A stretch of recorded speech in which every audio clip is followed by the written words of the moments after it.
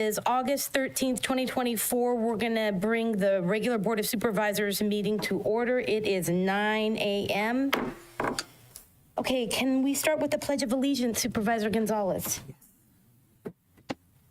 Ready? Yeah. I pledge allegiance to the flag of the United States of America and to the republic for which it stands, one nation, under God, indivisible, with liberty and justice for all. Thank you so much. Before we do acknowledgement or the certificate of posting, County Council, do you have something to add?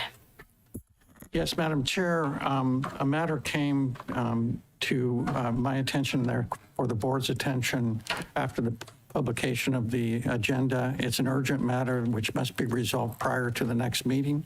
So I am asking for a motion to add on as an urgent item a potential initiation of litigation into closed session. So that would be item number 4.4. Yes. So we need a motion and approval. Yeah. Any concerns? Can I get a motion if possible? So moved, as recommended. I'll second it. All in favor? Aye. Aye. Any opposed? Okay, great. Thank you, David. Okay, so now can I get an acknowledgement or certificate of posting? So moved.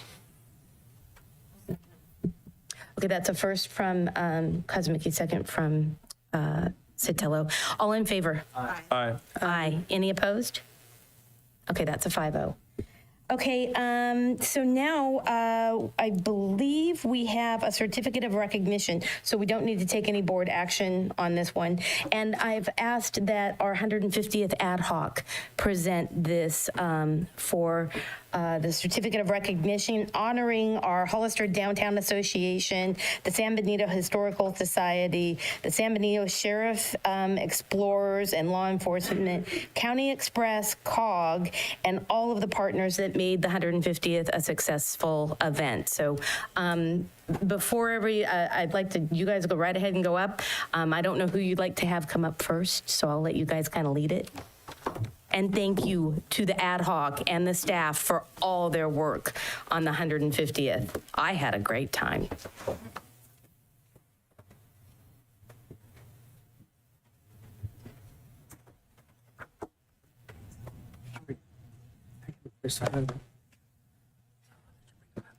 Should bring everyone up at once? Rosemary, for 46, do you want them all at once or one at a time? For pictures, I would say do it one at a time, but if you want to read through all of them, first.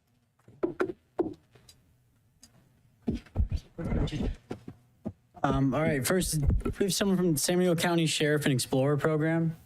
Is there anyone here? Maybe all, right? Come on up. Come on up.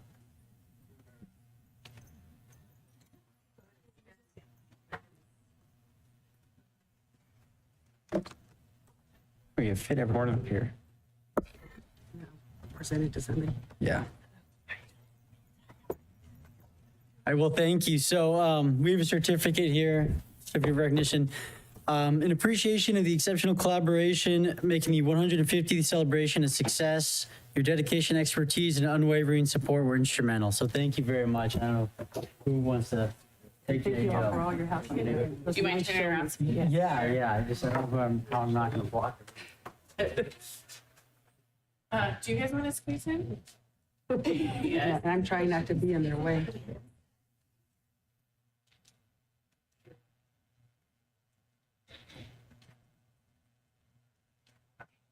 Great. Thank you.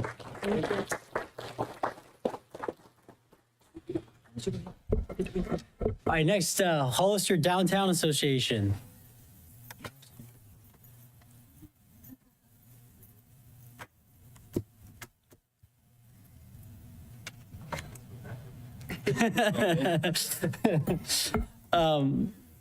I'll just say thank you so much for all the work that you did to help us with this event. you're a lifesaver, and so we really appreciate all the effort that you put into it and the ideas and the background you had. So we really appreciate that, and another certificate here for you. And thank you, because you went above and beyond, so we appreciate that. Thank you. Everybody, so thank you. Will you stay next to me? Yes.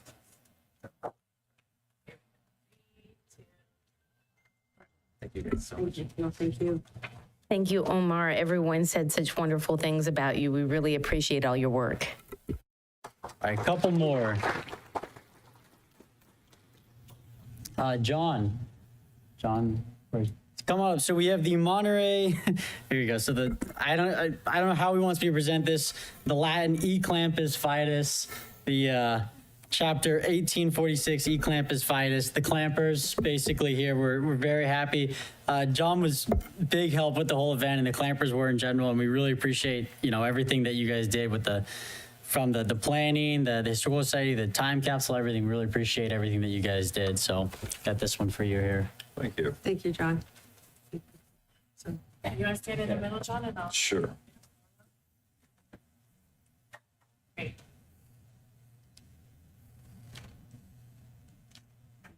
Thank you. thank you again. And John, thank you for the history lesson.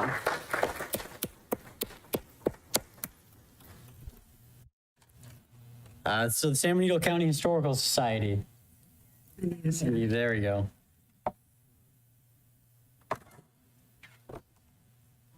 Ought to be up here too, but. Yeah, well, he can't get too many awards. So obviously, we're very thankful to the Historical Society. We had the event out there, and I'll just say I learned so much about the history just being part of the planning and setting everything up, and it was a real privilege to be out there and to learn and to have a chance to really honor the history of the county. So we thank you for that. Thank you very much. Thank you.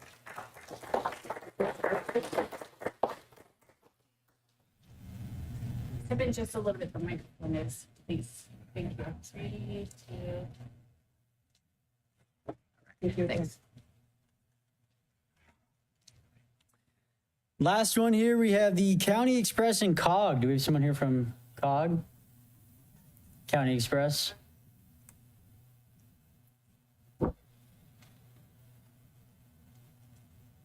Hi. Hi. Thank you. Thank you. Thank you. Yeah, thank you for being part of the event, and we were really appreciative. We were wondering what to do with some situations, and we called on you, and it was really appreciate you just being there and helping out and being willing to do that for the event to have some appreciation for the county. So we thank you for that. And Thank you. you're right here.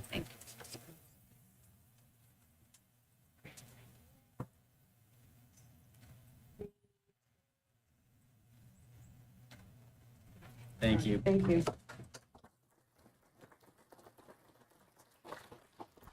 Thank you so much, everybody, for all your hard work. It was a great event. We're going to move on to department head announcements. Do we have any department announcements? Yes, Madam Chair, we have two. We'll have Steve Loop from Public Works to give a roads update, and then County Council has a recognition.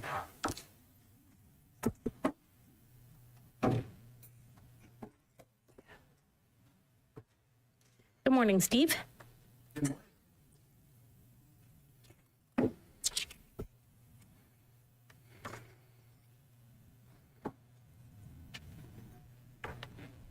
And my understanding, this is just an update, and we're going to have a detailed roads update that we can dive into a lot more. Yeah, right now it's going to give us an update, and then we'll talk about The future agenda item? Yes. Okay, great. I just wanted to make sure the board and the community knows. Yeah, that's correct. Steve Loop, Public Works Administrator.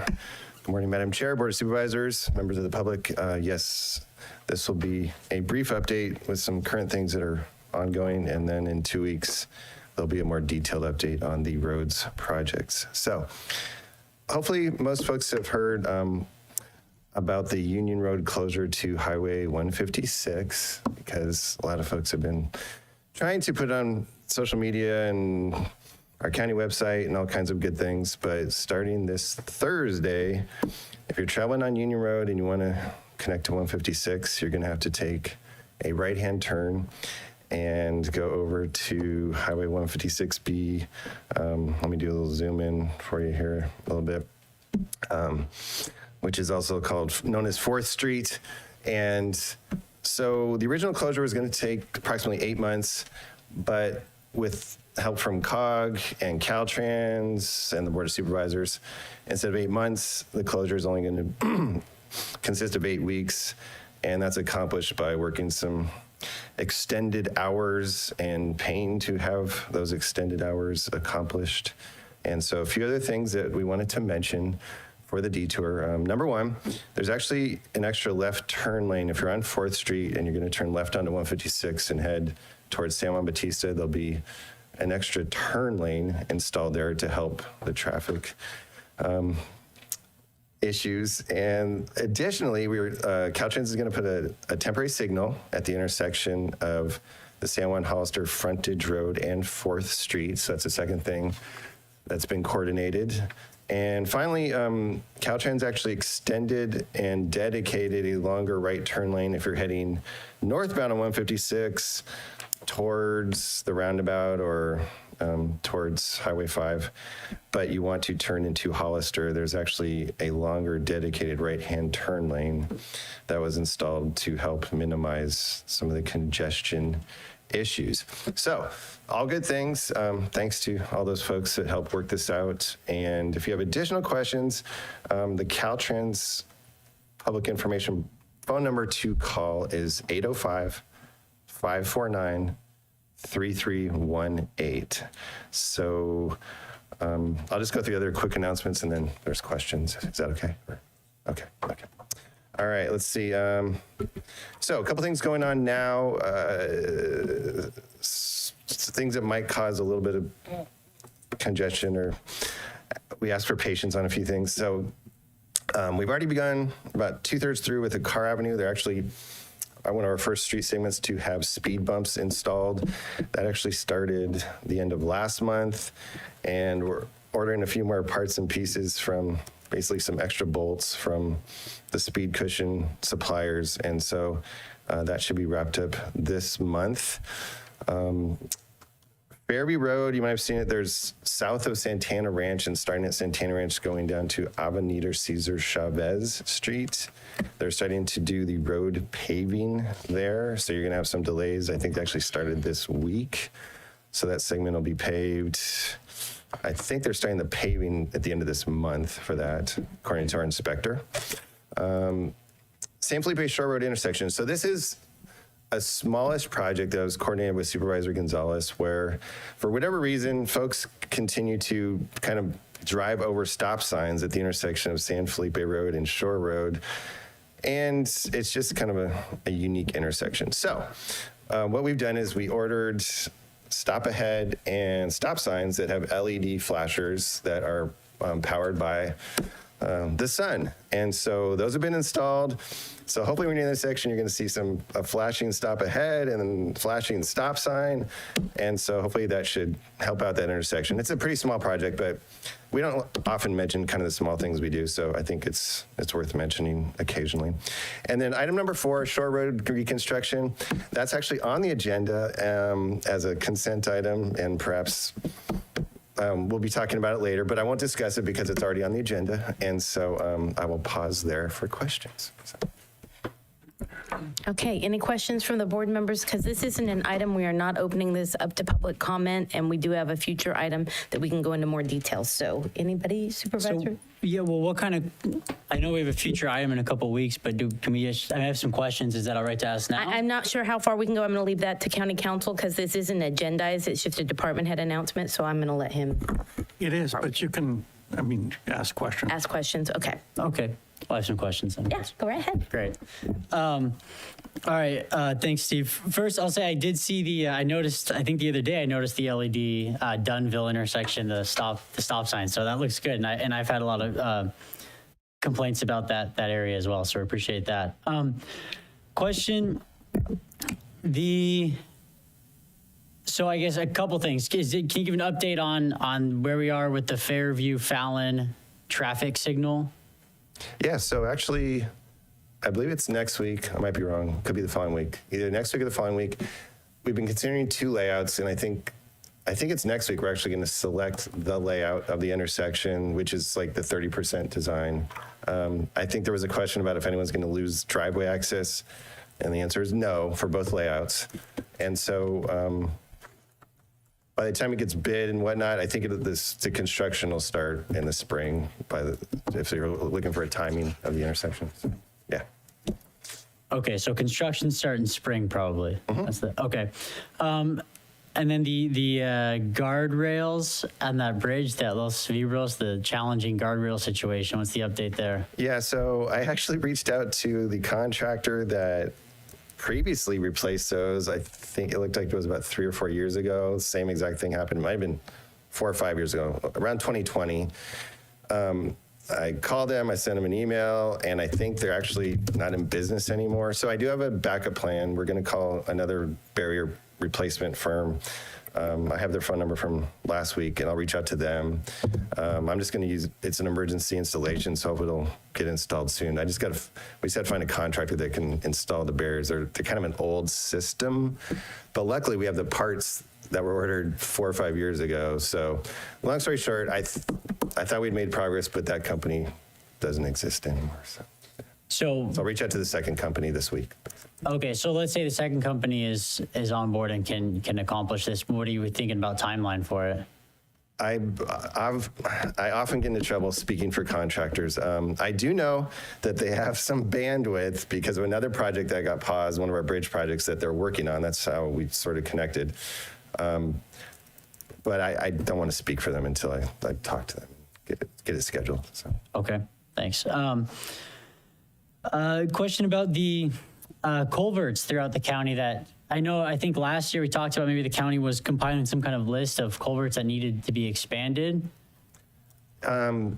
Replaced and perhaps expanded. What we've done is we've started to track, or we have software now that can track the culverts that we're working on, because one of the things we learned from the storm events a year and a half ago is FEMA wants to see records of how you've maintained your facilities so that you can justify having them replaced. And so, we have, to answer your question, we have 65-ish, maybe more actually mapped, but now we're starting to just track the maintenance. But just so you know, our crews have been focused on potholes and weed abatement and whatnot. So the culvert cleaning will occur kind of after we're finished with the weed abatement. But does that answer your question?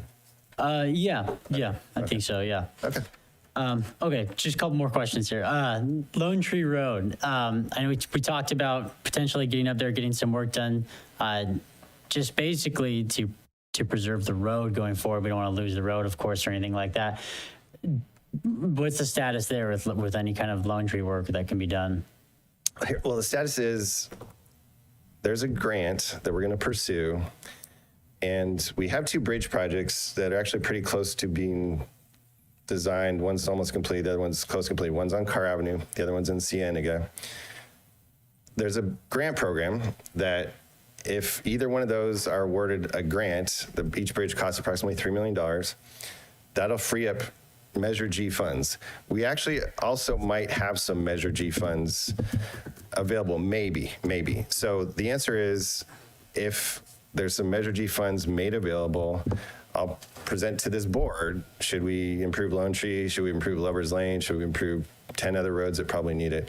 But we have to wait. I'm guessing September-ish, maybe early October, we'll know if we have those funds available. But I definitely think Lone Tree and Lover's Lane, in my humble opinion, are 2 that should be put on to the top of the list. So. Okay, so we'll know about Measure G in September. What about the grant you just spoke? When will we know about that? So they kind of go hand in hand. So okay. Yeah, and I can't remember the grant award date, but I know we're applying soon, and then it usually takes 3 or 4 months to find out. But either way, I think we'll have a better picture of Measure G, which is it's a tax revenue, depend on sales tax. So that's why we'll know a little bit more about where we're at with Measure G.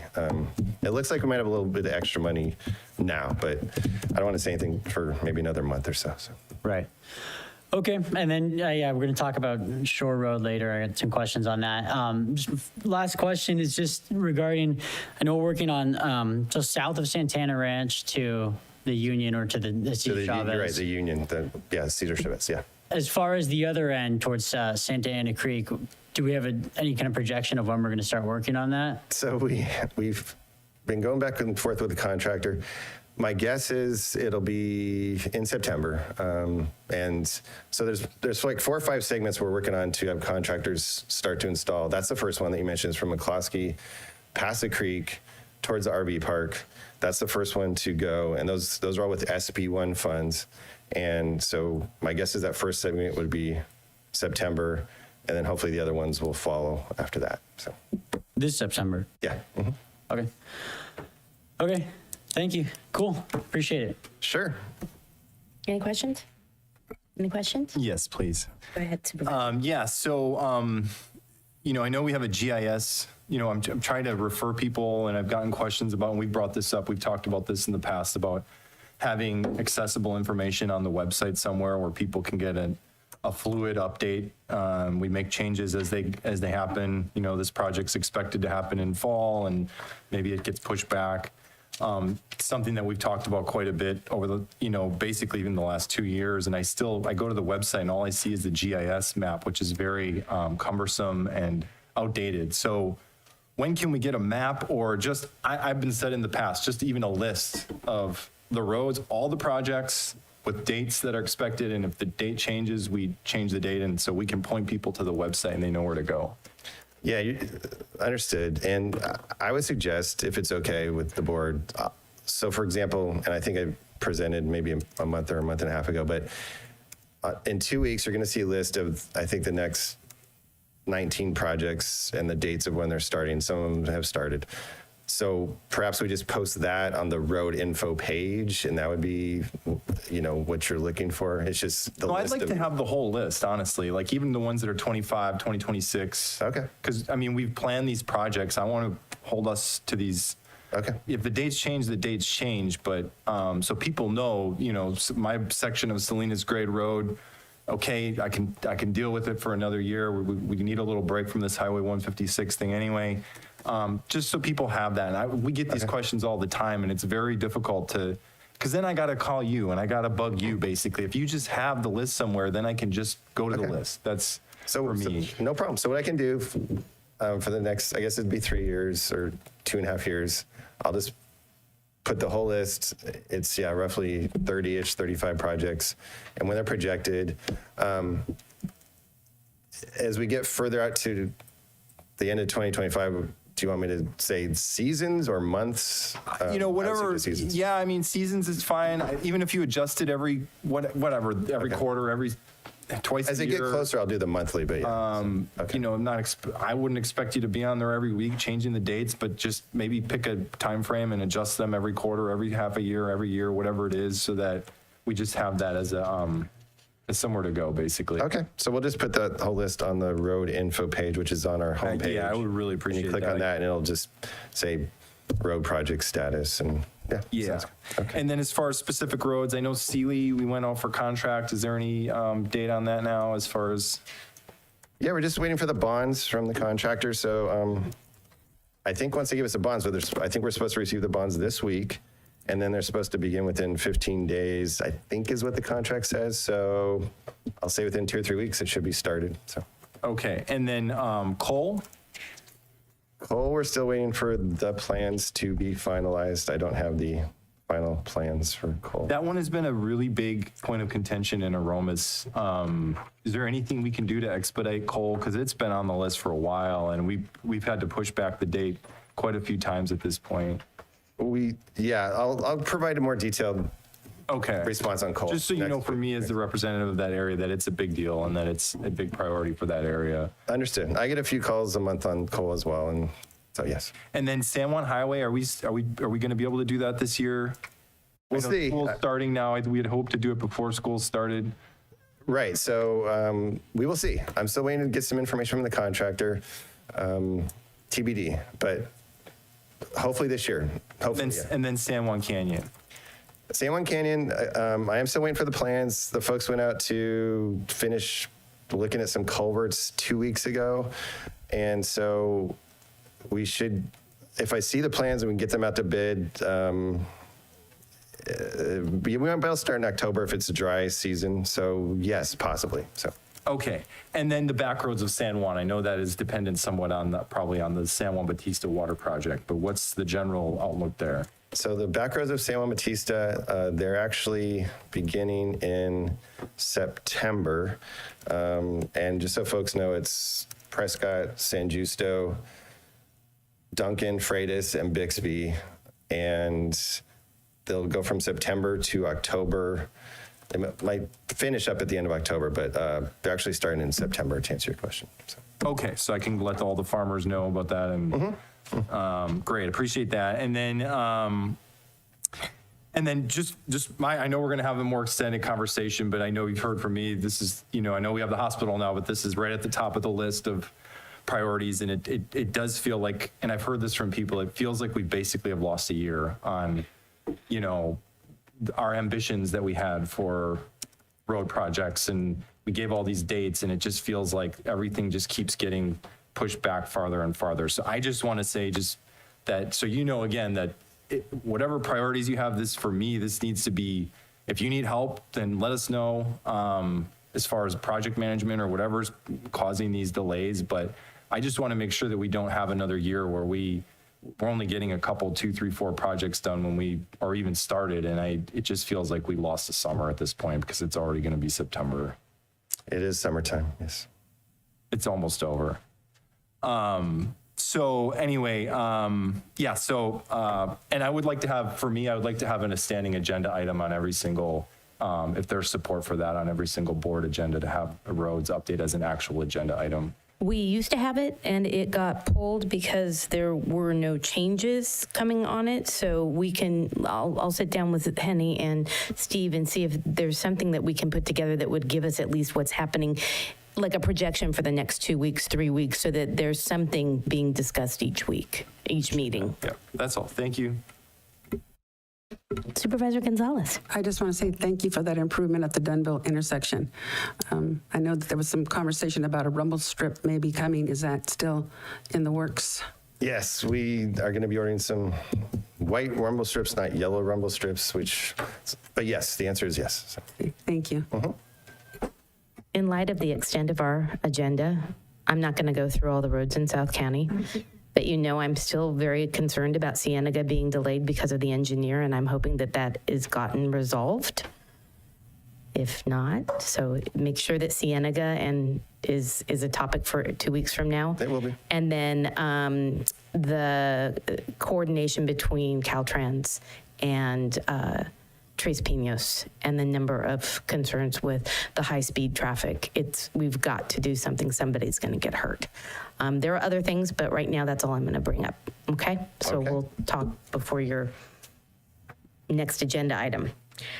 Okay. With that, is there anything else, Steve, that you want to add? No, Thank you, Steve, for all you do. thank you. I do appreciate the stop sign added on Cienega and the new Cienega Hospital Road, so that was great. Okay, moving on to department head announcements, I think County Council? Yeah. Madam Chair, members of the board, it's a pleasure. I'd like to introduce Rebecca Mexico. And if you can go over there and introduce yourself to them and tell them what you're doing. She is the newest attorney in the firm and is assigned to this contract. And can you repeat your last name? Yeah, my name is Rebecca Mojica. Mojica. Hi, everyone. I'm Rebecca Mojica. I'm born and raised in Hollister, and I'm a new addition to Prentice Long, and I've been assigned to work in San Benito County. So I've started this past week in person, and I'm excited to be a part of the team. I previously in law school had externed for county council, so I had a brief interaction for a few months there, but I'm excited to be on. And nice meeting you all. Welcome aboard. Anything else, County Council, or is that it? Nothing. Okay. Any other departments? No, nothing else. Okay, so moving on to board announcements and committee updates. Who would like to go first? Okay, Supervisor Sotelo. Thank you. I know it's been a long time since we've done these updates. We've had meetings, but haven't been able to do an update. But I'm going to try to keep mine really brief. I'm not going to go back too far in time. The first is the Economic Advisory Committee. We have been meeting monthly. We've been reviewing the bylaws, and I feel like we've really made some progress on that, and that should hopefully be coming to the Board of Supervisors for your review and approval, hopefully sometime in September. But we're really looking to make it a much more collaborative and inclusive kind of committee, and bringing in both cities so we can really accomplish things together. So that is the Economic Advisory Committee. And then with RCRC at our meeting this summer, we took a few positions on some of the state propositions that are going to be coming forward. We considered Proposition 4, which was a Safe Drinking Water, Wild Prevention, Drought Preparedness, and Clean Air Bond Act of 2024. RCRC took no position on that proposition. On Proposition 5, it was local government financing, affordable housing, and public infrastructure. That also was a no position. Prop 35, which was Protect Access to Healthcare of 2024 initiative, RCRC took a position of support. And then they took a position of support for Proposition 36, the Homelessness, Drug Addiction, and Theft Reduction Act. So they took a position of support on that as well. And so that was... it was a full meeting, but there was a lot of healthy discussion around the different propositions. And we heard from different proponents of the different propositions. And like I said, some of them we took positions of support. Others, there was a lot of discussion, but we decided that, and even though in some of them staff recommended a position of support, the board as a whole felt that it was better to take no position. So those are some of the state propositions that RCRC has taken positions on and consideration. I want to welcome back all of the kids. Everybody's back at school this morning. It was a very busy morning on the roads and at schools, and so super exciting time of year. And also just thank you to everybody on the 150th. It really was an amazing celebration. I think staff, you guys put in so much hard work. So thank you, the ad hoc members. I think you guys did a really great job. It was definitely an event I was really proud of. And I think, you kept it kind of scaled back. We really didn't expend a ton of money on it, but yet it was a very worthy celebration, something we all should be really proud of. And so thank you to all of the community members that were there, all of the community-based organizations that helped, and all of the volunteers. It was a real effort to pull that off, and I think you guys did amazing. So that's it. Thank you. Supervisor Kosmicki? Yeah, sorry, my computers are shutting down. I gotta figure that out. Oh, do you want me? No, I'm good. I've got it on my phone. Okay. So intergovernmental committee, we discussed shared services, the long-awaited shared services discussion with the city of Hollister, and really trying to ensure that we're including all shared services on the plate when we talk about negotiating costs, not just fire protection. I've been of the opinion that starting just with fire protection and not talking about things like the library and homelessness and things like that puts us at a disadvantage. So I'm going to continue to push for all shared services in that discussion, and we'll see how that goes. There was some pushback. The mayor of Hollister did not want to do that, so we'll see if there is a willingness at some point. And then mobility partnership, we've continued advocacy for exemptions to what I would just call the flawed one-size-fits-all VMT cap tie rules at the state level that are really prohibiting us from moving forward with Highway 25, the expansion of Highway 25. And there seems to be a consensus on mobility partnership to really push hard as a group, as a region to just have our voice heard on that. So hopefully we can make some progress there. And then there was a mention, I believe it was at this meeting, about the Union Road detour. Once it's finished, the good news is that part of the new Highway 156 is expected to open up. So there should be some alleviation to the congestion that we've all had for like 2 years on Highway 156. That's all I have. Thank you. Okay, great. Supervisor Gonzalez? Nothing? Okay, yeah, it's been a while since we've done a report out because of not having only special board meetings. So NACO, I attended NACO from the middle of July, and the number one item that was brought up is this new public promise procurement. What they're trying to do at NACO is they're trying to ensure that the purchasing power of all of the counties are united, so that we can be as big as an Amazon or a Walmart or Costco, where we can use the power of all of the counties collaboratively to get better contracts negotiated at a national level. It has just started, and I know that I'd like to thank County Council staff. Assistant County Council Barbara Thompson has already done an introduction with NACO and the procurement team that they have. I'm going to be doing one this week, and I hope to bring more information forward. But what it does is it allows us to get pre-negotiated contracts at a lower rate, and if they fit for our community and for what we need, we wouldn't have to actually go out and do a bid process. We would piggyback on the procurement process that was done at the national level. So I also attended the CIO, which is the Chief Information Officer. It's a full day training of all IT and very smart IT people, way smarter than me, but AI was a huge topic, and being on CSAC's AI steering committee, it was very informative to see how policies at the national and at the state level are really going to impact where things are going. We've had an AI procedure and brought forward, and I think we need to relook at it with some of the recommendations that are coming at us from the national and the state level. We do have a new NACO president, first vice president, Supervisor James Gore from Sonoma County is now the president of NACO. It was a heated, interesting debate between the candidates. There were 3 candidates.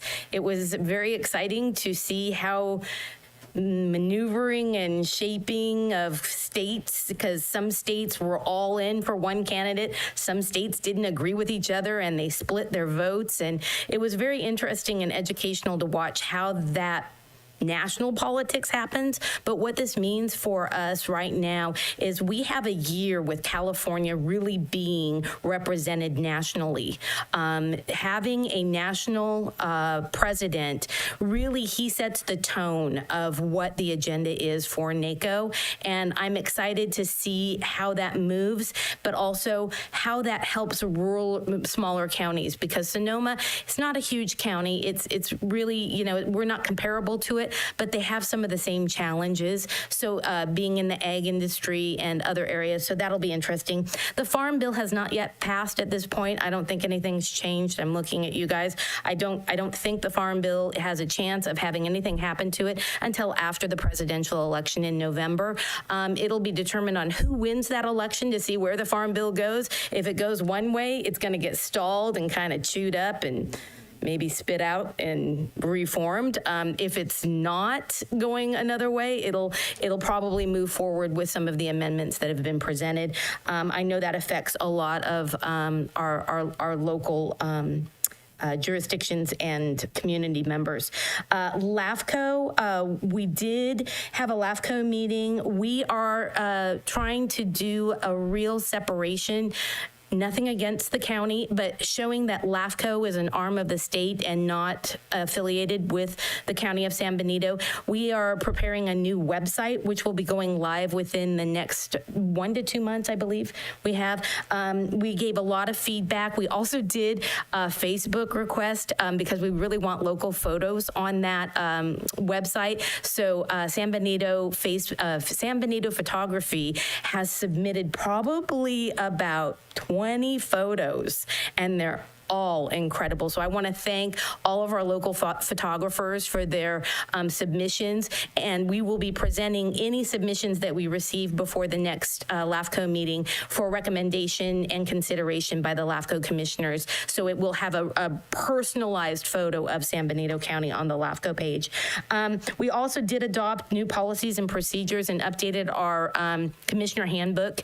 It was a huge endeavor. I thank the ad hoc committee that worked on that with our executive director, Jennifer Stevenson.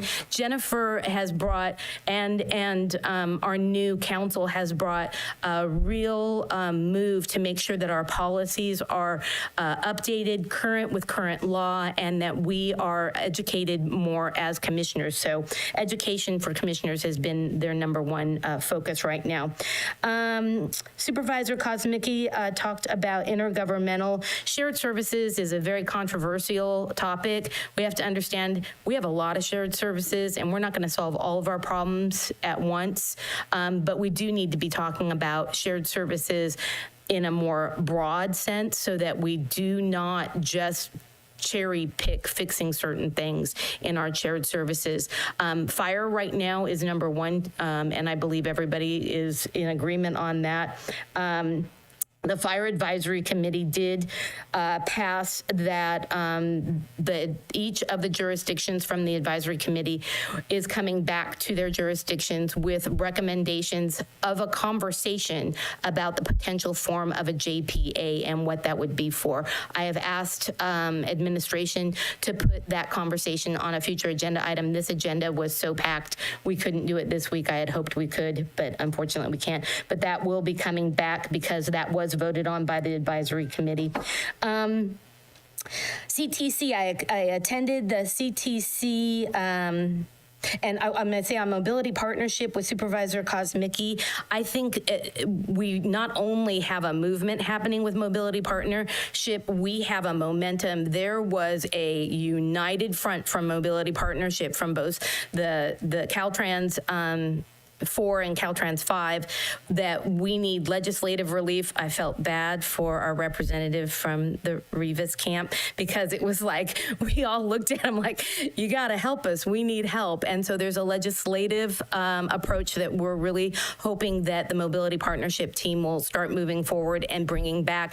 And then we as members on mobility partnership and can bring that back to the board also. But how we can try and solve some of the safety problems, especially with the increased demand for housing and the housing element that's come from the state level. How can we build if we can't keep our citizens safe because we don't have good access on our roads? So I felt very positive about where that was moving, and I want to thank Supervisor Kosmicki for representing on that also.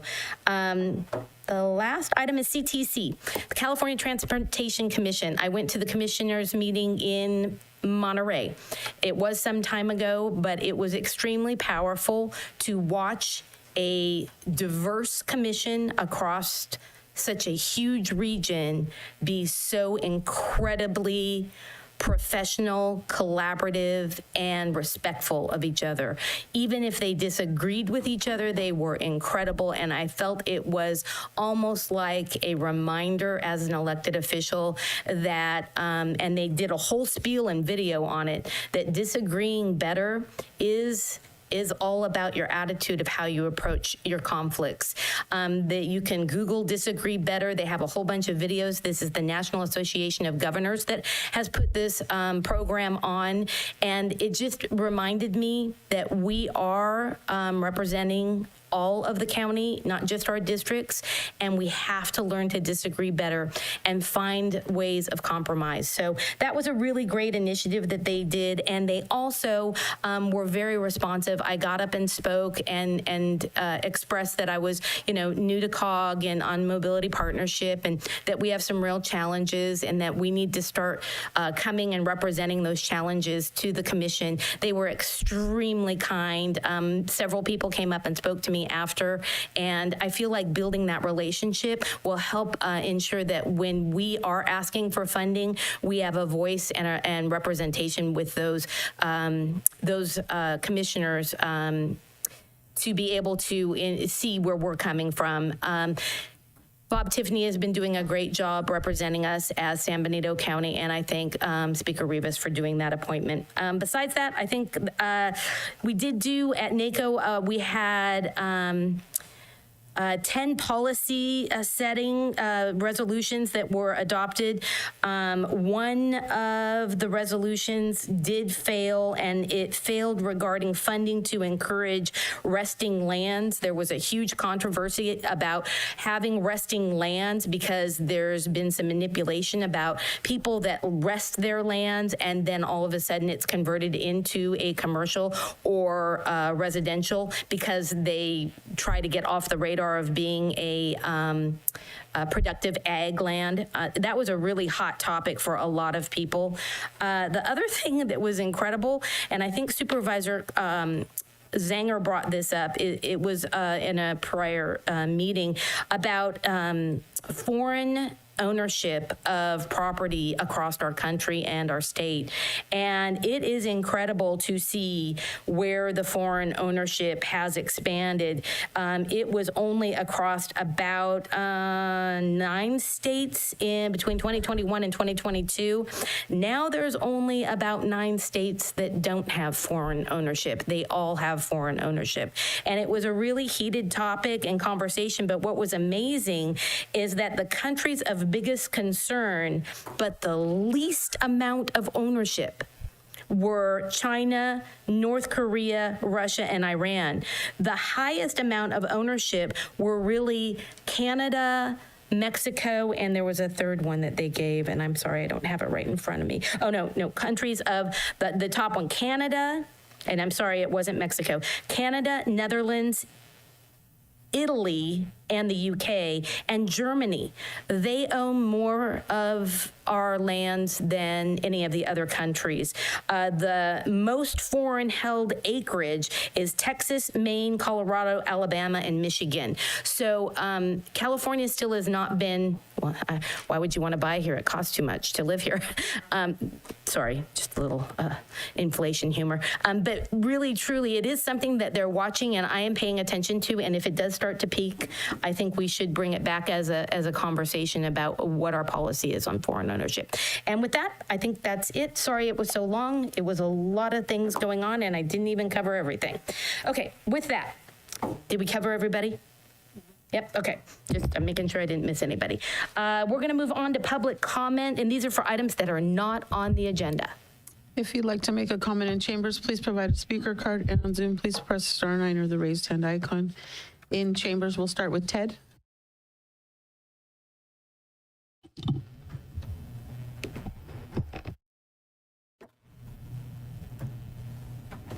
Hello, my name is Ted Eulenberg. I live at 154 Gina Lane. I've had a problem with a neighbor that moved in with an underground construction company. This is the first letter I've gotten from the building department. County's decision based on several factors. One, property zone ag productive, therefore allows many agriculture supportive activities. Underground construction is not an agricultural helping. That's not ag, that's construction. The zoning currently has open permits to allow construction activities. The property is zoned clearance letter in 2022 for storage equipment relating to property owner's business. Where's his rural home enterprise permit? There is a lawyer here. I'm pretty sure when you move from one county to another, you're supposed to put your business license, you have 30 days. This has been over 3 years, and they haven't done it yet. Their online says their property is permanently closed. So I'm not quite sure what's going on with the building department. You were talking about going under the radar. This is going under the radar. I've asked for meetings, haven't gotten one. Mr. Zanger here got me one, and that was it. Still haven't gotten anything from anybody else. I'm not quite sure what's going on. Like the DOT yard, you're only supposed to do immediately. He just did it a couple months ago. This is all public record. So there's no way this is legal. And he has nothing to do with ag production property. So he has 2 trucks that go in and out every day, not including service trucks. The road belongs to me and it's getting tore up, and this county's allowing it. And when I went over there, the county told me, you should take civil action against us. That's what the building department wants? I just don't understand why they can't do their job. Their job is to enforce the rules. And I went through it. I have a rural enterprise permit. I used to have a hearing. I had to come in when someone made a complaint because I helped my neighbor because they did too many ins and outs. I helped her with her plumbing. Out of 30 years, I've never broke any of the rules. And now you just allow this to happen to my road with a construction company. We have a 1 acre building zone, and you have 3 acres that are taken out already to put in excavators, backhoes, all kinds of rollers, air compressors, flatbed trailers, you name it. I wasn't allowed even to store pallets outside. Now, I'm not quite sure what's going on with the building department, but somebody needs to contact me. Thank you. And if you could leave your contact information, was it on your speaker card? No, just his address. Yeah, can you leave your contact information on your speaker card? Thank you. Any additional public comment that's Yes. not on the agenda? I have a few others. Elia Salinas in Chambers.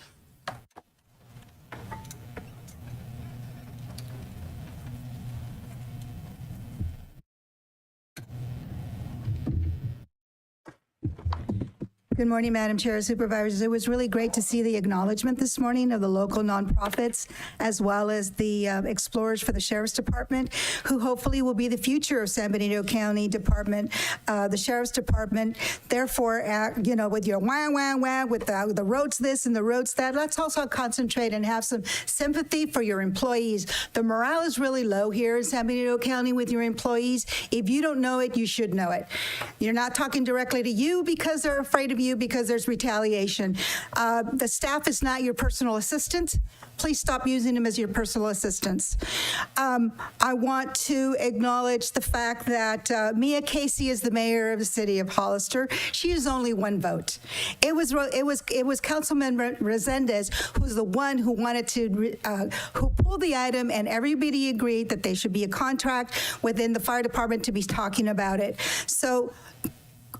Supervisor Kosmicki, I know you're out there on social media. I don't know, it's personal dislike, but it's like there's a difference between business and there's a difference between a personal. When you personally attack someone for doing something that they didn't do, that's actually slander. Also, that reminds me of policy before, it's policy before politics. Always, when you sit up there, you make decisions for the entire county. You're not going to please everybody. But when you go out there, there is a law that you cannot yell fire in a movie theater.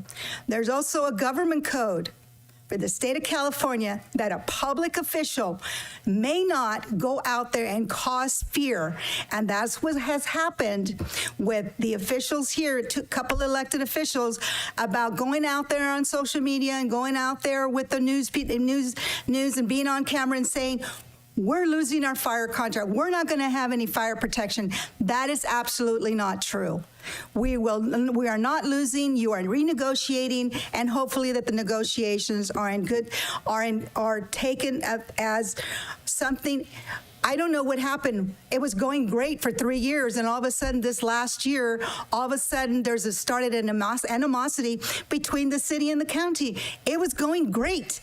There was no need for it. There's a common denominator. And that is one in specific council member over there who's causing something, and now it's bringing on that disease onto the Board of Supervisors, and it's got to stop. You are smarter than that, than to allow lies and deceptions to come and control your actions of what you're doing, because again, it is policy before politics, and you stand up there, and that is what you need to do. I've got 10 seconds left.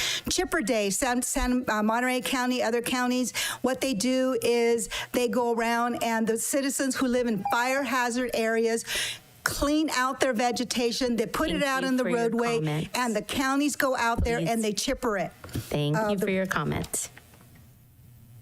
I have Leslie Austin. You've been unmuted and you have 3 minutes. Yes, good morning. Good morning, supervisors. My name is Leslie Austin, and I've been a resident of San Benito County for over 30 years. I'm here to ask the board and Public Works to consider, if they haven't already considered, placing local traffic-only signs in areas that are primarily residential along Highway 101 or in other areas where these particular traffic issues exist.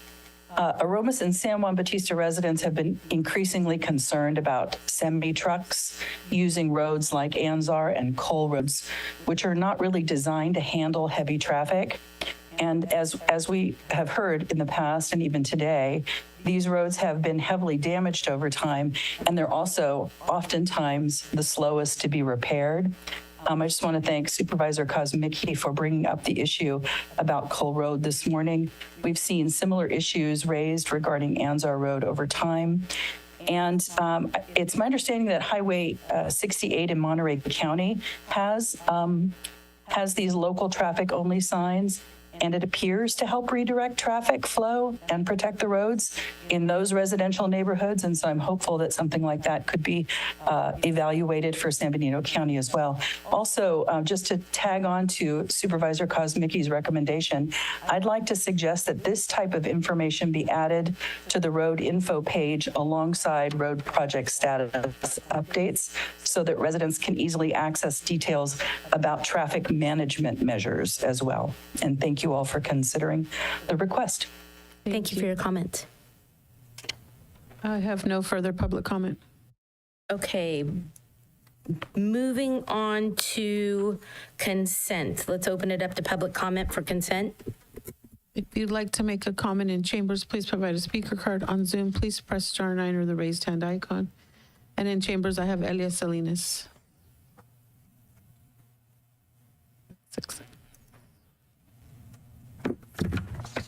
Good morning, Madam Chair. 1.5, 1.6, 1.16, 1.17, 1.19, 1.27, 1.28, 1.41. I don't understand how this can come in under consent agenda item. Here's an issue.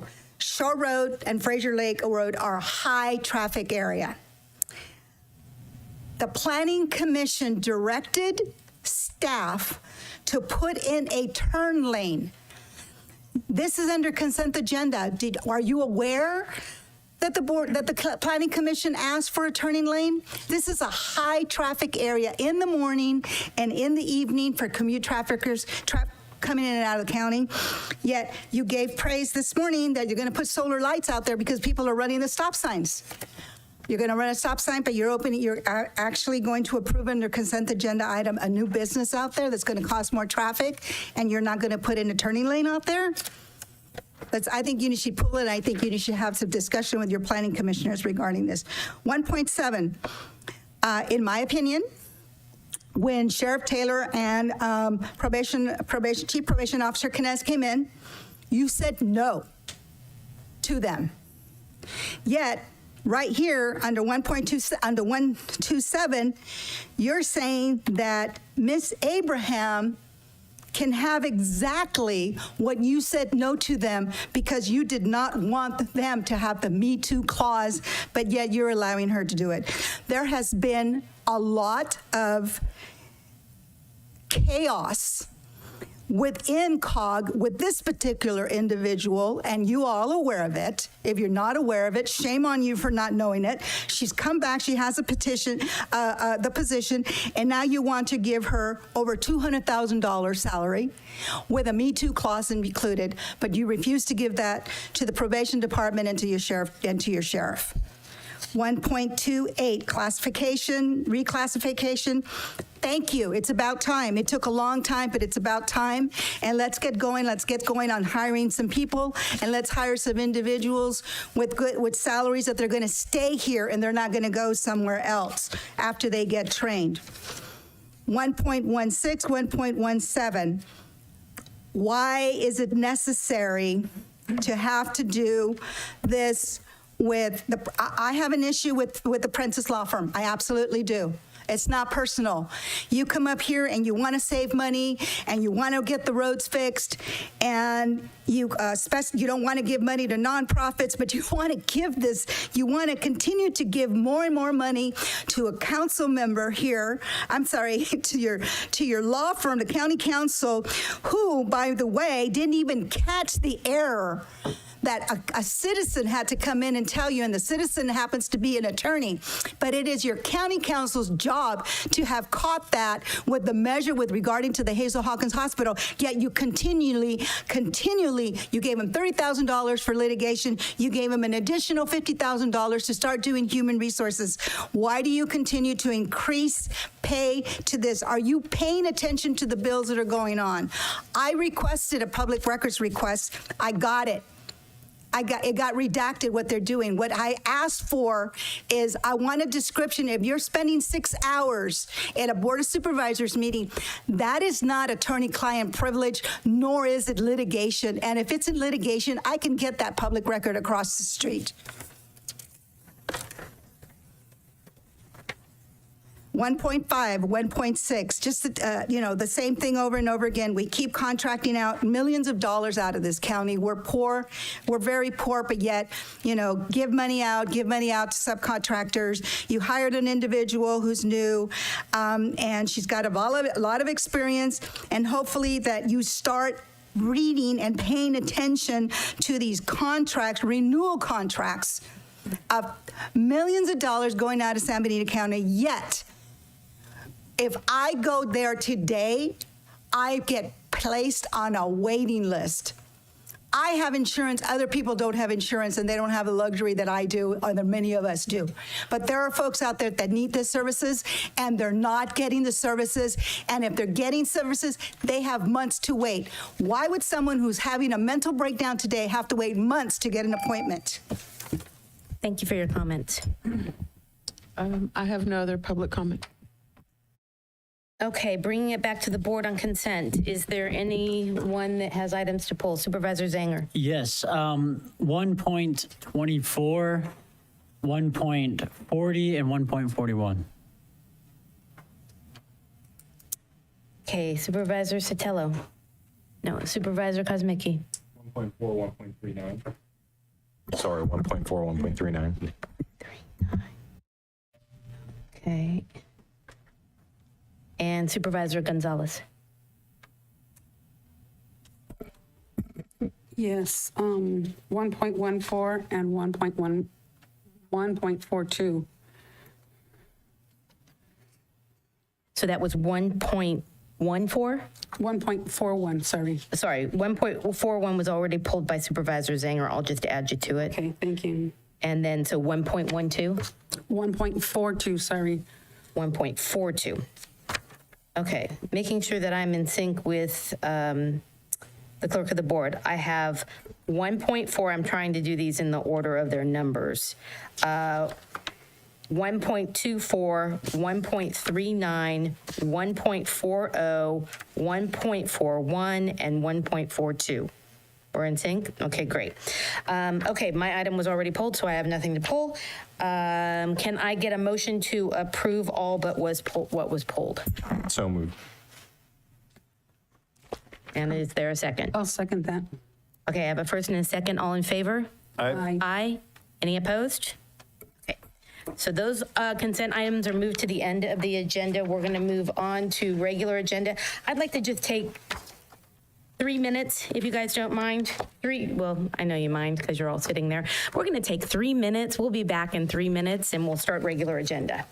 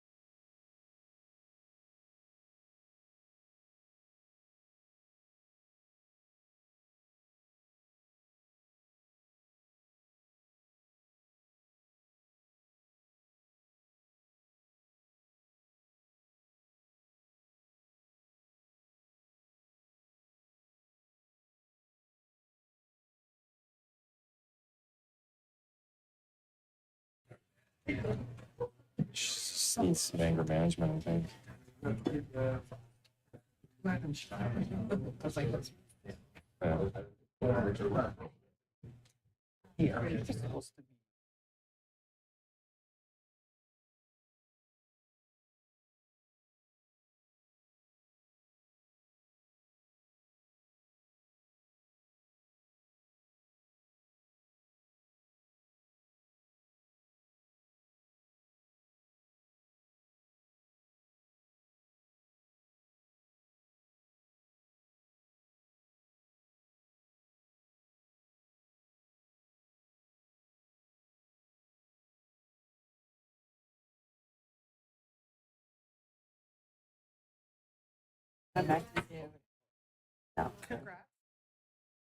I know. I had to just throw it out.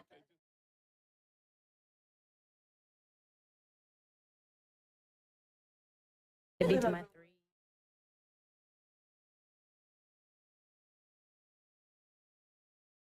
So I would help.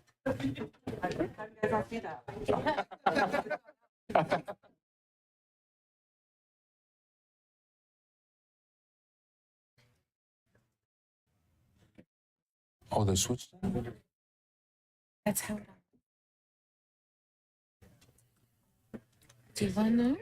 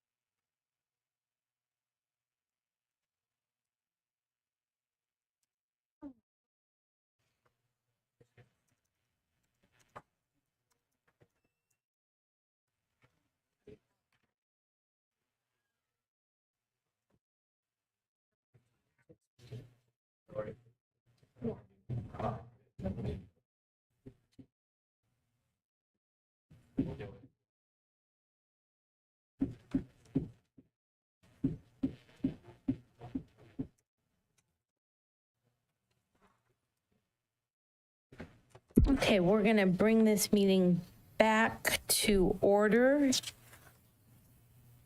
And we're going to start with regular agenda, item number 2.1. 2.1 is a informational presentation that will be presented and was put on by our acting CAO, Henny Ring. Is that on? There we go. Thank you. Yeah, it kind of clicked off there for a second. Yes, we do have a presentation from JEA and Associates, and John Arriaga, I'm sorry, I probably pronounced that wrong, will be doing a presentation for us this morning. Okay, great, and welcome. And let's just see, do you have any slides that are needed, or are you good? Oh, you're all set. Look at that. There you go. Well, good morning, everyone, and thank you for the opportunity to come and provide you with a brief update of what our firm has been doing for the county. Hello, testing? Yeah, just make sure that you talk into it so that Zoom land people can hear All you. right, sure. An opportunity to give you an update on our work over the last, and I couldn't believe it, it's only been about 7 months that we've been working here with the county. But I'm glad we have this opportunity to come before you today as a body, because we want to thank you for this work. It's been really great working with each of you and getting to know you, getting to know your issues, and getting to know the county much more over this past 7 months. I think all of us within the department, me particular, with some of the things that we've been doing, some of the projects we've been working on, have been really helpful for us to focus on those issues that are important to you. And I say that because, I always tell the clients that we work with that unless we hear from you what the issues are, what you'd like us to be working on, what is important to the county, then we don't know it. And, we can certainly continue providing you with the federal and state legislative activities, but I think what's more important is that we address those specific issues that are either going to bring more for the county, that are going to address issues that each of you face as electeds in your districts and so forth. So I certainly hope we can keep that up. It was very helpful at the beginning of the year to sit down with each of you and spend about a half hour talking to you about what those issues are. I want to also say that you have a great delegation of legislators to work with, both at the federal and the state level. You're very fortunate to have the speaker coming from San Benito County. Your incoming Senator John Laird, I think he's shown already from what I've seen him spending a lot of time wanting to get to know you better and your issues. Senator Caballero, I've known her since she was on the Salinas City Council, always been great to work with and so forth. And Lofgren, for coming in as a new person, has been very, very helpful. We've met her with some of you both in DC and here locally, been very responsive to our ask and so forth. So with that brief introduction, I'd like to turn it over to, I believe, Lori Johnson is going to provide you with a legislative review, and then I'll be back to continue there. So, Lori? Good morning, Madam Chair, Supervisors. So I'm going to do a brief overview of where we are at the busiest time of the year in Sacramento, or what I think it is. The legislature reconvened last Monday, August 5th. We have 3.5 weeks before the sign to die deadline, which will be August 31st. They will be looking at 1,300 bills, which is about half of what they started out with. This Thursday will be the fiscal deadline, and we are anticipating about a 55 to 60% reduction of those bills, primarily because of the current budget struggles that the state is having. Anything with a $50,000 price tag or more, direct or indirect to the general fund, is placed on suspense. So we're going to see a lot of reduction in these bills going forward. The hot topics, as you know, is going to be retail theft, AI, and fire mapping. In the end of July or end of June, the legislature passed and the governor signed a $297 billion budget to try to address a $56 billion two-year structural deficit. They did it with $16 million in cuts, $12 billion in borrowing from the rainy day funds, and a lot of what we call budgetary tricks, deferring, delaying, clawing back, and borrowing. So, and some of the initiatives will be very, very dependent on how bad our budget outlook looks for the 2025. And going in those initiatives, as Supervisor Sotelo was saying, is we have 10 initiatives that will be on the ballot. The first one is or Prop 2, which is a $10 billion education financing budget. At the time, the state only has about $20 billion of bonding capacity, and they put it to use, which would be Prop 4. And then we have Prop 5, which RCRC supported. CSAC will be recommending a support. They will be having a board meeting on August 29th to take a support position on that. Prop 6, which is limited forced labor in prisons. Prop 32 is to cross the board, raise the minimum wage, not in stages, to $18 an hour. 33, this is rent control to allow local governments to start imposing it. This is a divergent way of trying to really address the housing crisis and the out of control rent prices. 34, this is the MCO tax. This is supported by the Hospital Association and the medical providers. This is a tax on the ratepayers that brings in roughly about 5.6. Well, the governor and the legislature, more so the governor, likes it because there's a flexibility to that $5.6 billion.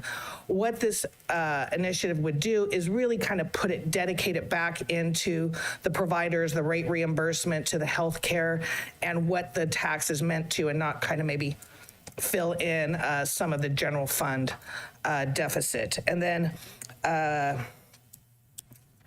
Prop 36, again, this will be supported by CSAC. This is increased fines and penalties for certain drugs, including fentanyl, drug trafficking, whatnot, of really kind of addressing some of the issues that the legislature has had issues tackling around these two high-profile issues. I can take questions at the end, or we can do any now. Let's just keep going, and we'll bring you back for questions. Thank you.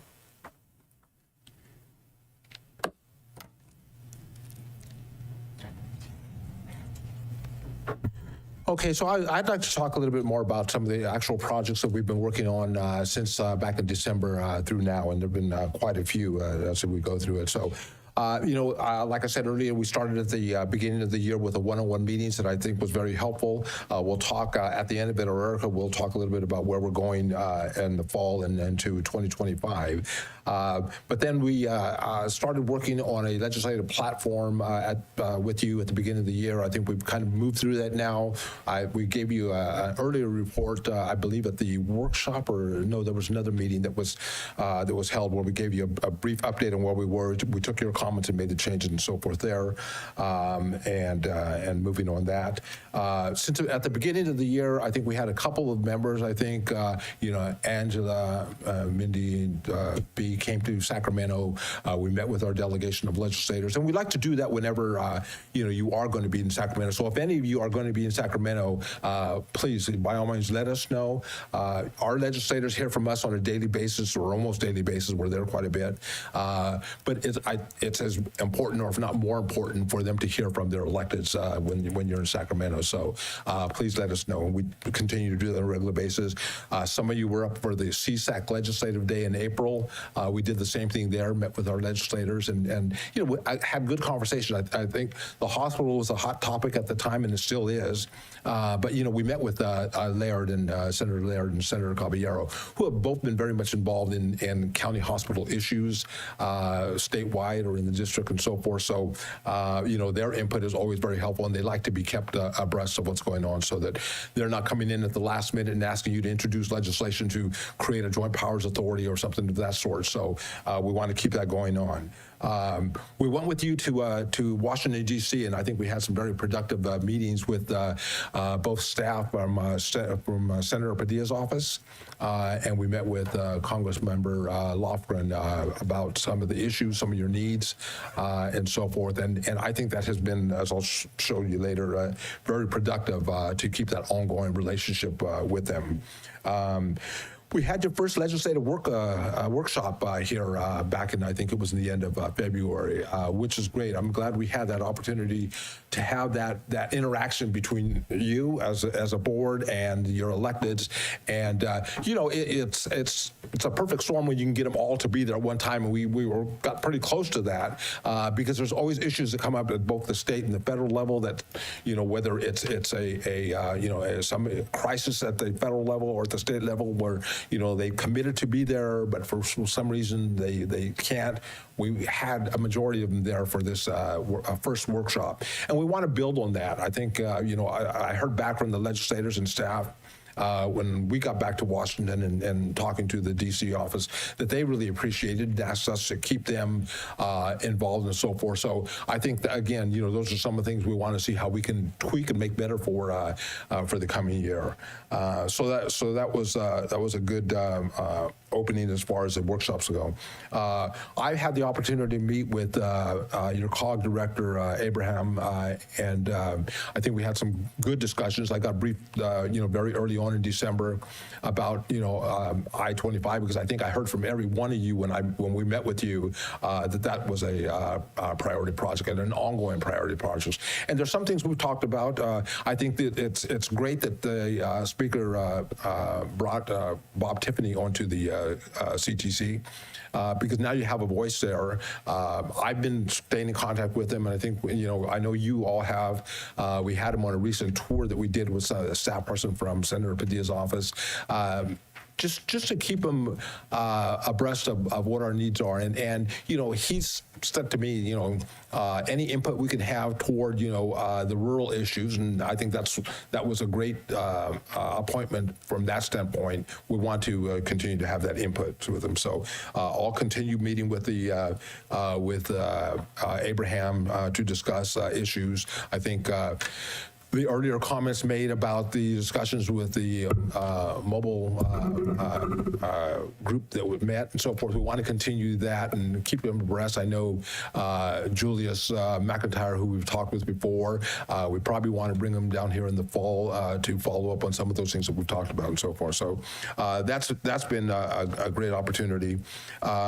We just recently, a few weeks ago, had Senator Padilla's staff over here for a tour, which was, I think it was an excellent tour of giving her the opportunity so she can feed this back to the senator about what your issues are, whether they were, water issues in San Juan, the airport issues, the community college, being developed. And of course, the wine industry and so forth. So those are some of the things that we touched on for that particular tour.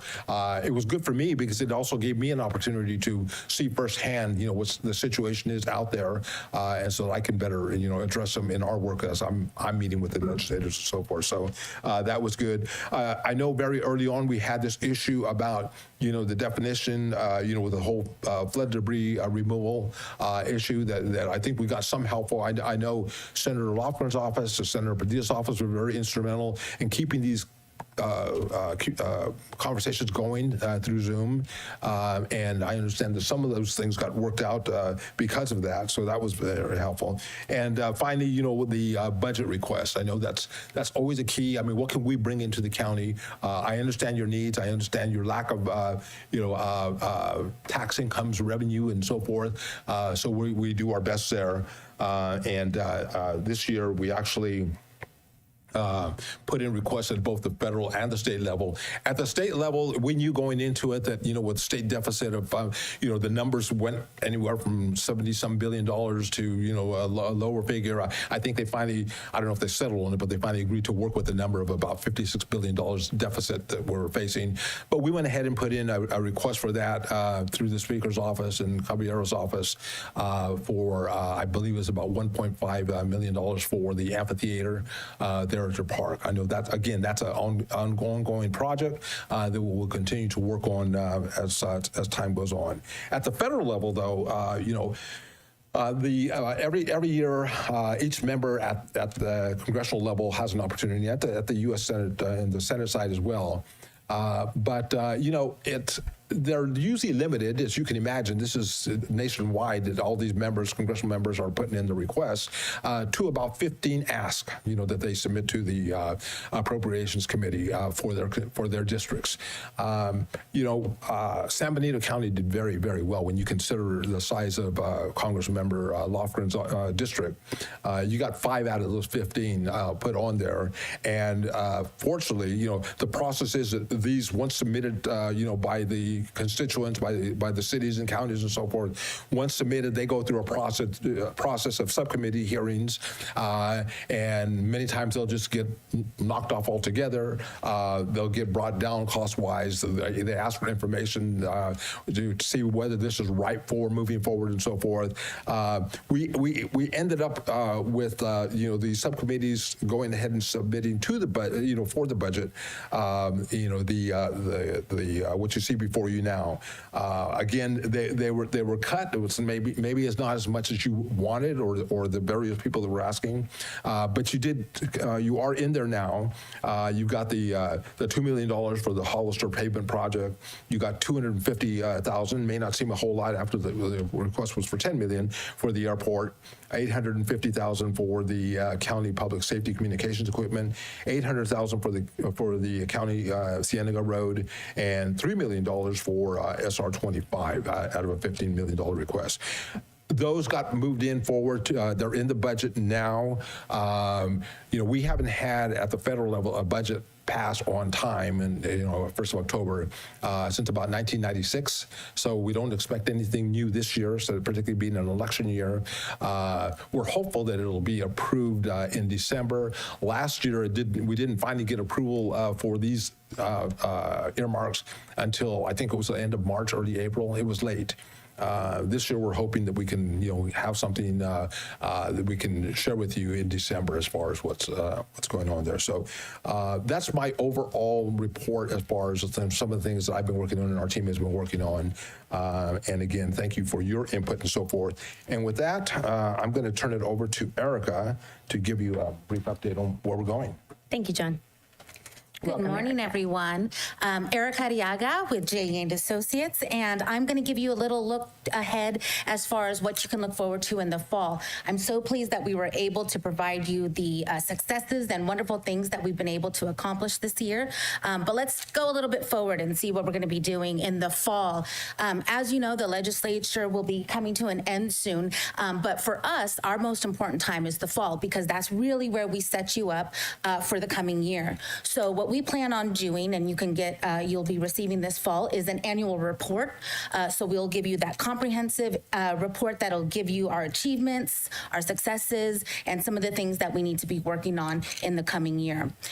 We will also have that engagement with you, the board members, and also your staff to identify what your needs are. So just like John said, we did that at the beginning of this year. We do it again in the fall. Identify any new projects, any new funding streams that you're looking for, any new problems, and we'll get those set up so we can really be able to identify that policy priorities.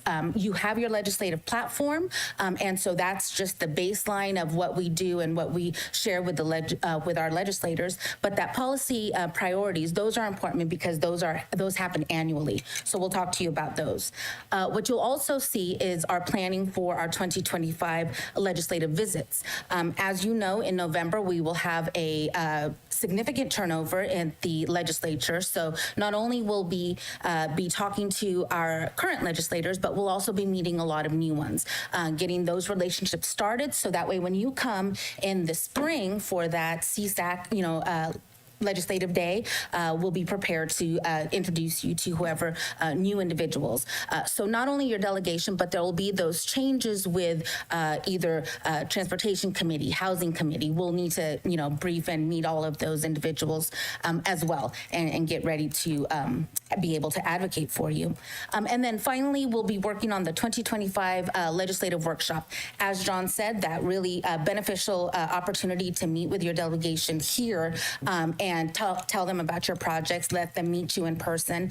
We'll be doing another one in 2025. So these are the list of things that you can look forward to in the fall, our sort of formula for the following year. And we're so grateful and excited to be working with you again, and look forward to the difficult and hard work that we'll be doing to solve San Benito's issues and really make a difference and keep moving forward and get those funds from federal and state budgets. Thank you. Anything else? Thank you, Erica. And with that, we'll open it up for any questions that you may have. And again, want to thank you for this opportunity. Okay, great. Let's open it up to public comment before we bring it back to the board. If you'd like to make a comment in chambers, please provide a speaker card. On Zoom, please press *9 or the raised hand icon. And in chambers, Elia Salinas.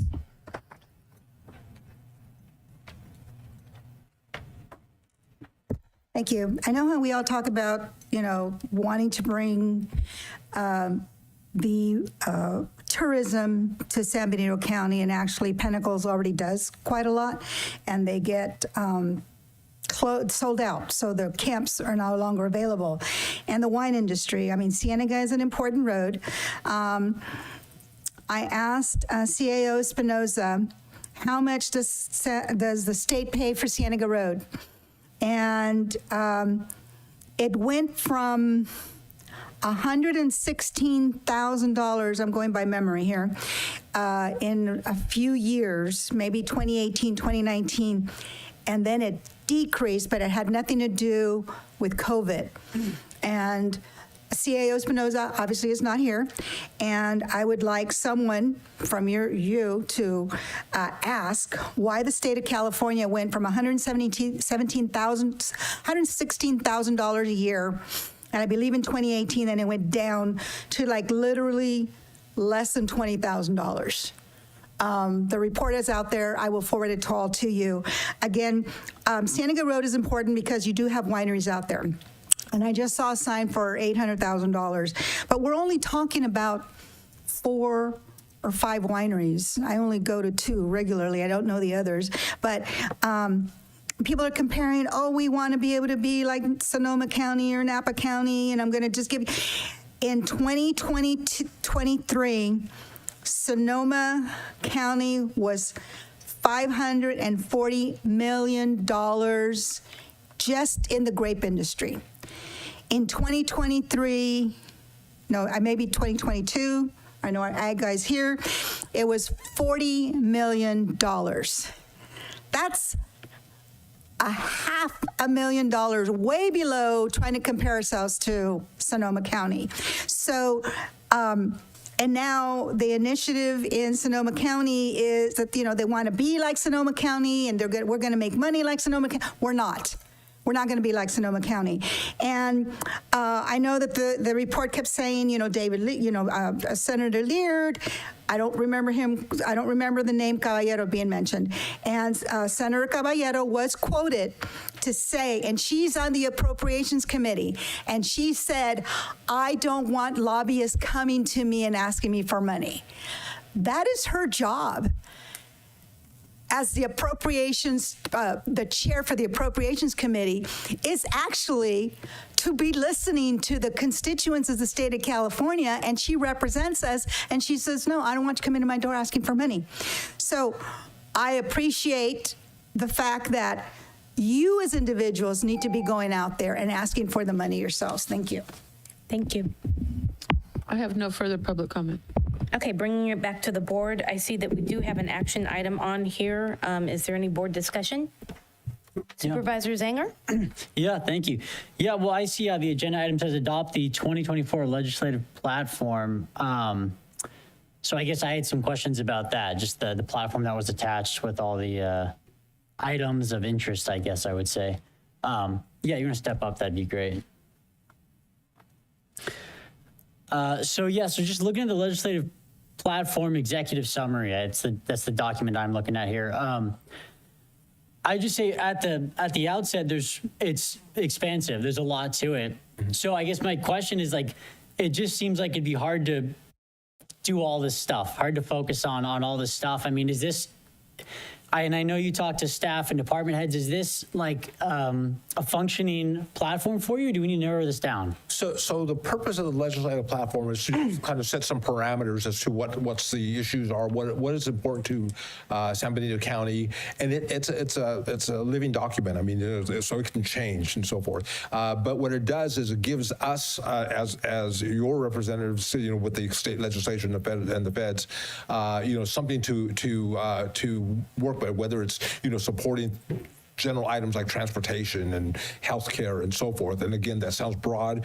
We try to narrow it down, but we can't at the same time be so narrow that we're listing each one of the items and so forth. Again, because it's a livable document. We can make those changes this fall if you'd like to add to it or and so forth. But that's the general purpose of it, is so that. Okay. Go right ahead, Dulce. So in addition to that, it number 3 item would delegate authority to staff to be able to take position on behalf of the board on those items. And sometimes positions are needed with a quick turnaround time. So this platform would allow us to move forward with those letters of support or oppositions as well. So it does serve two purposes. Great. Okay. Yeah, well, I mean, I appreciate that, and I appreciate the explanation there that it is a living document, because I went through it, and I'll just say one of the big things that I think that I kind of noticed wasn't in there was any talk of housing and housing mandates from the state. So, and that's, as far as I can see, one of the main concerns of the residents here. So, I mean, if we could include that before we approve this and get it going. I mean, or unless, I guess we approve it and we can edit it as we go. Yeah, actually, the timing was perfect too, because if you approve this, then we can, work with staff and work with you all, and add that so that we can come back in December or January, whenever it is, to vote on the 2025. I see. Okay, well then I'll just for you so that it's out there. Yeah, housing I think should be a part of this, and the San Justo mussel issue should be a part of this. The reservoir issue should be part of this. I think there's just a couple things that I noticed were missing on there, so I just want to put that out. Okay. That's all. Thank you. Okay, thank you. Thank you, Supervisor Zanger. Supervisor Sotelo? Thank you. I just really appreciate all of the work that you and your team have done for our county. I feel like, I don't know if in the past we've gone after kind of these budget requests, but I don't recall doing it in the past. And to see that we didn't get everything that we wanted, but we're getting some is amazing. And I really appreciate your efforts. And I agree. I think we do need to be the ones that are actively pursuing and meeting with our legislators and doing all of that. And I took that very seriously. I did a lot of those meetings this year, but working with your team helps us be even more strategic and more effective. And you're like a rock star up walking those halls. I mean, everybody's like, hey, John, hey, John.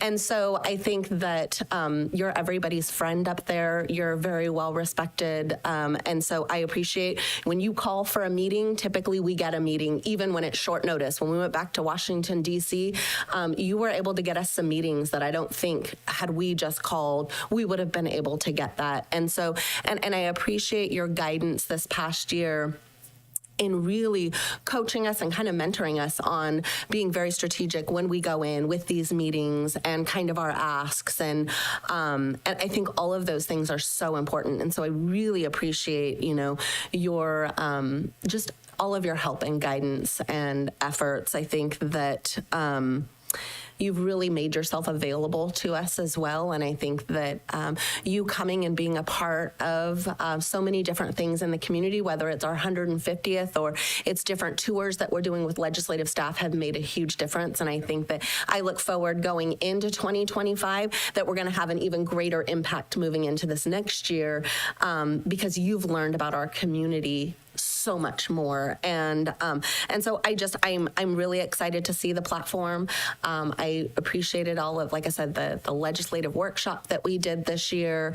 And so I'm excited to get to work, continuing now and into the future. And so I am very, very supportive of this, and I appreciate the annual report. So thank you.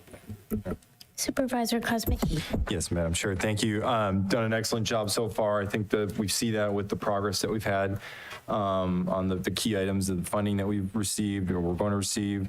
So thank you. I know it's going to be a big challenge with the deficit.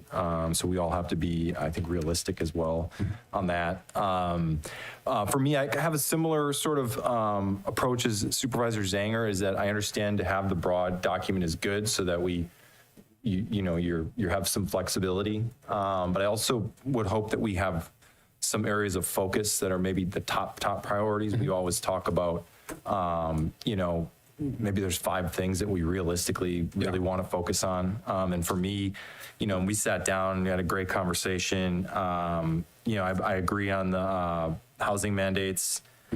Should be at the top of the list along with the road issues.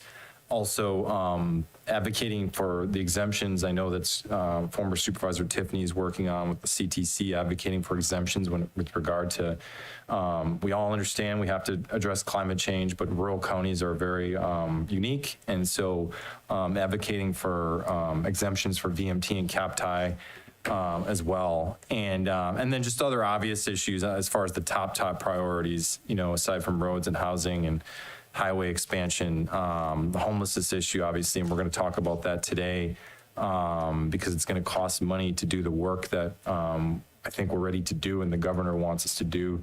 And then, the hospital issue is ongoing and then as well San Justo Reservoir. I guess what I'm getting at is this is a draft, and again, want to, I'm very grateful for the work, but I also will say that I do believe we do have to have in this, even now today, I would hope that we can all agree that lobbying against housing mandates should be included, not looking down the road, that we can agree to add that to this draft, along with lobbying for exemptions for VMT and cap ties, so we can get moving and finally on Highway 25. For me, that would be my request from the board, is to add those two items to this draft so that we know that they're there and we're ready to, we're giving you direction to go at it. Sure. Well, I'll leave that up to you, but I do appreciate your comments. And like I said, it's important for us to identify those issues that are important to you all and the county, because that way we keep it in front of the legislators. And I think that's what's important, because just like you get so many requests from your constituents and so forth, you can imagine, as the office, as the districts in the geographical area get larger, they've got more and more people knocking on their door every time. So it's our job to keep these issues in front of them and let them know that, what's important to the county, and remember, San Benito is in their district. It's important to you. It's important to them, and it should be. And they take it that way. But we'll do our best to carry through. Supervisor Gonzalez. Is Highway 25 specifically allocated toward any of your efforts? Oh, absolutely. I mean, I heard that loud and clear. We all did when we met with you back in December. So yes, it continues to be when we talk to, our delegation of legislators for this, both at the federal and state level. They know that I-25 is a priority. And what can we expect? Do you have any idea of what we might be able to expect as a community in terms of assistance? What you saw at the federal level, we've got some dollars in there. I mean, it's going to require a whole lot more than that. But the conversations that we are having now, as far as changing some of the current statutes and regulations that affect, unfortunately, they affect you adversely. The requirements, trying to fine tune those, and it's a tricky situation because we're all dealing with this whole climate issue, nationwide, statewide, and so forth. So they're trying to address that, and at the same time, you've got your specific issues here at the rural county level that may not necessarily be the same that everyone else is looking at. So it's a matter of us, continuing to work with people like Tiffany and the other commissioners, our legislators, staff, and so forth to address that. Okay, and then we received some lump funding from the state on housing, and I saw the email that came to the county, but there hasn't been any conversation. Can you elaborate anything on that? What Samuel received? I'm Lauren. Yeah. No, we'll have to get back with you. Okay. Okay. Yeah. All right. Thank you. Okay. Thank you. Okay, with that, if there's no other questions, my couple of things. Number one, thank you guys. This has been an educational year for me. Last year being on NACO and going to DC and not having someone like you by my side or by our side, I didn't feel as productive last year as I felt this year. Meeting with each of the representatives multiple times and actually sitting down in Senator Laird's office. And when I looked at him, I said, what's my number one priority? And he goes, Highway 25. And I went, very good. I don't need, my work here is done. Yeah. So, but always being able to expand those conversations and build those relationships, and having this new wave of representatives come in. There has been a huge shift at the state, and building those relationships now is crucial, especially when you can find allies that align with where our challenges are. So that's one of my only comments there. When it comes to the draft platform, it's so much better than where we were, but I do agree that we do need to start having the conversation about housing, but it's not just housing. It's how much housing is being brought to our community and demanded by the state versus the safety and infrastructure. You can't do one without the other, and I'm going to keep hitting it back to safety. The housing will impact our law enforcement, it impacts our road infrastructure, impacts so many other services. And so it comes back to keeping those residents safe, building communities that do not have safety as their primary focus, and ensuring that we're not putting people at risk on our highways and our road systems. It's just a bad combination. We'll build a community that will not be prosperous. And we need to make sure that our ag industry is always front and center, and how that works with our new ag element that's going into our general plan. So I thank you for all of this. I do think, this, we're talking about, this is a draft only. It's a living document. So if we could add some of those things in as we move forward, I'm very supportive of the work that you guys have done, and can't thank you enough, because there are a few times where I have thought of doing certain things and you're like, don't do that. That could be bad. So knowing what I have ideas, and knowing that my ideas might not necessarily always be the best ideas, but knowing that I can bounce it off of somebody and get that feedback before I do something that jeopardizes what you're working on is very valuable. So I appreciate all your guys' time and your effort with our community, and being present here is huge. Attending these tours and learning about where our real challenges are. One day we'll do a tour, actually, not just down, if you haven't already been to the Pinnacles, we need to go out to New Idria. You just need to see. It's something. Anyhow. Well, like I said, I really do take this as an opportunity. You're still a small county relative to so many throughout the state. You're the body that's going to shape this for many years to come. So it's important that we all keep this in mind as to how you'd like to see it, and what you think is best for the constituents, what the constituents are asking you to do, and so forth. So and the fact that I do come back and forth, I do have a home in the Monterey area, where it makes it easier for me to come by as often as I can, and so I'm enjoying learning more about the county and doing what I can for you.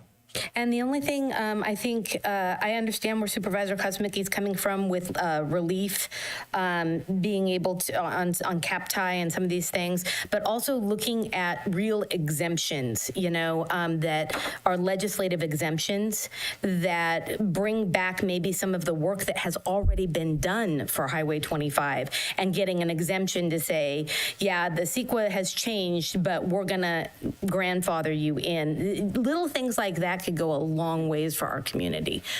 So I thank you so much. Any additional comments you'd like to make? Okay, there is a recommendation from staff, and so can we get some sort of motion from Madam Chair? Yes, sir. Yeah, I'd like to recommend that we approve the legislative platform as recommended, along with the addition of direction to add on to this draft lobbying against housing mandates, and lobbying in favor of exemptions that would expedite the expansion of Highway 25. Can I get a second? Second. Okay, I have a first and a second. Any additional conversation, or all in favor? Aye. Aye. Okay, any opposed? So that's 5-0. Thank you so much, you guys, for your presentation, and sorry we had such a long start this morning. So, okay, moving on to 2.2. This is the county clerk is doing a presentation, accepting informational presentation on California Kids Investment and Development Savings Program. So welcome, Francisco Diaz.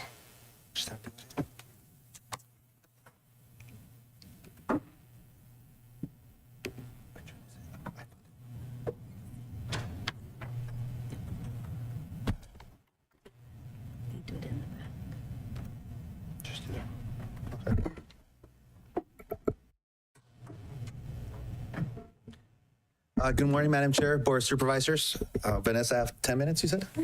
Okay. 3. I was informed 3, and the clock is ticking. You lost 5 seconds. Okay, so here we go then. I won't say any jokes then. So today we have a lighthearted and quick presentation on behalf of the Recorder Office. I'm here to promote the California Cal Kids program, a program that helps families by providing money for college for children born after July 1st, 2022. The state gives an initial deposit into savings accounts when children are born or start kindergarten. These accounts are tax deferred, making the money grow without an immediate tax, making it easier to pay for college or vocational training at a later date. Additionally, to give some context and the importance of opening and making monthly contributions to a college account, if parent contributes $100 a month to a 529 plan starting at birth and assuming an average return rate of 6%, they could accumulate up to $37,000 to $40,000 by the time the child turns 18. However, in order to register for this program, families need their birth certificate registration number, a number that is issued by the local recorder office. I'm tying everything together. For this reason, the recorder staff is taking proactive steps to mailing parents of newborns information in both English and Spanish, and we're going to be aggressively as well promoting this program on social media, online, and other platforms. Now, pending some grant funding as well, that this presentation is also part of that requirement, we might be able to expand our efforts a little bit more. Now, as a county recorder and also as someone who's a first-generation college student who struggled with tuition, I'm happy to partner with the state to promote this program and hopefully encourage our residents here in San Benito County to take advantage of this program, to call our office if they have any questions or just help signing up on the platform as well.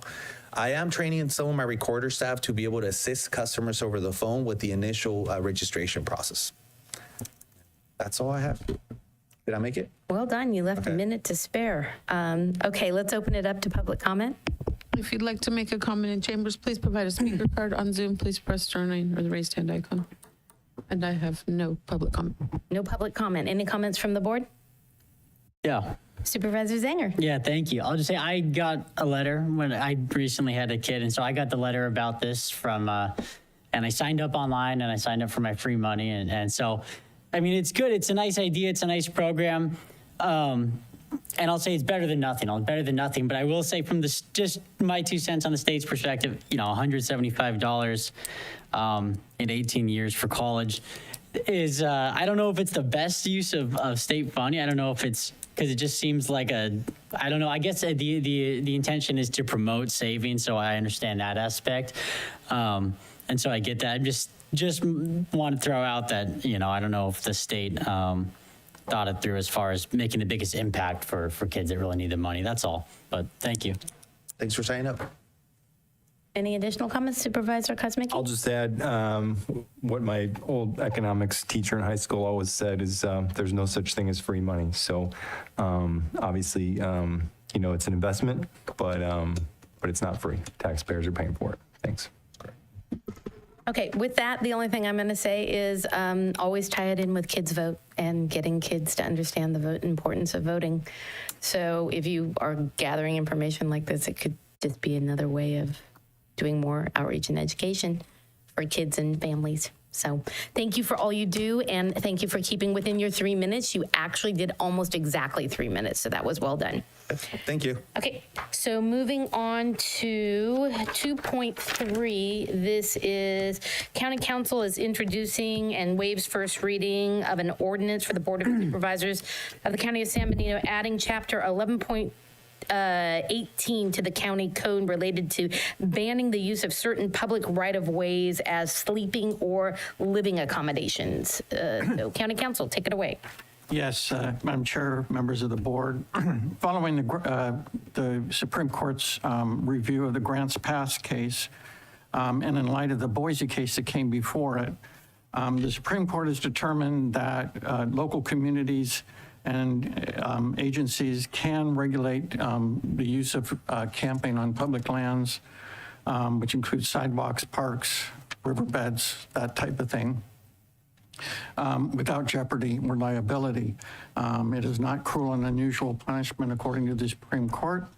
And on top of that, Governor Newsom has now sent out an edict that he will use the state budget for those communities who don't do clearing of these facilities. So I think not only can you do it, but you're now obligated to. That's this ordinance will, if you waive the reading, this ordinance will potentially be approved at the next regular meeting and then go into effect after that, 30 days after that. Okay. And we'll open it up to public comment. If you'd like to make a comment in chambers, please provide a speaker card, and on Zoom, please press star 9 or the raised hand icon. And I have no public comment. Okay, with no public comment from? Yeah. Nope. Supervisor Zanger, you're just all about it today. I'm just keeping us moving, that's all. Yeah, so I'll just say this is great. I'm glad we're doing this.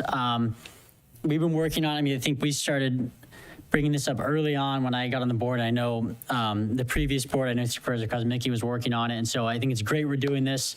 I think it's frankly absurd that we even need this. I think it should be obvious that we can't have people living and littering and starting fires and everything else wherever they want all over the county. So it's great we're doing this. I do have a question logistically for County Council, the ordinance. So there's just, I worry about some technicalities where, it says 500 feet from a school. Can someone be 501 feet from a school and camp? Or does when it says public right of way, does that cover all basic all county land? Yes. Okay. Yeah. So there wouldn't be an issue with anywhere in the creek or anywhere that the county owns that just basically off limits at that point? Correct. If it's public lands, can't camp there unless you have a permit. Okay, great. And we don't give permits for, if it's not a campground, there's no way to acquire some, I'm not missing something, right? You're going to give permits to camp in the river bottom, but. Right. Okay, great. And then I actually had a question, if Sheriff Taylor, are you open to come up here? Appreciate it.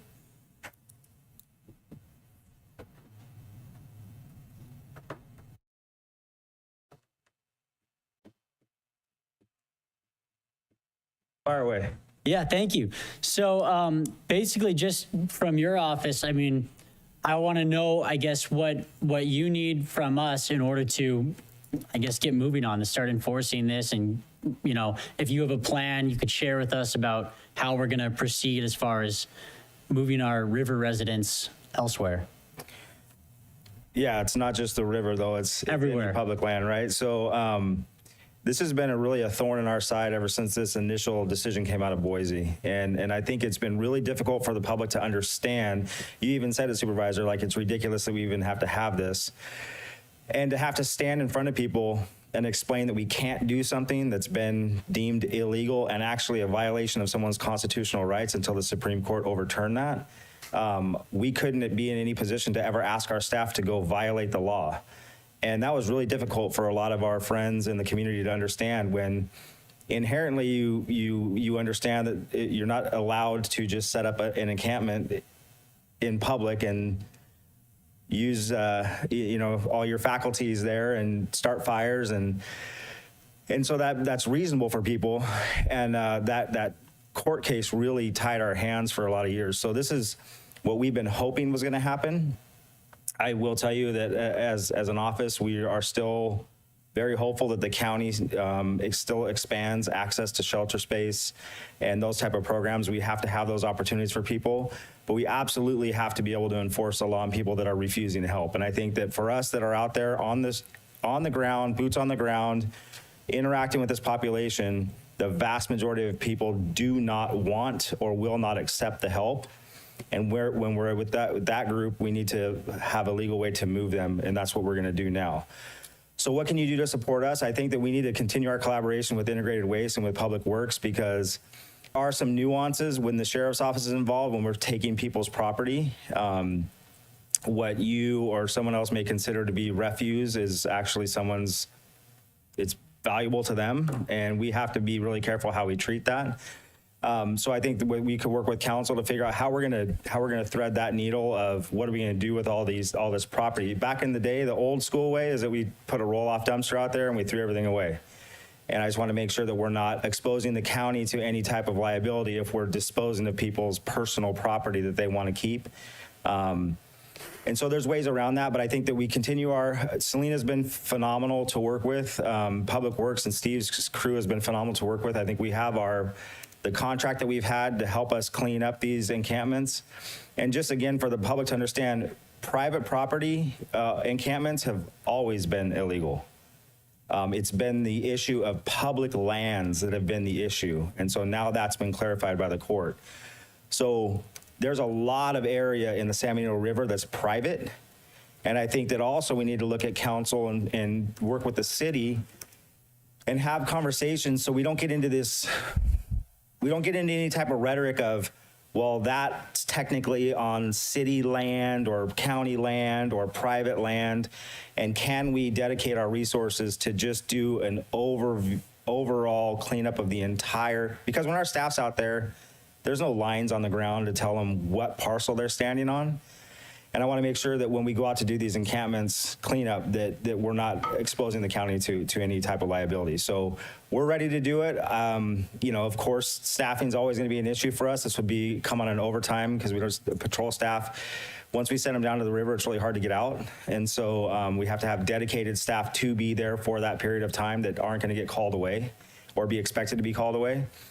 We can manage that as an office, and then, but having, I think ideally the way it would work for our office is that we are the security for the people that are going to go down and do the cleaning. And then I think the other thing that council has to weigh in on is how are we utilizing, back in the past, we've utilized work alternative, people that have custody alternative programs. So, you know, if you commit a violation and you get sentenced to jail time, there are programs that as an alternative to custody, you can perform service. And so we have what's called CAP, or our custody alternative program. Can we use those people to do this type of work for us? So I think there's still some stuff to be ironed out, but it's a very long-winded answer to tell you that this is a day that it's actually going to make our job easier, not more difficult. Right. And I appreciate that. Yeah. And I'll just touch on what you said there about the shelter. Just so everyone knows, we do have a shelter and it's never full. I don't know the last time it's been full. And that's just because, frankly, people would prefer to be, I don't know, living, I guess, outside the law. And a lot of them prefer to abuse drugs, and the shelter is not you can't do that. So I think that's part of the reason shelter is never full. But I appreciate it. We're ready to get moving on it. And I'll say right now, I will volunteer anything I'll volunteer my personal time, anything I can do to help clean out our areas. I'm open to do it. And so I appreciate that and hope we can move on it as soon as possible. And I appreciate that. I just want everyone to know, like, we are still going to be empathetic and compassionate as a sheriff's office to make sure that we're helping people get on their feet and get moving in the right direction. But this is the way our office handles all things in our community. We're going to be very heavily weighted on trying to get people on their feet and get them pointed in the right direction. We're going to hold people accountable that aren't following the rules. So this is not just a go lock everybody up type of thing. But I'll tell you what, I've come across a lot of people that have been trying to enjoy walking. We'll take the San Benito River, for example, enjoy walking and spending time down there, and they're terrified to go down there. It's just gotten to the point where we need as an office to be able to go in there, and I think we have that ability now and work with the police department and not battle over jurisdictional lines, and just do this as a unified effort to make sure that our residents feel safe and secure and that we're offering services to people that want them. But I think we're going to be able to get on top of it and just make sure. I think Supervisor Kosmicki and I spoke earlier about this. We've spoken a lot about this over the years, but where I do believe that as this new case decision is in effect, if we don't act immediately and kind of define what our county is going to tolerate, our governor was just cleaning up encampments himself. And so Governor Newsom and Mayor Breed from San Francisco have rallied at the court to make sure that we can do this.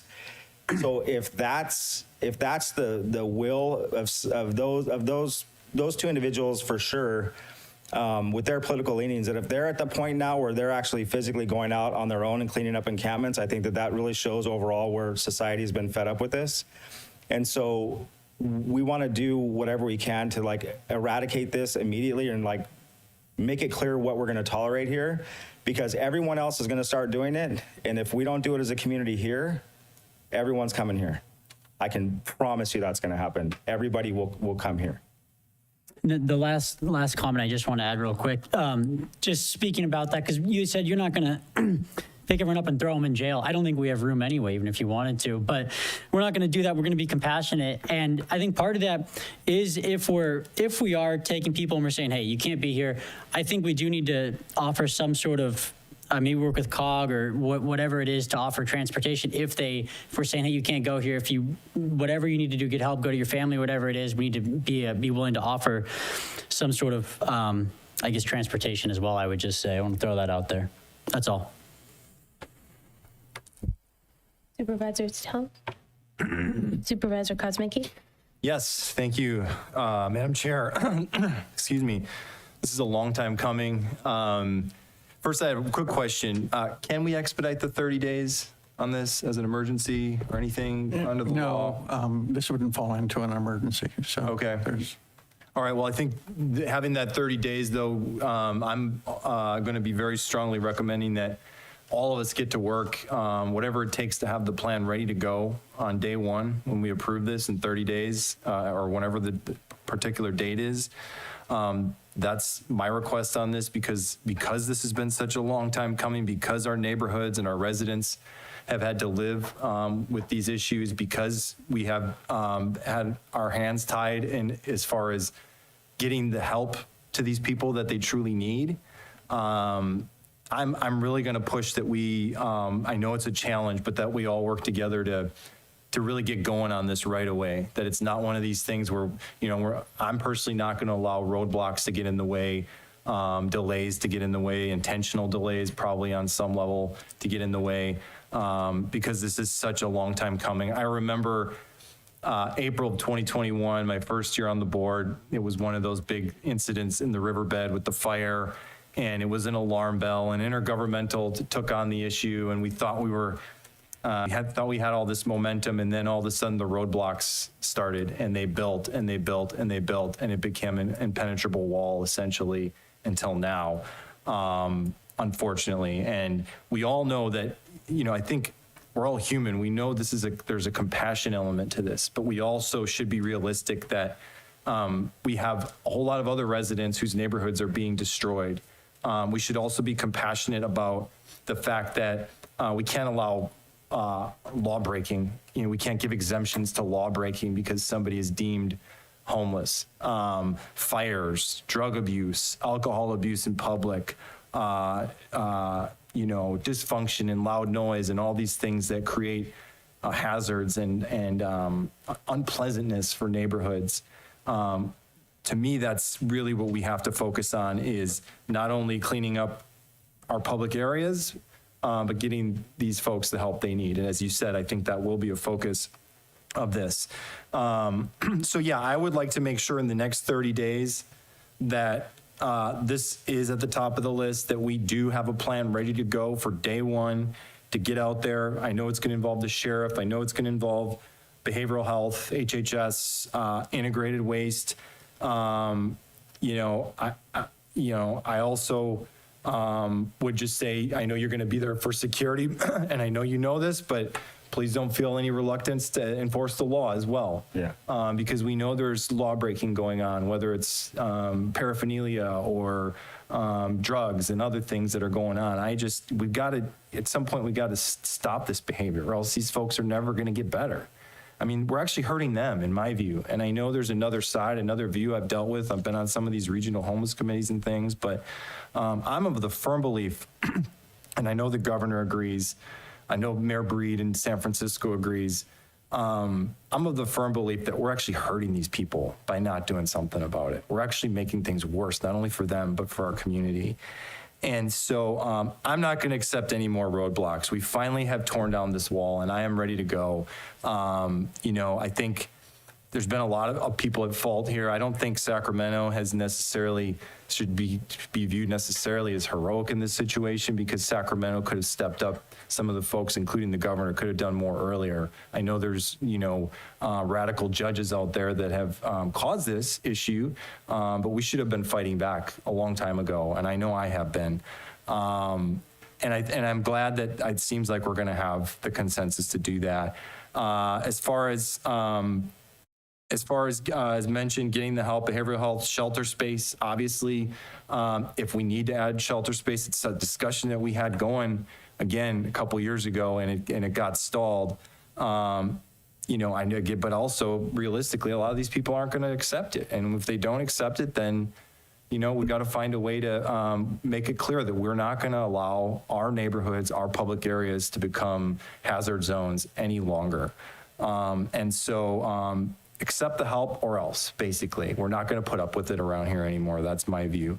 And I also will say we have to call on the, you know, whatever advocating we need to do, whether it's yourself or the board here, we have to call on the city of Hollister to join forces with us on this. We can't do this without the city of Hollister being on board. And if they don't step up and approve a similar ordinance and they don't have the willingness to do the enforcement to get the help they need, then this is basically going to be for nothing, because these are fairly sophisticated communities. As you're aware, they'll know where to go. They'll know, well, I can step 2 feet over here and you can't touch me because the city of Hollister doesn't have a similar enforcement mechanism. So that's a key element to this, is really getting the city on board like now. I'll just add to that real yeah. quick, Supervisor, that word travels fast. So as soon as anybody knows that there's a place here, it's not just people moving from one parcel to another, it's people coming from out of county to come here. Right. So that's just going to exacerbate the problem. It is. And being on these committees, I've learned that, you know, there's this fallacy that a lot of these are just local residents on tough times. Statistically, when we did the last point in time count, and there's another one coming, I don't remember the exact number, but it was somewhere around 85%. Enrique Arreola can correct me. It was somewhere between 80 and 90% of the homeless residents living here were not from here. And I think that says a lot about what can happen, you know, if you don't have mechanisms in place to help people, if you don't have mechanisms in place to keep our communities clean. It is a very high number of people. And again, if anyone's reporting on this, please check with Enrique, but I know that we discussed this. It's a very high number of people are actually from out of the area. It's only going to get worse if we don't do it now. So next steps, let's get this going now. Get all the agencies together that have a plan, ready to go, day one. Let's clean up our streets. Thank you. And just to add, or to piggyback on your comment, Supervisor, so I think the 30 days gives us, I mean, maybe it's probably not ideal, but it does give us time not only to come up with an operational plan, but to engage our partners. And I think more importantly, to start noticing the people that we're going to be potentially moving.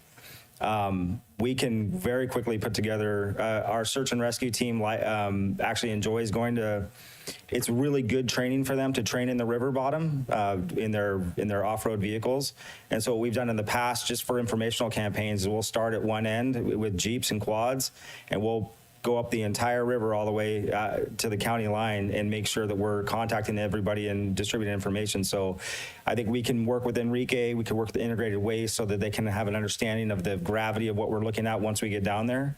But it gives us time to start on one end and get to the other end and make sure that everyone understands what's coming in 30 days. In 30 days, we're going to have this ordinance and you will be moving. Let's figure out a plan for those that want to respond to the plan. And if you don't respond to the plan, we know that on D-Day, it's getting cleaned out, and there's no more negotiating. So in a way, I think it's a blessing that we have the 30 days, because it's going to give us time to be kind of the final warning, if you will, and then we can all feel comfortable going forward from there. Thank you, Sheriff. Supervisor Gonzalez. I didn't have anything additional to add, but I'm just glad that this finally has come to this point in time where now we can act on it. And I just ask that we do it humanely, respectfully. Those are individuals, they're humans. As a matter of fact, I had a knock on my door this past week, and it was a family member, extended family member, but he's living out of the behind the junkyard in the river, and it was hot that day, and he'd asked for a ride and says, well, where am I taking you?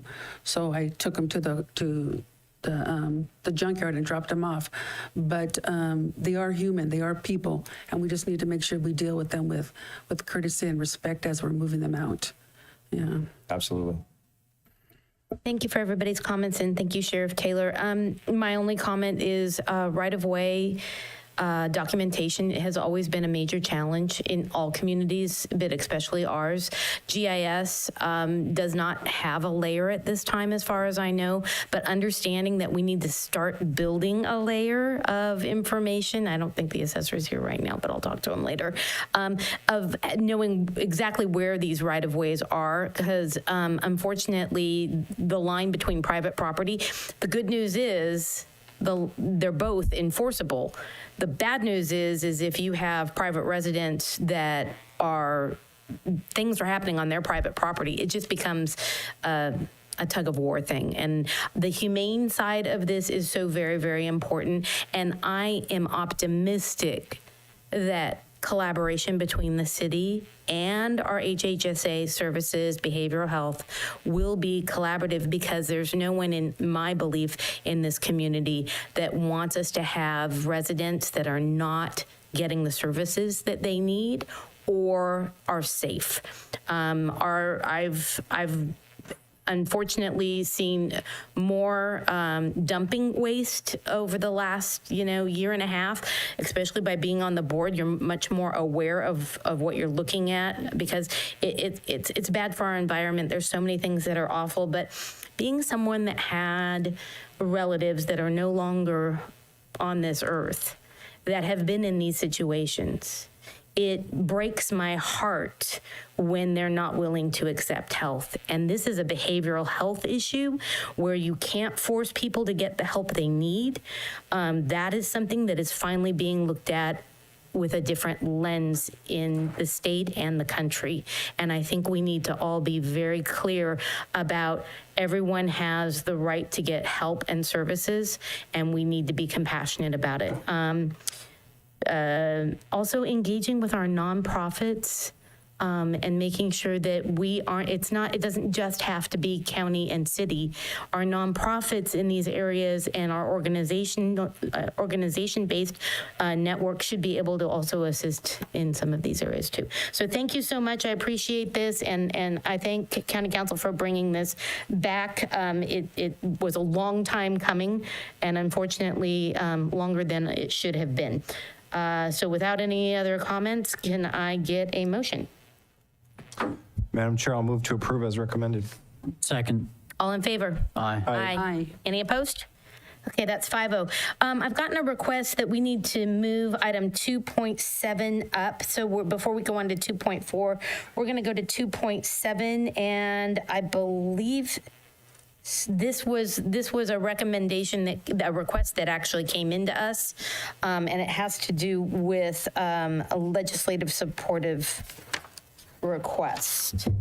So Dulce, why don't you tell us a little bit about it? Yeah, so good afternoon or good morning.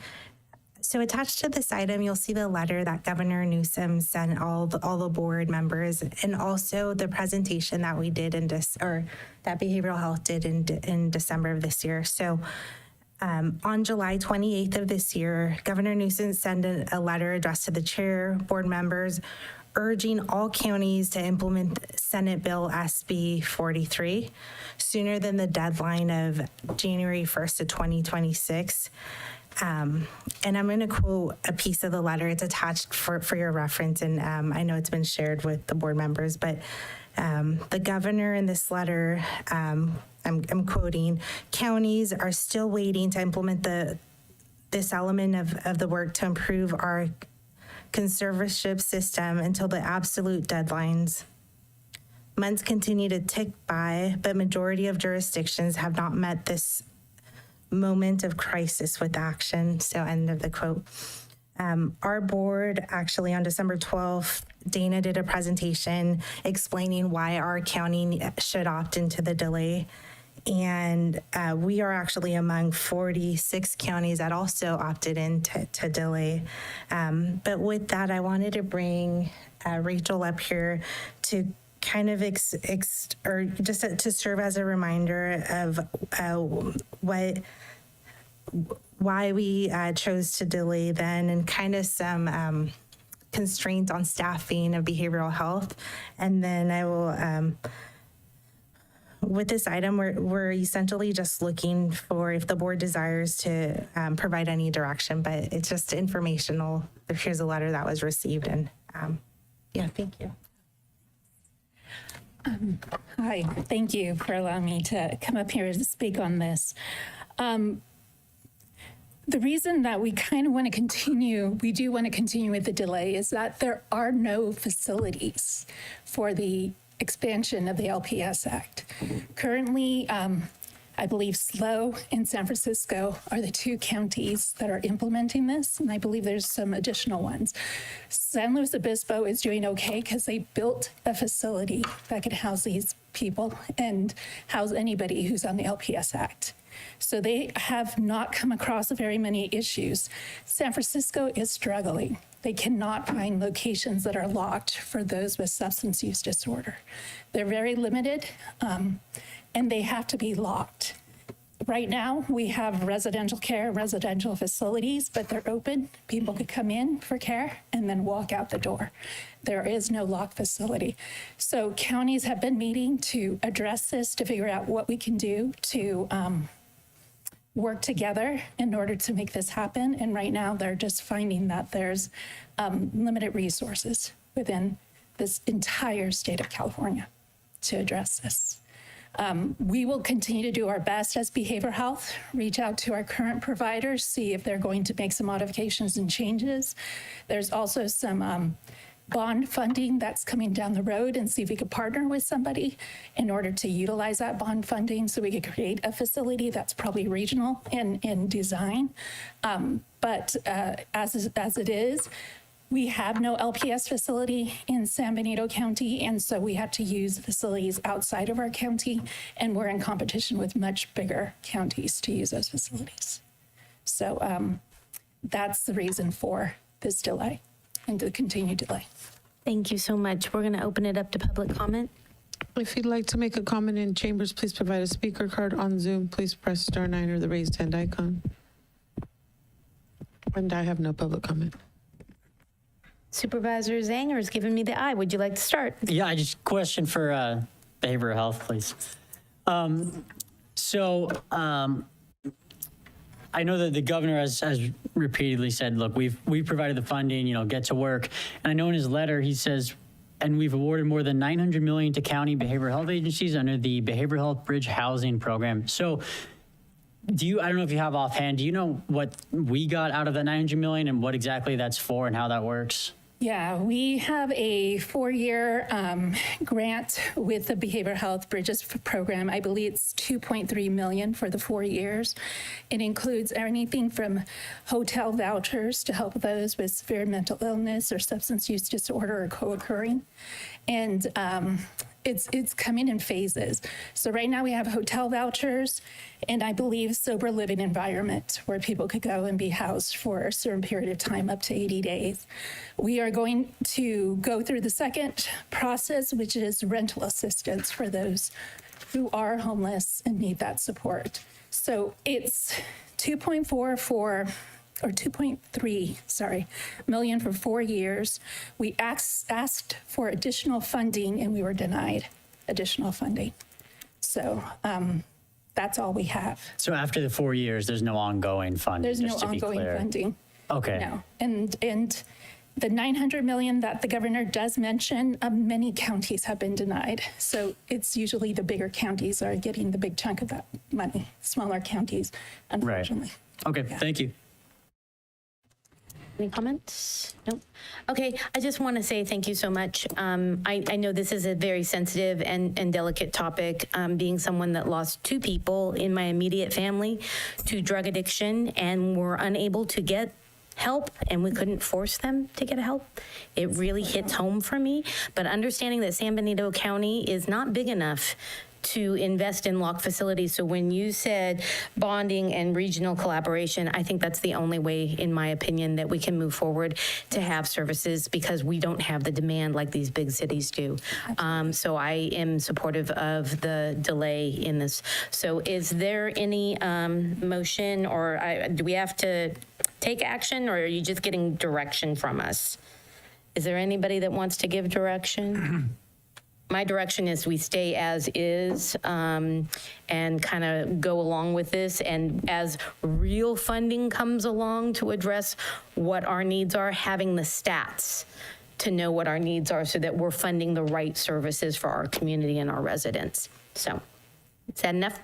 Yeah. Okay, I got nods from everybody, so thank you so much, and I appreciate us being able to move that up for you guys. Okay, so we're going to move on to 2.4. 2.4 County Council. This is considering approving a new policy direction for the above regarding documentation of solicitation process. So this is dealing with our procurement process, and I can't say thank you enough. I know you've been working really hard on this, so take it away, Barbara. I'm happy to bring it back. Today is introduction of an ordinance to make some changes to reflect the board's new purchasing policy. Both the ordinance and the policy will be brought back at the next meeting on consent for final approval. So it incorporates all the changes that were discussed at the January 2024 meeting, and that included they're changing the local purchasing policy to 3% up to $500,000. There's been no increases to delegated authority. That was delegated to a future date after full implementation of the OpenGov system. So we'll bring it back at a future date and discuss that further. Currently, OpenGov is in the process of being fully implemented. We're beta testing it in the probation department with weekly meetings, and we're about to roll out weekly meetings countywide to answer questions about OpenGov and to provide additional training. As you note in the backup material, there is a directive that we're asking the board to authorize, and that would be rolled out by the CAO at a future date after OpenGov is fully implemented. That would basically indicate that contracts have to be entered into the OpenGov system, and documentation of the solicitation process has to be entered into OpenGov. So I just asked the board today to take the recommended actions set forth in the board's agenda, which is basically authorizing that new policy directive to be issued by the CAO at a future date and accept introduction of the ordinance, waive further reading, and continue it to the next meeting for adoption. That would be August 27th at 9 a.m. Thank you, Barbara. If there's nothing else, let's open it up to public comment. If you'd like to make a comment in chambers, please provide a speaker card. On Zoom, please press *9 or the raised hand icon. And I have no public comment. Bring it back. Any comment from board members? Seeing no comment, I just want to say thank you. I know this is kind of like when we went on the ERP system. I wasn't a fan. I'm sorry. I wasn't very nice about it when I was at the department level. It was difficult. It seemed like more work. But once we got the ERP system up and running, it was amazing how it streamlined our process. But also, this is really to help be more transparent to the public and ensure that the clerk of the board, county council, and administration have complete shared information and database of contract management. So I thank you so much, Barbara. I know you've worked very hard on this, and it's not a pretty and fluffy job, but it's a job that needs to get done. So thank you so much. No, thank you. The OpenGov system is a wonderful system, and it's going to assist a lot of departments in performing the process of managing contracts and forming the solicitation documents. So we're working on that and getting it fully functional. Okay, great. Supervisor Kosmicki? Yeah, sorry, and I should have said this earlier. I just want to say the reason I'll be voting against is I don't agree with the increase to the discretionary amounts for CAO or department head. No, we haven't implemented that at this time. We'll come back with that hopefully late fall, maybe. And have the boards consider that, because we received no direction on that at this time about which amounts to increase. So we'll bring that back. Because it just said the attached policy incorporates all the remaining changes. No, with the exception of that increases. Oh, I'm sorry. I missed that. I apologize. sorry. Yeah, okay. Thank you. Yeah, and I appreciate that. You knew I was very passionate. We're not doing any increases until we actually get this moving along, because this will help that process, and then giving more authority will be very easy because the management of contracts will be so much better with the procurement process. So I appreciate that point being brought up, and I did the same thing at agenda review. I was like, wait a minute. So no, I appreciate it. So if you guys don't mind, I'm actually going to move to approve per staff recommendations, because this has really been something that I have just been passionate about for about 12 years now. It's not new for me. So can I get a second? Second. All in favor? Aye. Aye. Any opposed? Okay, thank you so much. And moving on to 2.5, this is going to be the Ag Commissioner. We're going to receive a presentation and approve budget adjustment transfer for the Ag Commissioner repairs and maintenance of the building outlined in the capital improvement project. And I believe this was a prior fiscal year, prior fiscal year's capital improvement project.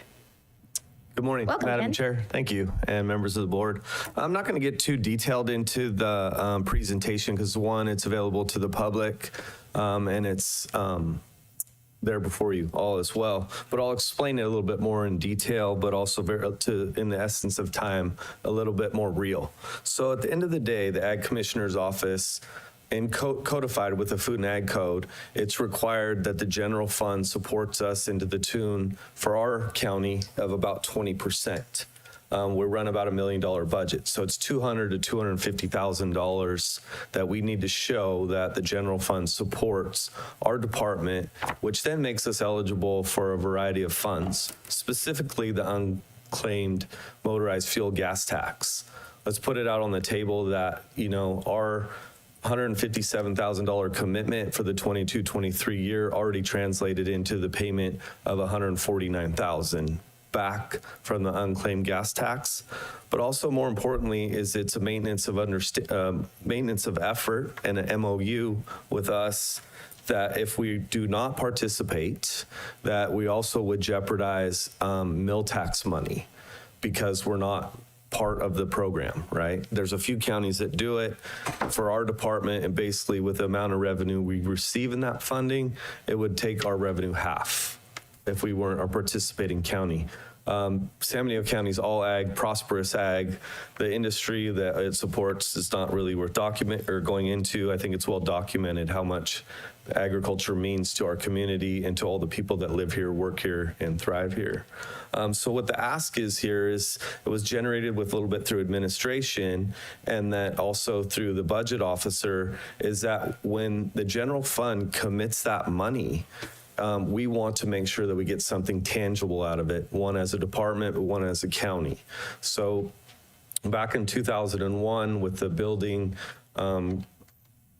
it's a building study, if you will, Deucely stepped out. But, our old building is in pretty poor shape, right? So what we thought we would do is set up this fund to put the monies there so then going forth throughout the year, we could do repairs and maintenance as needed to keep the building in good working order. Repair the roof so it doesn't leak, gutters. Last year we had an emergency HVAC situation that both our HVAC units died. We froze for a couple months, but there was no money set aside that we felt should be there if we need it. So that's what the ask before you is actually it's to pull budget savings from our salaries and savings, but our services and supplies budget from this fiscal year that just ended and pay this back, which keeps us eligible. We may have to do that another year. So coming 24-25, pay the 23-24 as it closes. Sorry guys, but I can't help it. I just run a balanced budget, but I need to spend $250,000. About $250,000 promotes agriculture to the community. There's many things we've all worked on that end up coming towards ag. I think our office is doing fairly well at the staffing level we have, which is only 7 full-time people and 5 or 6 seasonals that we run to keep the ball rolling and keep everything covered. So that's my ask. I wanted to really open it up for questions if that's not clear and concise in a short amount of time. I know you have a busy schedule here today. Thank you, Ken. Let's open it up to public comment. If you'd like to make a comment in chambers, please provide a speaker card. On Zoom, please press *9 or the raised hand icon. Go ahead. Thank you, Madam Chair. I just want to say that Mr. Griffin has been doing a really great job as the interim Ag Commissioner, and he didn't want to say it, but I'm going to say it because I don't know the budget for the crop report for 2023. I don't know why it's not public and out there. Maybe I can't find it. But our entire ag crop report for 2022 for San Benito County was $350 million. That is what they're in charge of keeping an eye on. So what they require is very little, is what they're asking for. and I'm going to put it out there as well right now, is if you've never gone out to their offices, you should go out there, and you would agree that we need to find a new location for them. Thank you. Thank you for your comments. Any additional? I have no further public comment. Bring it back to the board. Any comments from board, questions? Okay, Supervisor Sotelo? Thank you, Ken, for the presentation. So you saying that it's in poor condition is an understatement. That building just needs to be knocked down. It's in horrendous condition. So with this 157, you're just putting it into like a savings for future improvements, or are you actually planning to do something with this 157? I mean, I know we've looked at different things and it's been part of the capital improvement and all of that, but I guess I feel like it's in such bad condition that at what point do we say, okay, we're not doing any more improvements there, and either find another location or bring in like a portable building or something like that? It just seems like so I wasn't real clear on what exactly the plan is for the 157. And if we're looking at other things to maybe make it a safer work environment for you all that are out there. Right. So the intention really was to put it in the account because it's just been forwarded to me in this process through administration, is that whether the Ag Commissioner's office moves across town to a new location or, in some portables there, that the building may be fine for another department, a smaller department. I'm not an engineer. I know the building is concrete, so I mean, to me, you could strip the roof off and put a new roof and maybe plaster, sheetrock in the inside and paint it, and it would be beautiful. But that's not really my decision. My decision is just really to try to manage the money that would be afforded from a commitment from the general fund and put it in a place. And if it was chosen to be used at that location, or if it built there in that fund, then that would be obviously be something that I would have to come before the CIP project and that personnel, and also take into account what the board, the will of the board is too. So basically, you just kind of want to put it in an account for kind of for the future of someday.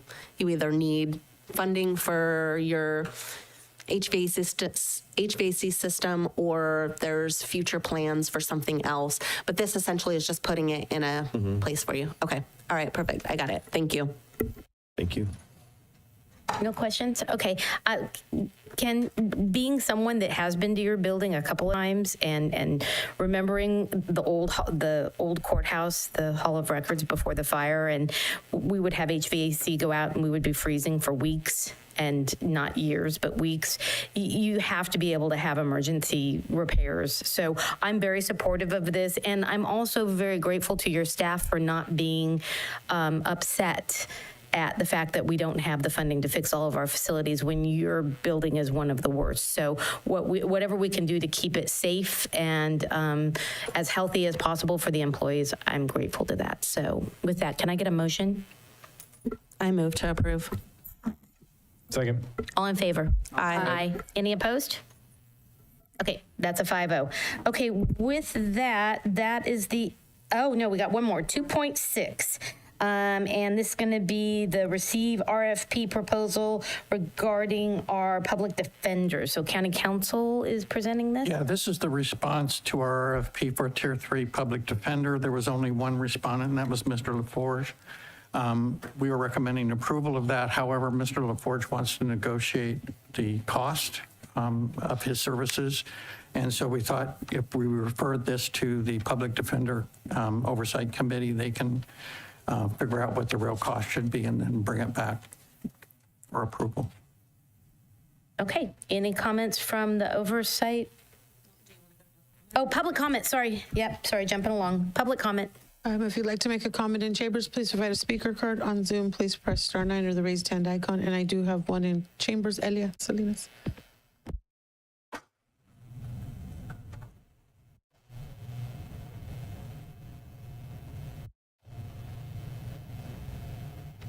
Thank you, Madam Chair. See if I can read this. This is from LaForge's office.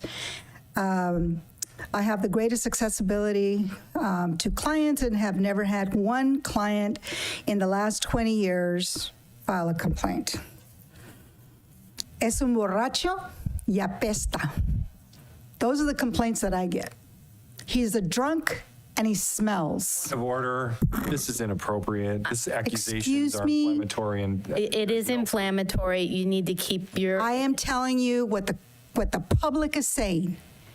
I am here to speak for people in the public that are monolingual. I am here to speak for juveniles that do not know their legal rights. And if that is what they're telling me, that is what I am repeating to you. And if you don't like to hear something like that, that is your problem, but that is the truth that is being said out there. So, are you going to allow me to speak or not? You can speak, but just please keep it without, inflammatory, or if you have a formal complaint, you can submit that to the county. And I am speaking for juveniles that are parents are monolingual, and these are the complaints that they get. The children are not getting the legal representation by an individual, and it's common knowledge about this individual. And if you want to shut your eyes and close your ears to it, that is shame on you, because that is what's happening, the representation of this individual continuing to represent juveniles in this committee. The juveniles are getting their representation, which is very low compared to an individual whose parents can afford legal representation.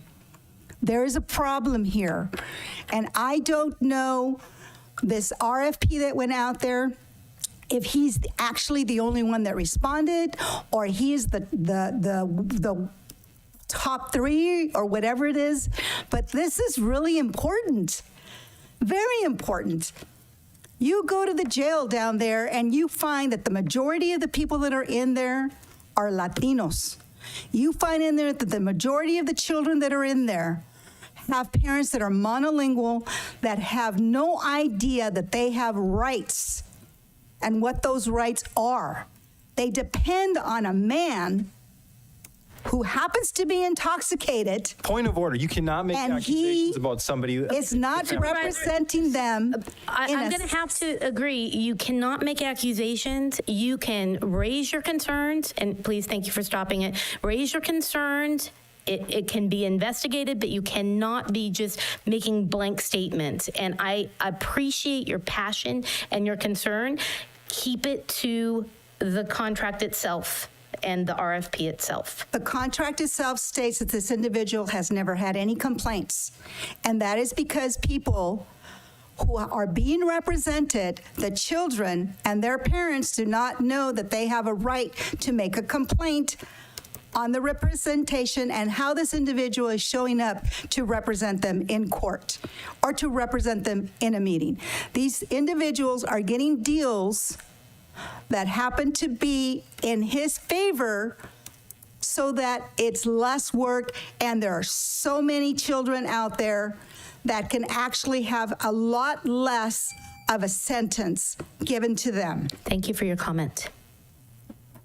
Any additional public comment? I have no further public comment. Okay, now I'm bringing it back to the ad hoc that is officially did turn into the oversight, right? Okay, so Supervisor Sotelo, good, and then we'll go to Supervisor Gonzalez. Okay, thank you. I appreciate this being put to the Oversight Committee. We actually are having our first meeting next Wednesday, August 21st. At 9 a.m., I believe it is. I don't have it in front of me right now, but I believe it's 9 to 11:30. We'll be meeting at the sheriff's office in their conference room. And, I think this is a great opportunity for us to kind of review everything, make sure we're doing everything we can as a committee to review all the public defender contracts and make sure that there's a good level of oversight. We'll also be looking at developing our bylaws, and as well as, that we kind of started with a very kind of small, I guess, committee just so that we could get started. We needed to get started on the accountability piece. However, the intent of the oversight committee is that this committee will be opened up, and we will look at opening up for kind of an application process for other individuals and organizations that would like to be there.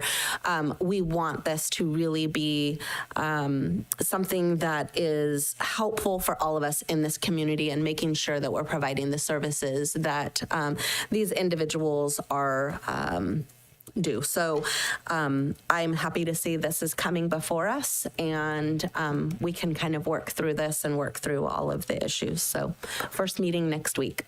Thank you. Supervisor Gonzalez. I'm glad this decision has been passed to the Public Defender Oversight Committee to evaluate. I have some concerns myself, and so I will keep my comments to myself, and I'll go ahead and express them when we have the ad hoc, the committee meeting. Thank you. Supervisor Kosmicki. Yeah, Madam Chair, I just want to clarify the directive to the Oversight Committee is strictly to discuss the contract itself. Am I wrong? The negotiation of the cost. It's not to talk about inflammatory accusations or defamatory statements and unprovable, unverifiable statements of fact that are stated as opinions in public. No, that's not within the authority of the Okay, I committee. just want to make sure that that's the guys of the ad hoc committee. I've known Greg LaForge for a long time. I've seen him in court. I've seen I've seen his success in court. He has experience to do this. He's had some health issues, perhaps personal, I don't know, but he's had health issues that he has passed at this point. And I'm grateful that Greg LaForge is still with us. I just want to say that. And he's a great guy. And I know that he's a qualified attorney. And I have faith that Greg will step in and do an excellent job at this. He's done it before. And I'm looking forward to this coming back after a discussion strictly about cost. Thank you. Okay, Supervisor Zanger, anything? No.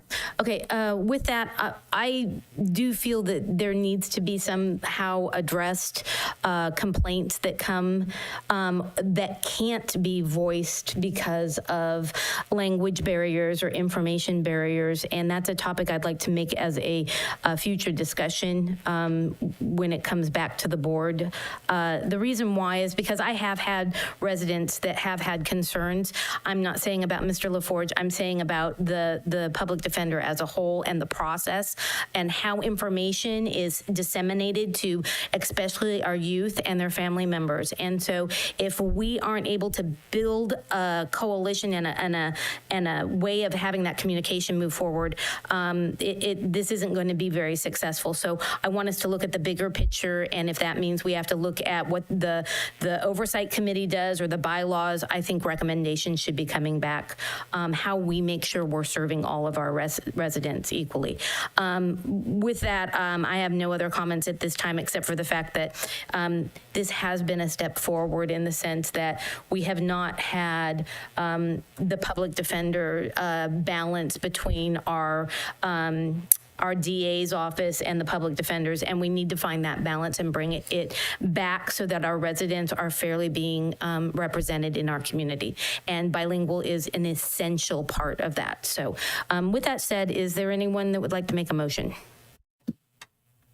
I'll move to approve as recommended, under the notion that this is going to be discussed as a cost issue. Second. Any Can I comments? ask a question? Yeah.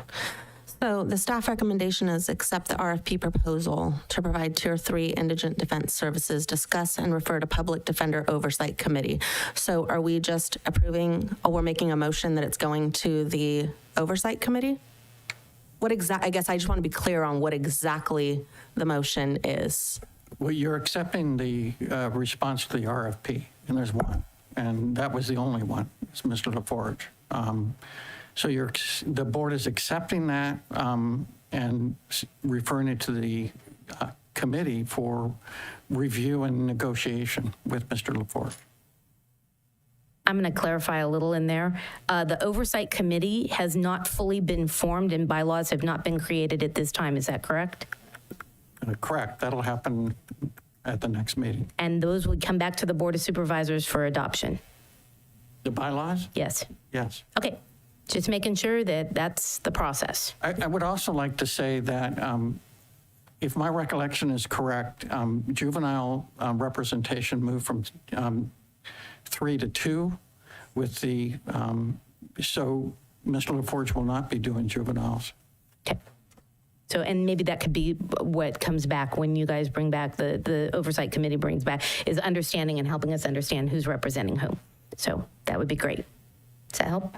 Okay, so I had a first and a second, right? And a clarification. Now, the first, though, said financial only. Right now, that's all we're referring to them until the bylaws come back. Is there any conflict with that recommendation from Supervisor Kosmicki? Well, they're reviewing the contract for cost and negotiation with the proposer. Okay. Yeah, and yes, and even though bylaws are not in place, they still, they've been appointed, the standing committee exists, so they can go ahead and review that without bylaws. The bylaws are a separate issue. Okay, great. Great. Oh, so all in favor? Aye. Aye. Any opposed? Okay, so that's 5-0. Now, we have a little bit of leeway. We're trying to get into closed session by about 12:15, 12:30? Yes, about probably 12:15, 12:20. And we have public hearing at 1:30. And so does anybody mind if we move to consent and start kicking a couple consent items off? Okay, so 1.4 was pulled by Supervisor Kosmicki. Oh, we're going to skip that one because the assessor is coming back after closed session. So we're going to skip that one and come back to it. Sorry about that, Supervisor Kosmicki. No problem. I think 1.25 is, 2.4, Supervisor Zanger. Is that one that we can take here right now? I think we can. What's your concern? I just trying to understand what it is really, because it's a little confusing with the language as far as San Jose administering grant funding. I don't know, is this HSSA that would be able to answer questions, or? Is Tracy on? I'm not sure, but I can check. I can text, but yes, it would be with HHSA. Well, I mean, is she available for a question now, or should we? I don't know. Okay, well, we can go to another one and come back. She's available. Yay, great, Tracy. Thank you for joining us. Okay. Great, so she's on Zoom then, I guess, or? Okay. Hi, great. good afternoon. Yep, I'm Hi. here. Hi, Tracy. Yeah, hi. So I'm just a little confused. So San Jose, the city of San Jose, how does this work? The state decided the city of San Jose is in charge of the grant, and then they divvy it out to different counties and cities. Is that correct? That's exactly correct. Yep. And we've operated this program for many years within HSA for folks infected with AIDS. Yes, that's true. And so what exactly is it? It's rental assistance? Rental assistance for individuals with AIDS. Okay, and it's that reside in our community. Right, and it's just specific to AIDS, not on any other medical condition or anything? Correct. That's correct. How many years has this been going on? Ooh, you would ask me that. Enrique's trying to jump on. He operates the program, and I can't answer that. We thought we were going to come on way later. That's why he's not on yet. If you want to pass us to the next, I can have him jump on. No, that's okay. That's okay. Okay. Irma's coming up right now, Tracy. I can speak. Okay, she might because be I've able to been help. approving these contracts, I would say, for at least over 15 years. 15 years. Yes. Wow. Yeah. Okay, and so it's, I guess, do you know how many residents are we assisting with this program? That would be Tracy or Enrique. It's not a lot, but the funding is made available every year to this county. Okay. Tracy, do you know how many? I don't know offhand. I'm sorry. All right, no worries. I mean, I got the gist of what I was curious about, so I appreciate it. I can move to, move to approve? I don't remember, move to approve this? Second. All in favor? Aye. Aye. Any opposed? Thank you, Tracy, and tell Enrique thank you. Yeah, sorry, we weren't prepared. That's okay. We're trying to just check off some of these while we can. Okay, so we're going to move on to 1.39 Steve is here. Okay, good. 1.39 was pulled by Supervisor Kosmicki. Yeah, and while he's going up there, and it's not really anything necessarily specific to, I just wanted to use this opportunity to this particular family annexing. I brought this up previously, it seems like we've gotten a lot of these Williamson Act cancellations in the last year or so, and I'm just, because I don't recall seeing this many of them. This is not the Williamson Act. This is the 1.39 is the one that is the annexation for future annexation for Community Facilities District 2018-1 for residential services of CDF 2018-1. I apologize. I'll just speak on 1.40 then. Okay. I move to approve. Move to approve. Okay. And can I get a second? Second. All in favor? Aye. Aye. Aye. Any opposed? Okay, so that's a 5-0. And I'm sorry, my computer just asked for an update during a board meeting. That's what mine did earlier. So 1.4 is being pulled by Supervisor Zanger. That's right. Thank you. Yeah, Steve, this one, what's the address of this one? It's off of Santa Ana. Let me find it for you just a minute, please. Oh, I apologize, board. We're doing 140? Yeah. That's 140. That's on Los Vibros near the Christmas tree farm. Is it the Christmas tree farm or near the Christmas tree farm? Adjacent to, well, it's part of the Christmas tree farm. I'll try to bring up on presentation. There's a map on the Planning Commission attachment to show it, but it encompasses the Christmas tree farm, right? Yes. Okay. And so do we know the intention? It's dividing 20 acres into 5-acre parcels. I mean, is this 4 houses then coming, or what's the? Introduce yourself. Yes, the applicant wanted to break up the Christmas tree farm from the residences for estate planning. Okay, estate planning. Got it. Okay, and the applicant, is the Burdett family, or is that just the name of the? Correct. Okay. That's all. I guess I was just curious if it was what the intention was behind this. I don't know if there's any other. Yeah, Madam Chair. Okay, go right ahead. Yeah, I just, the CFDs in this, particular, I'm just hopeful that we can, some of these agenda items have, I think what Supervisor Zanger was alluding to, that has the reference of what the plans are with the properties, and some of them don't. I don't know if that's just a discretionary thing when it comes to what you have to put in or don't have to put in. But I'm always looking for more information, the better, on these types of issues, because, people subdivide for their family members. I get it. That's I think that's totally appropriate. But then we also have other folks that subdivide and end up, and it becomes a housing project at some point. So I'm wondering what we can do to get more clarity on these earlier in the process, as opposed to later, if that's possible at all by law, to just have more information as we go on some of these. Because we have gotten a lot of these types of requests, as well as the Williamson Act, as far as joining CFDs. Yeah, so good questions. A couple answers. One, our planning departments, pretty much at every planning commission meeting, I don't know if it's everyone, but you can correct me, Ariel, they go through the kind of the minor, or excuse me, pretty much all the upcoming projects list. Is it just major, or is it everything?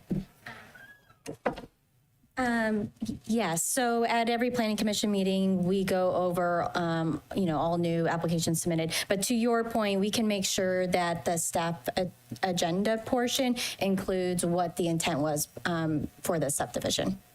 Okay, that'd be great. Thank you very much. Okay, with that, is there? Yeah, move to approve. Second. All in favor? Aye. Aye. Any opposed?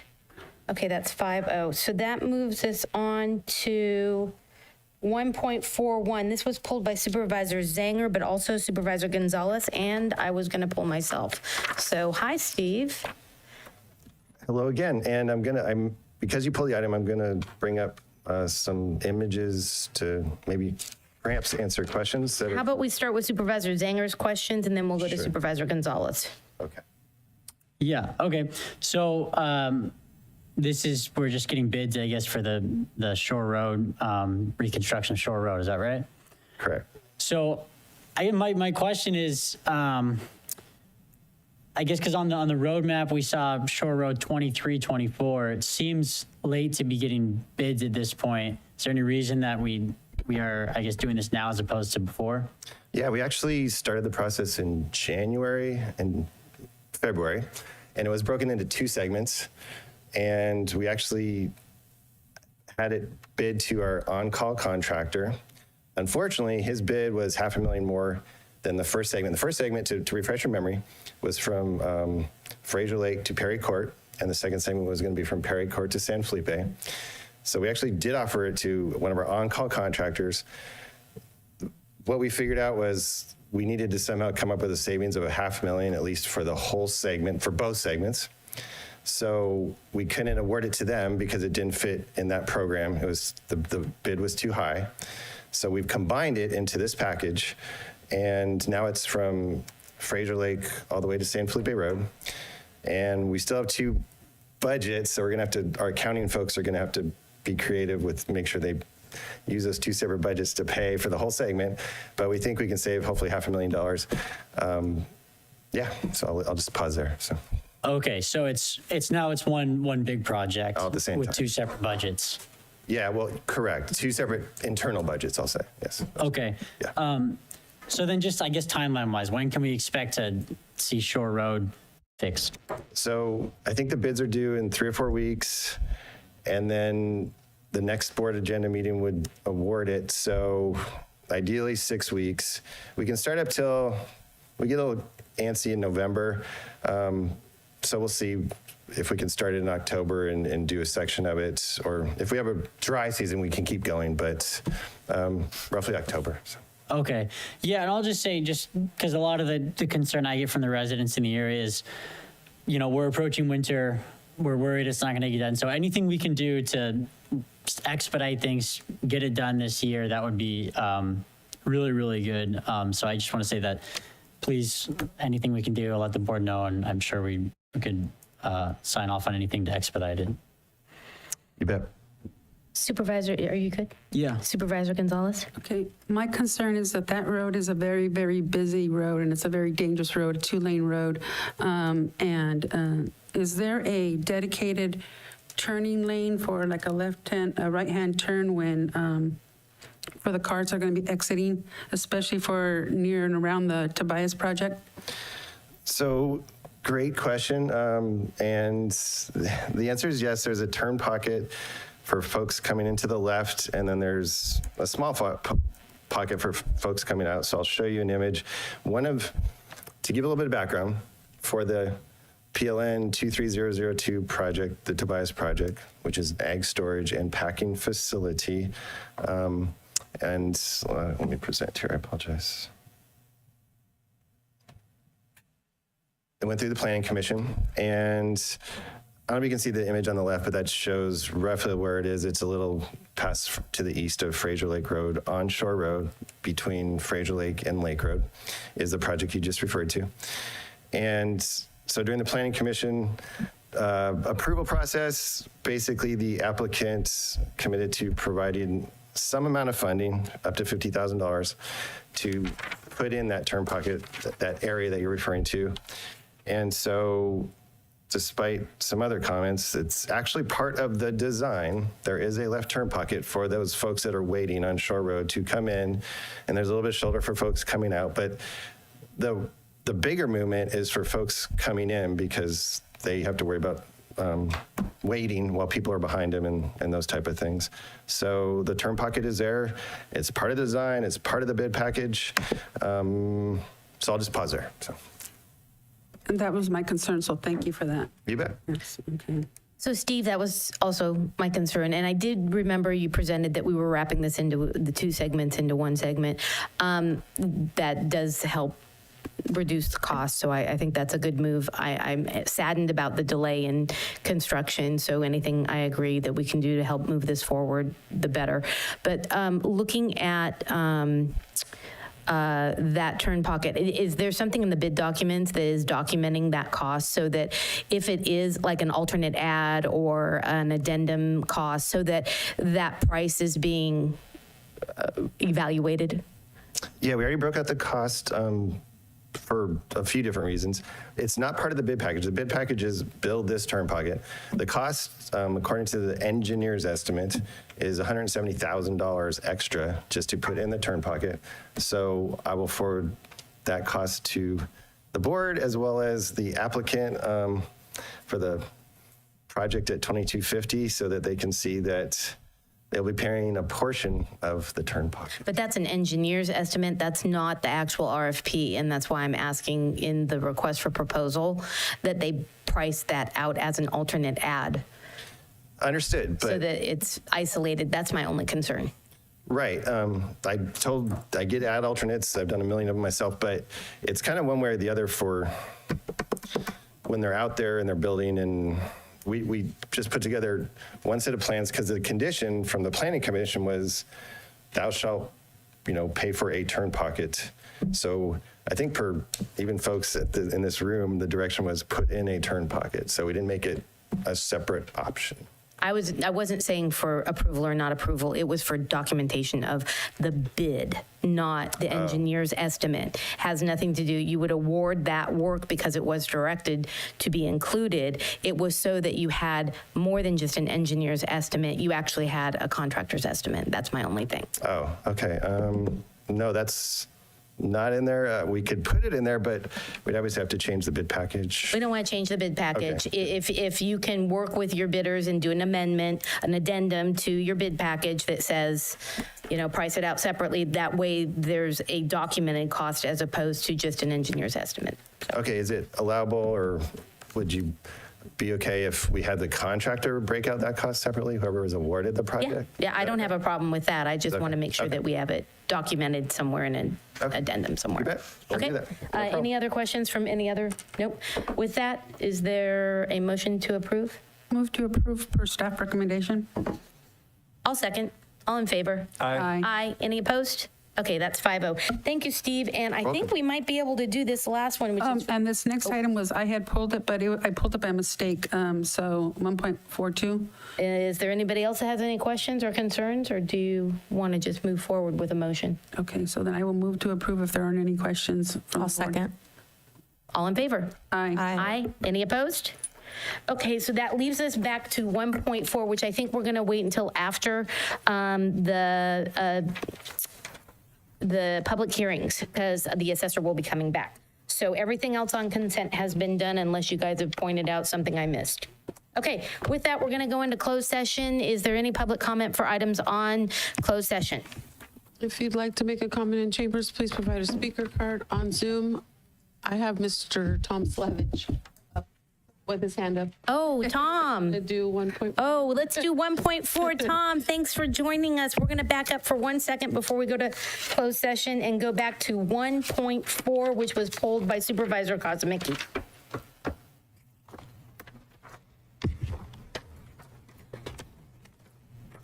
Oh, he's online. Yep, he's online. Yes. Can you hear me? Yep, we can hear you, Tom. Tom. Great. Hear from you. Yeah, so I pulled this and just being consistent here, I previously have opposed this item. It was a 3-2 vote in the past. Just want to reiterate opposition to this particular item and just make it clear that I've been consistent on this sort of thing, that, no matter the size of the development, it doesn't matter who's doing the proposed development, large homes, far from services, far from urbanized areas. We should no longer be allowing this sort of thing. I think that's what I've heard from this board. So I'm hoping that we can put action behind our words. And 7 large homes and then 7 ADUs, again, nowhere near, urbanized area. And it's exactly the type of development we all say is wrong. So just want to reiterate again, I'm against this, and this is our chance to say no. Thank you. Madam Chair. Yeah, Supervisor Zanger. Yeah, I also voted against the previous stage of this, so I'm going to be consistent with that as well. And I just want to throw out that if we aren't intending on, approving housing there, I really don't see the point in facilitating Villalpando, helping him waste his money to do all this. So it just doesn't make a lot of sense to me. So I'm going to be voting against it as well. Any other comment? Is there a motion? Anybody? I can go ahead and move to approve as recommended. I'll second. All in favor? Aye. Aye. Any opposed? No. No. Okay, so it does not pass. It's 2-3 with supervisors opposing. Okay, with that, thank you, Tom. Appreciate your time. Is there anything else that we missed on consent? I don't think so. So now we are going to public comment for closed session. If you'd like to make a comment in chambers, please provide a speaker card. On Zoom, please press *9 or the raised hand icon. And I have no public comment. No public comment for closed session. So with that, we'll go into closed session. We'll be back at 1:30 for the public hearing, which is the only items that are remaining. Okay, great. See you at 1:30.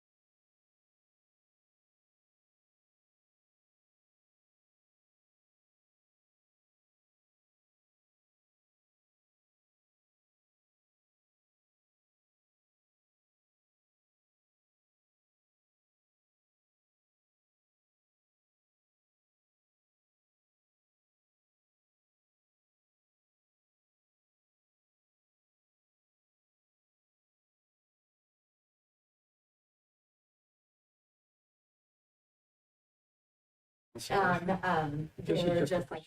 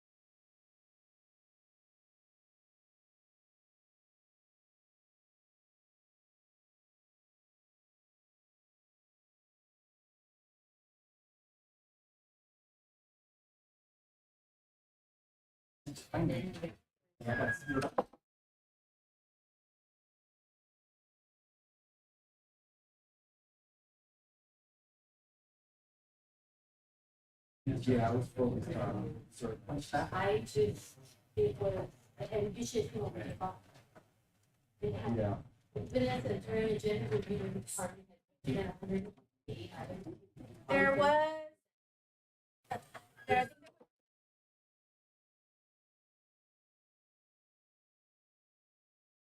it was crazy.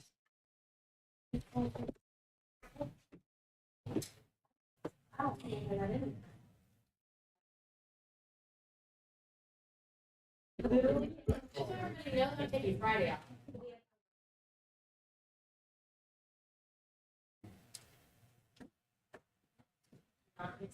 That's even dark. Yeah.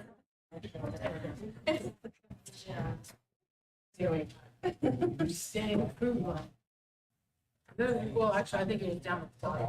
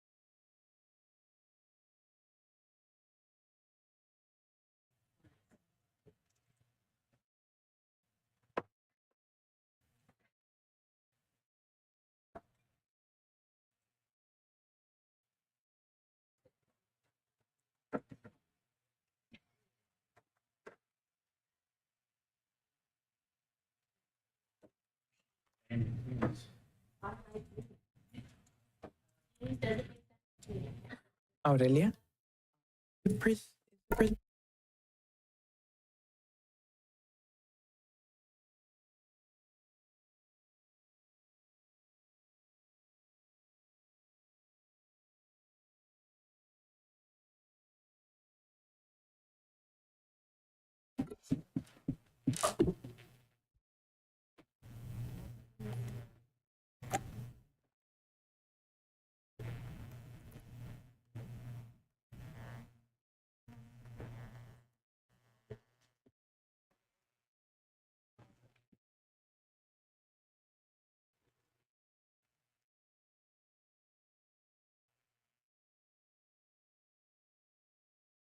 We are coming back from closed session.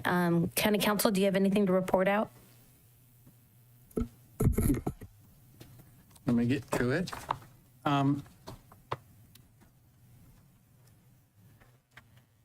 We'll start with the add-on 4.4 was potential for initiation of litigation.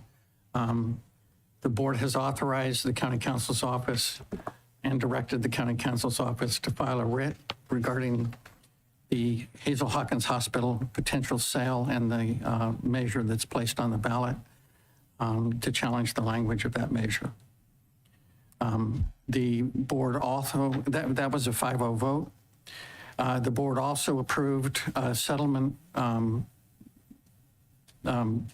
posture and amendment of the complaint in the opioid cases, adding defendants, which will bring potential payments to the county. And that was on 2 matters, and that was also 5-0. Otherwise, there was direction to staff given. Okay, great. So with that, we're going to open the public hearing. It is, I think it's 1:30. And the first item is 3.1. This is consider appeal of the Planning Commission's denial of conditional use permit application, number PLN 220055 for off-site truck parking and light maintenance at 771 Olympia Avenue, San Juan Bautista, and adopt resolution to deny appeal and uphold the Planning Commission's decision, or grant the appeal and approve the conditional use permit with the conditions of approval. Hi, welcome. Hi there. Good afternoon, everybody. Board of Supervisors Chair and members of the public. I am Victor Tafoya, Associate Planner with the County of San Benito.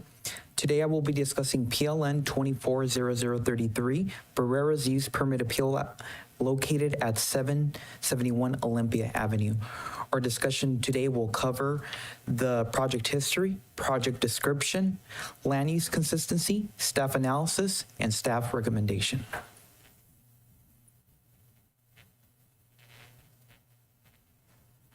Okay, so the project is located at 771 Olympia Avenue, 1.5 miles east of San Juan Bautista, near the intersection of Lucy Brown Lane and San Justo Road. The project is situated in an unincorporated area of San Juan Bautista, close to Lucy Brown Road and San Justo Road, which are mapped as collector facilities and the general plan circulation element. The property is near Taylor Farms, a produce wholesaler. In December 8 of 2022, county staff issued a notice of violation for the unauthorized vehicle storage and operations without the necessary permits, including the operation of a body shop and storage of semi-trucks and trailers. The NOV identified multiple violations of the San Benito County Code, Section 25.02003, and San Benito County Code, Section 25.08.004J2. The notice of violation required immediate cessation of all unpermitted activities and outlined specific deadlines for obtaining the necessary permits to legalize the business operations on site. May 3rd of 2023, Salvador Barreras, the owner of the property, filed an application for the necessary permits for the operation of the truck parking facility and to conduct light maintenance on site. Initially, the application was managed by the employee of the owner. The initial submission was incomplete, missing essential details, including vague, inconsistent description of the proposed activities. The applicant also contained conflicting information and site plan that was not to scale. Throughout most of 2023, progress on the application was minimal due to these deficiencies.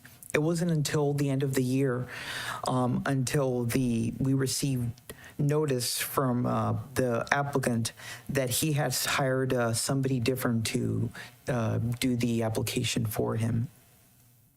So following that, county staff received the necessary corrections. The site plan was submitted and the application proceeded for review. On June 19, 2024, the Planning Commission denied conditional use permit application due to significant concerns about noise levels from refrigerated trucks operating on the property. The facility continued to operate the facility continued to operate without proper permits despite receiving a notice of violation of December 2022. The decision was heavily influenced by complaints from neighbors who reported that the noise would affect their living standard quality of life. After weighing these factors, the Planning Commission voted to deny the conditional use permit application. On June 28, 2024, Salvador Barreras filed an appeal application arguing the denial was based on errors related to noise concerns. So the proposed project at 771 Olympia Avenue aims to establish a dedicated parking space and maintenance area for a fleet of trucks and trailers serving the agricultural sector. This facility will cater primarily to agricultural companies such as Taylor Farms, Nunes Companies, Church Brothers, and Chuli Farms. These companies rely heavily on a reliable transportation network to shuttle fresh produce from Arizona and Nevada farms to markets across various locations. The circulation path for the trucks from the trucks to and from the property will be via Lucy Brown Lane, San Justo Road, and onto Highway 29 and vice versa. Salvador Barreras will manage these site operations that will run daily from 7 a.m. to 10 p.m. with Salvador overseeing a small team of 2 employees. The site primary function will be to provide parking for 12 trucks and 26 trailers. Additionally, it will facilitate essential light maintenance tasks such as inspections, fluid change, tire services, and part replacements to ensure the fleet's operational safety and efficiency. The maintenance for this project is intended so that the trucks, trailers remain in good working condition, supporting the efficiency of reliable transportation of agricultural products. So the photo on the left-hand side of the screen captures the wide driveway entrance to the property, fields adjacent showing a flat terrain. The photo on the right-hand side of the screen illustrates a proposed truck and trailer and parking and maintenance area at the rear of the property. So the proposed project is consistent with the general plan's agricultural land use designation in that it meets or fulfills general plan policy LU-3.1 by providing a reliable and well-maintenance parking and light maintenance facility for trucks used in agriculture. The project contributes to the diversification and sustainability in agricultural operations in the county. Furthermore, the project aligns with general plan policy 3.6. The project is located near Lucy Brown Lane and San Justo Road, mapped as a collector facility in the general plan circulation element, and is in close proximity to Taylor Farms, a produce wholesaler, thereby aligning with the policy's objective to bolster agricultural operations through strategic support services. Additionally, the project aligns with general plan policy ED-H. The project would reflect the program's direction to develop, incentivize, to attract investments, and support existing local businesses, particularly small locally owned businesses. So during the Planning Commission hearing on June 19, 2024, several concerns were raised, leading to the denial of the conditional use permit. The primary issue included the noise generated by the refrigerated trucks operating throughout the night, which was reported by the neighbors as disruptive to their quality of life. Additionally, the facility has been operating without a required permit since 2022, despite receiving a notice of violation. This raised concerns about the appellant's ability to comply with county regulations. Following the Planning Commission's decision, the appellant conducted a noise level measurement using a smartphone application reporting noise levels of 70 dBA. Refrigerated trucks typically produce between 70 to 80 decibels, and that's depending on the model of the truck. Newer models tend to make less noise than older trucks. Additionally, the Department of Transportation notes that modern diesel trucks, particularly when idling, can produce noise levels as low as 55 to 65 dB due to advantages in engine and exhaust technology.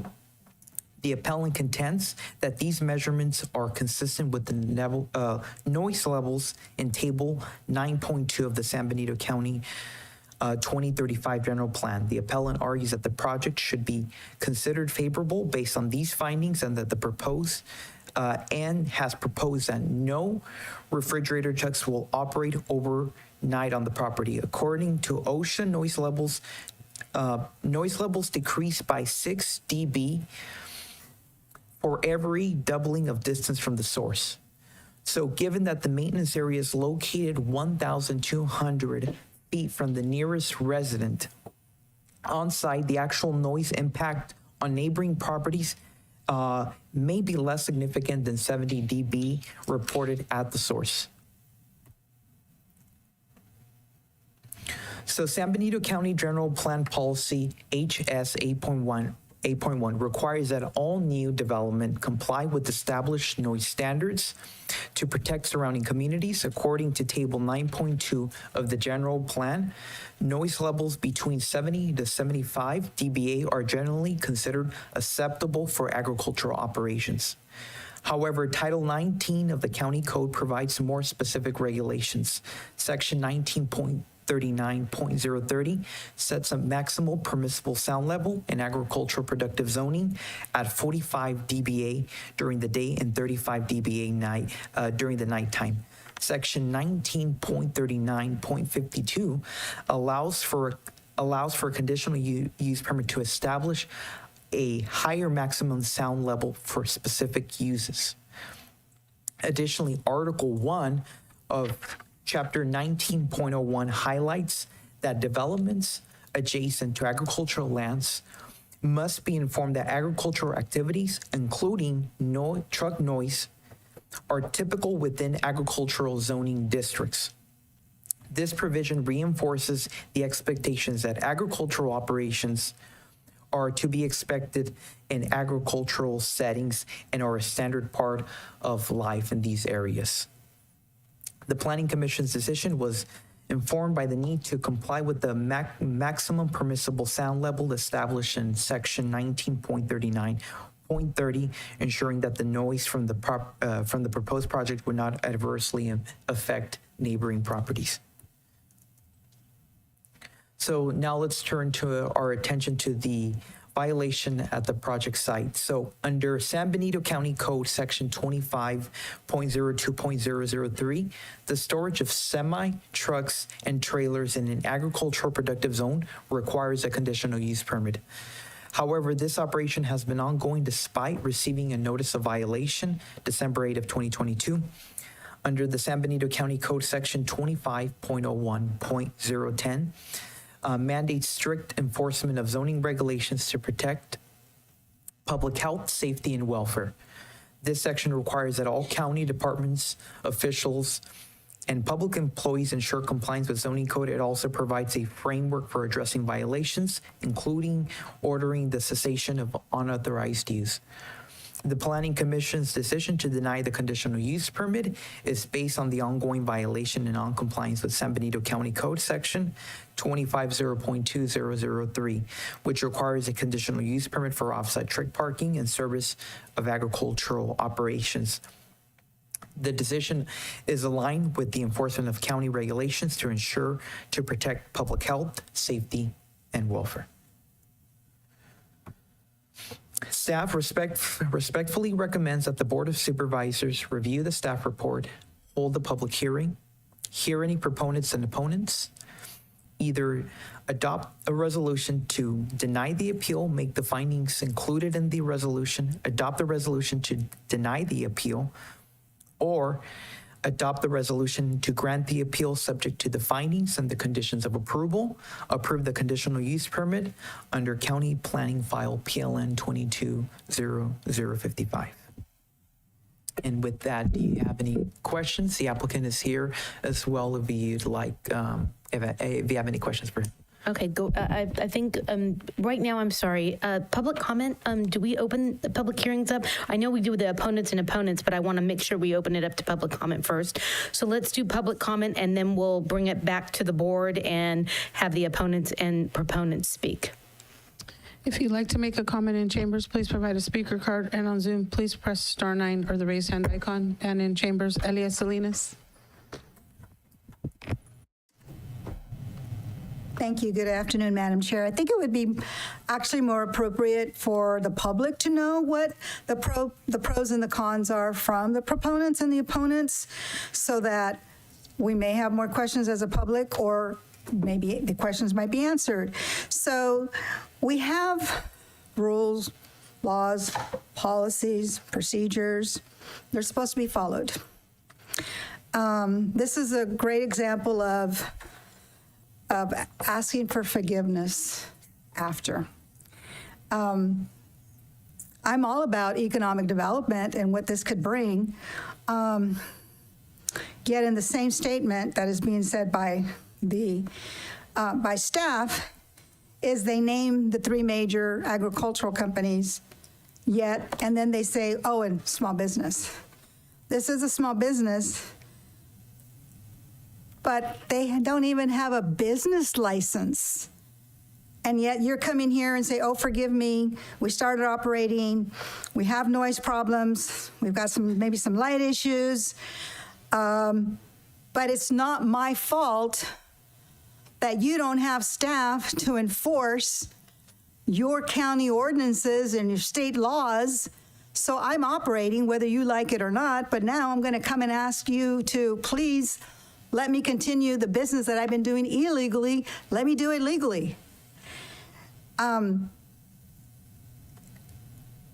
When is enough with regards to people trying to get away with something?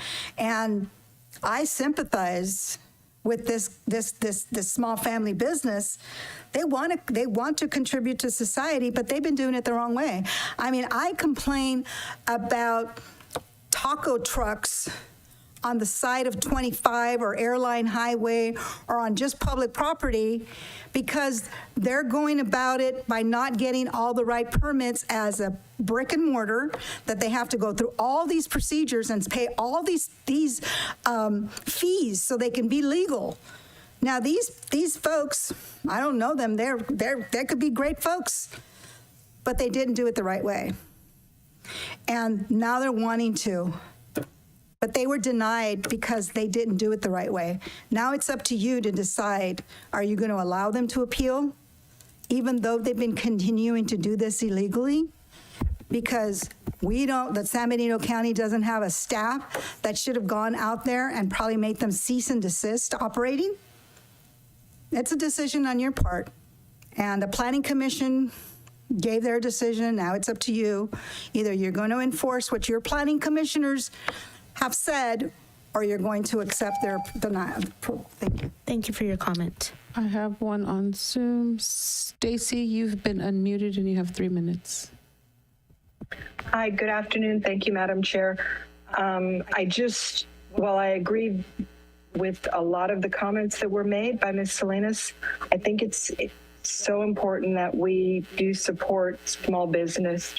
And yeah, actions have consequences. They need to be held accountable. But let's not take away a person or a family's ability to generate income for themselves, to generate wealth for themselves, and to contribute to our community. Maybe fees could be imposed retroactively to the beginning of their business, but I would hate to see a permanent ban on them doing business for what's transpired over the last 2 years, especially understanding and appreciating how slow government can work as well. Thank you so much. Thank you for your comment. Thank you. And I have no further public comment. Okay, so we're going to open it up to the opponent for comments, Which is Mr. if they're here. If not, Burr. Is this for Mr. Barrera? Yeah. Mr. Barrera.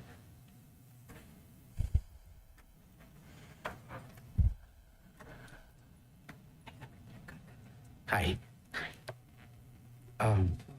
You have 10 minutes to provide any information you'd like the Board of Supervisors to report. Sorry, I'm a little nervous. it's okay. You take My name your is time. Salvador Barreras, and I'm down in CB. I started my business 12 years ago. It was a truck that was given by my mother, and my whole family worked there. My sister, which is right there. And I apologize for being at the property with not the proper permits. As soon as I found out, I think his name was Mr. Ed, he went to the property and suggested me that, he told me that I was having that illegal thing right there, and he suggested me to go and get the permit. So I started my permits, and I had one guy that was working for me back then, and he started the process, but I guess he never did the proper way until I contacted Victor about 2 years, a year ago, and that's when I started. I hired someone to help me out, and since then I've been trying to get permitted. That's my priority is to get everything situated because I have everything. I have workers' comp. I have everything that a company should have. And on another hand, I didn't know that if I require my permit for the county, but I got it. Since the last time we spoke, I didn't know I needed it, but I got it. And well, I'll leave it to your judgment if it's in your will to let me have my permit so I can continue with my company that I worked so hard through the last 10 years, even in 2008 when everything was very, very bad. Actually, right now, the economy is terrible, but we're still surviving. And that will help me big time if you guys can consider it on me appealing this permit. Thank you very much for your time. Thank you. Do we have anyone else representing any of the parties? I think that's it. Se fue. Ella.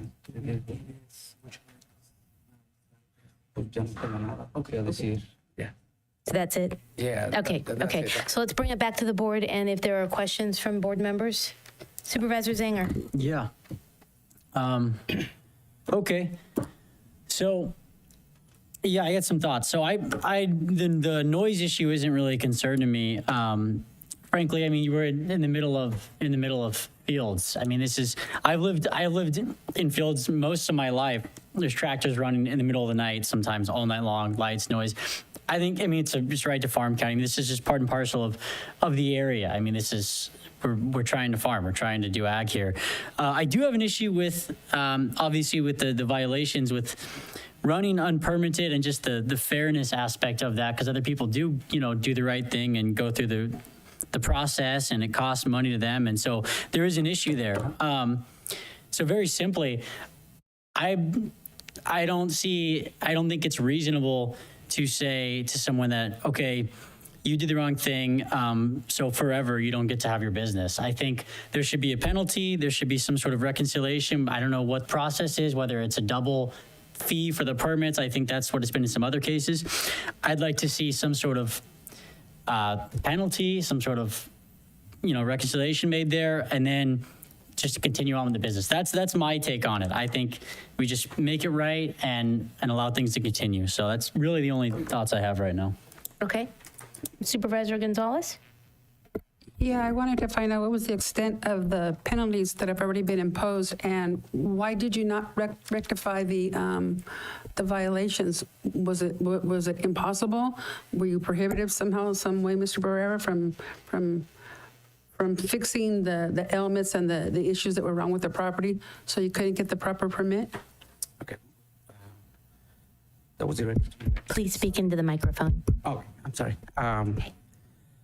Honestly, I thought just by getting the permit, I thought that I was doing the right thing, and if there's Thank you, gentlemen. If there's a penalty that I have to pay for my for not making the permits, I'm willing to get the consequences of what it is. And yeah, and I apologize once again.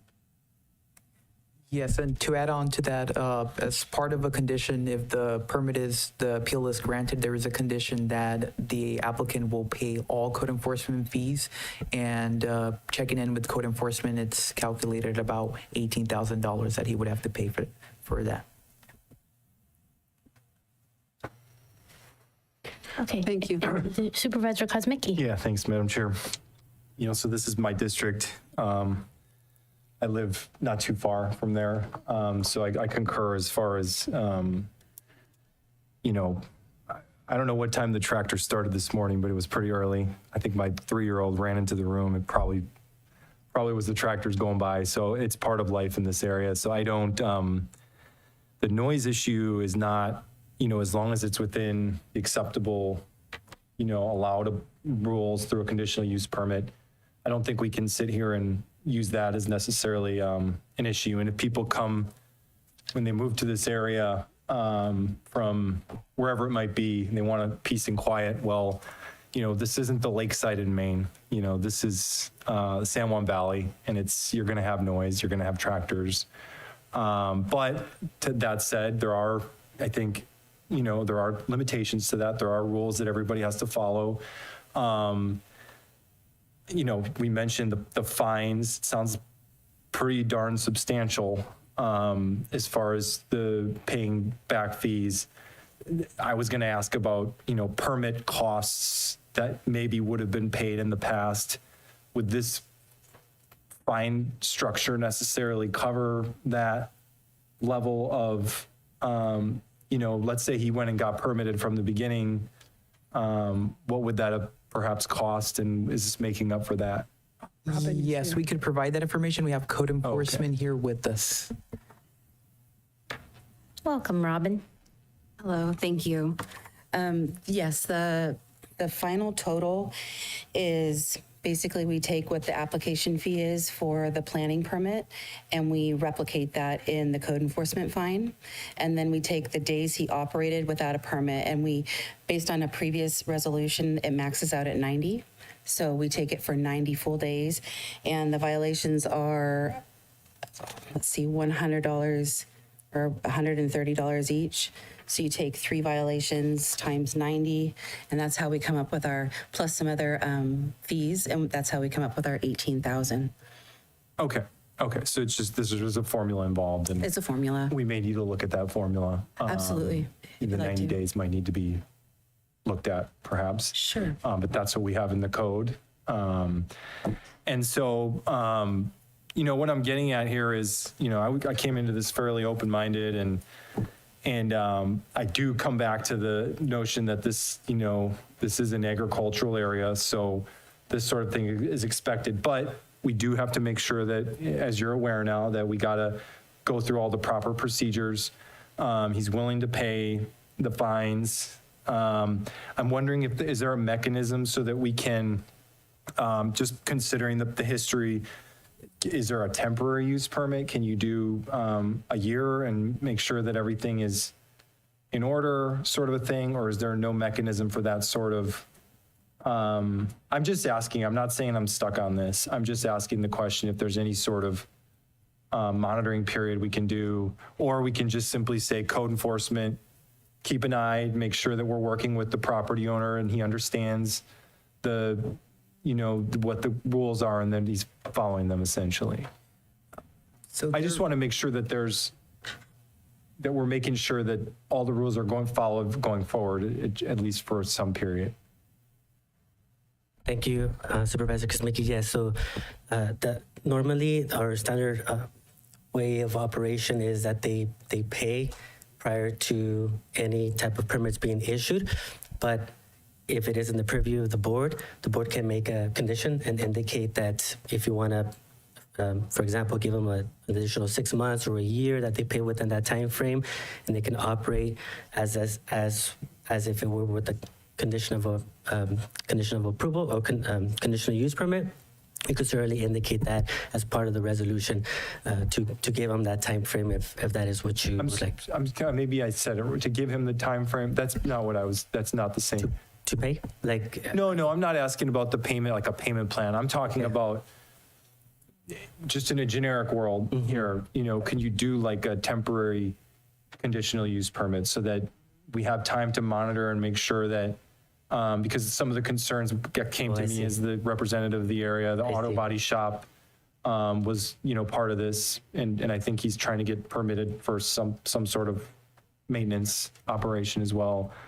But if not, I just want to make sure that it's clear that, we're going to be checking in from time to time just to make sure that your stands and that everything's, because this, and I will say as well, Olympia, there's a lot of issues on Olympia. I think Robin can probably attest to that, that we need to work. There's something about Olympia where we got to maybe communicate with the property owners, maybe a little more aggressively about some code issues and things that seem to keep popping up along that area.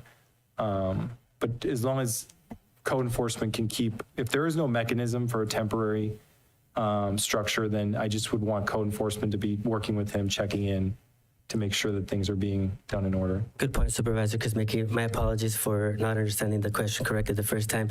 But essentially, the conditions of approval would be applicable if approved, and the conditions of approval, if not followed, then that is a mechanism for code enforcement to go out and indicate that they're in violation, and condition of approval conditional use permit can be pulled. Got it. Okay. Understood. I think that's where, I think that's answers the question. I will say, I understand. I'm as big of a stickler on following the rules and making sure that, codes are being followed. We got a lot of code issues. She's not the only one that's violated code issues. And I will also say, if he came to us now, and didn't have all these violations and went through the process, I'm pretty sure we would rubber stamp the approval and say, good luck with your business. And so I appreciate that you are willing to accept responsibility, and that you made a mistake and you want to rectify it. And I don't think it's our position to give you a permanent, lifelong, no business sentence here. So as long as you're following the rules, I'm going to okay this appeal. Thank you. Oh, I have one other question. I want to make sure that I don't want to get into other, there was right down the road on Lucy Brown Lane, we had an issue, and I don't know if Abraham can address that or if that's more backroom sort of thing, but I don't want to see contradictory approaches because we have another business down the road on Lucy Brown when I came onto the board that was running an unpermitted business operation. And I believe we're off topic. I think we're going to have. I just want to make sure we're staying consistent, and I would like an update on that particular. So that's a conversation and something that could come back as another item. I appreciate that, Chair. Yeah. All right. Thank you. Thank you very much, sir. Okay, Supervisor Sotelo. Thank you. Okay, I've got a couple questions. How many acres is the property? 10 acres total? Okay. And then do you own all of the 10 acres? Yes. Yeah. And so it looked like in the image that I saw on our presentation, is that a house in the front? Yes. Is that where you personally that's where I live? live. Okay. Personally. And then it looked like there was kind of parking behind it, right? Like, is that kind of where the trucks then would be? Yeah, it's kind of all open. All the way in the back, yeah. Yeah. No. And then beyond that, it said agriculture. Is there agricultural fields back there, Ron? Yeah. And everything was, well, it is agriculture. The only thing that I'm using from it was like, I think 8.3 acres of agriculture. So I'm just only taking like, I think it's like one and a half, right? Of parking space. But the road was already existed. So I'm just basically from out of the 8 acres that we're using before, I'm leaving six something for harvesting again. Okay, gotcha. And you're harvesting and taking care of? I let it borrow to a friend. Okay. Yeah. Okay. The scale of this business, is this a small, medium, large size? I would say more than between the low and medium, because we basically own like 10, 12 trucks, and the 26 trailers that he mentioned. That's because sometimes we need to replace them because I go to Yuma and back. So I need to make sure the refrigerator is good, tires and brakes. That's the most important thing in the road, so it can be safe for everybody else. Okay. And is it a trucking company? Is that what the conditional use permit is for? Is for a trucking company, or is it for parking trailers and trucks on the property? I was, because it seems like it's a trucking company that we're approving. And so I just want to be clear on what are we being asked the conditional use permit for? Yes, of course. Yes. You got it? Yes. So it's for parking in service of agricultural. So you're not permitting a whole trucking parking, whole trucking situation business there. Well, what would be the difference between what we're evaluating as possibly giving a conditional use permit, whether it's considered a trucking company versus parking? Like, what's the difference? Okay, I'll get this one. Okay. Sorry. Basically, what I really need and want at the property is just basically just storage my trailers, because I don't want to be leaving them outside the property. Sometimes my drivers they need to take their 34 hours, so I need a place where to put my trucks. That's pretty much it. It's just basically kind of a storage the trucks when they're not used, and the trailers, of course, is gonna be like 4 or 5 of them a day right there. But what would the difference be for you to decide that it's going to be a trucking company? Because essentially, what did you say it was? SB trucking? CB? What do you mean? Yeah, CB transportation. So that's what I'm trying to figure out. Like, what's the difference? What permits would you need to, if you were operating a trucking company there, what would you need to be? What would the permits and the things and code, all the different zoning and all of that we would need to operate a trucking company there versus calling it parking? Is there a difference, or are they exactly the same? So storage of a trucking requires a conditional use permit. So this is an agricultural area, and what you're describing, the latter is somewhat of a commercial enterprise. That would be better suited in a commercial area. But I mean, it's a trucking company, right? I mean, call it what you want, but it's a trucking company, right? It's for parking of trucks. That's i.e. a trucking company, right? Like, I mean, I don't know how to. Agricultural use. Right, but okay, all right. Okay, noise. I understand we're in an agricultural area, but I still think we have to be respectful to the residents that are there, especially if there have been complaints by neighbors. So it sounds like there was an app that was used for the noise complaints. Has that been verified by our planning department at all, or is that sufficient that we would take somebody's word that their app said that it was okay? So that information was provided by the applicant, and staff did further research looking at reputable sources that included OSHA standards and the Department of Transportation as to what would be the typical noise generated by the trucks and trailers. So that's why I mentioned that in the presentation. So taking that at face value and then doing our research to corroborate that. Okay, so we're just taking it at face value is kind of what I'm, okay. How new are the trucks? Are they relatively new trucks, or are they older trucks? Because I heard in your presentation that the newer trucks are a little quieter than the older trucks. From 2018 and up. Okay, so they're newer. Yeah. They're newer, okay. Okay, I had a lot of questions here, but they've been pretty much answered as we go through. Okay, I think that's it for the moment. I may have more as we go, but thank you. We can always have more. Okay, so there was a statement that there were 3 sets of violations, and the $18,000 is the fee. Are some of these violations since 2022? Yes. So the So like what's been paid, what hasn't been paid, has there been any attempt to pay anything since 2022, December of 2022? Yeah. Welcome, Robin. Welcome, thank you. So when it was issued on the notice of violation was issued on December 8th of 22, he immediately contacted me because there was also in the barn on the front that faces Olympia, there was they were doing the mechanic work, right? And maybe, I think he was leasing up space out that they were doing auto body painting, and he immediately shut that down. It was done within 7 days. And I was out there and took photos, and it was completely emptied inside. So he was very responsive to the initial notice. And then going forward, right after that, he started working with Victor for the use permit. It was sluggish. I have to admit that the process was sluggish, but he was always there, kind of slowly working on it. I don't know what kind of hiccups they came across, but I can't say he's the worst customer I've ever had. So. Oh no, you've got some bad ones. I know you do. So I thank you for that, Robin. But no fines have been paid at this point? There was another complaint about a mobile home on his property, a completely separate, it was a rental trailer. And as soon as he knew about the violation, it was completely cleared up. I want to say less than 2 weeks. It was gone. I had photos. He was very communicative.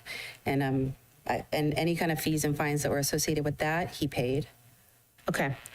Okay, so, but on this item itself, we haven't collected anything? No, and that is partially the county's decision because I'm not going to take your money if the violation's still there. Gotcha. So, it's going to keep going up. Right. And the 90 days, since you're up there right now, the 90 days, it's been much longer than 90 days. Yes. So I agree with my colleagues. We may need to be looking at that so that it makes it a little more of incentive to get this moved along a little bit quicker. Sure.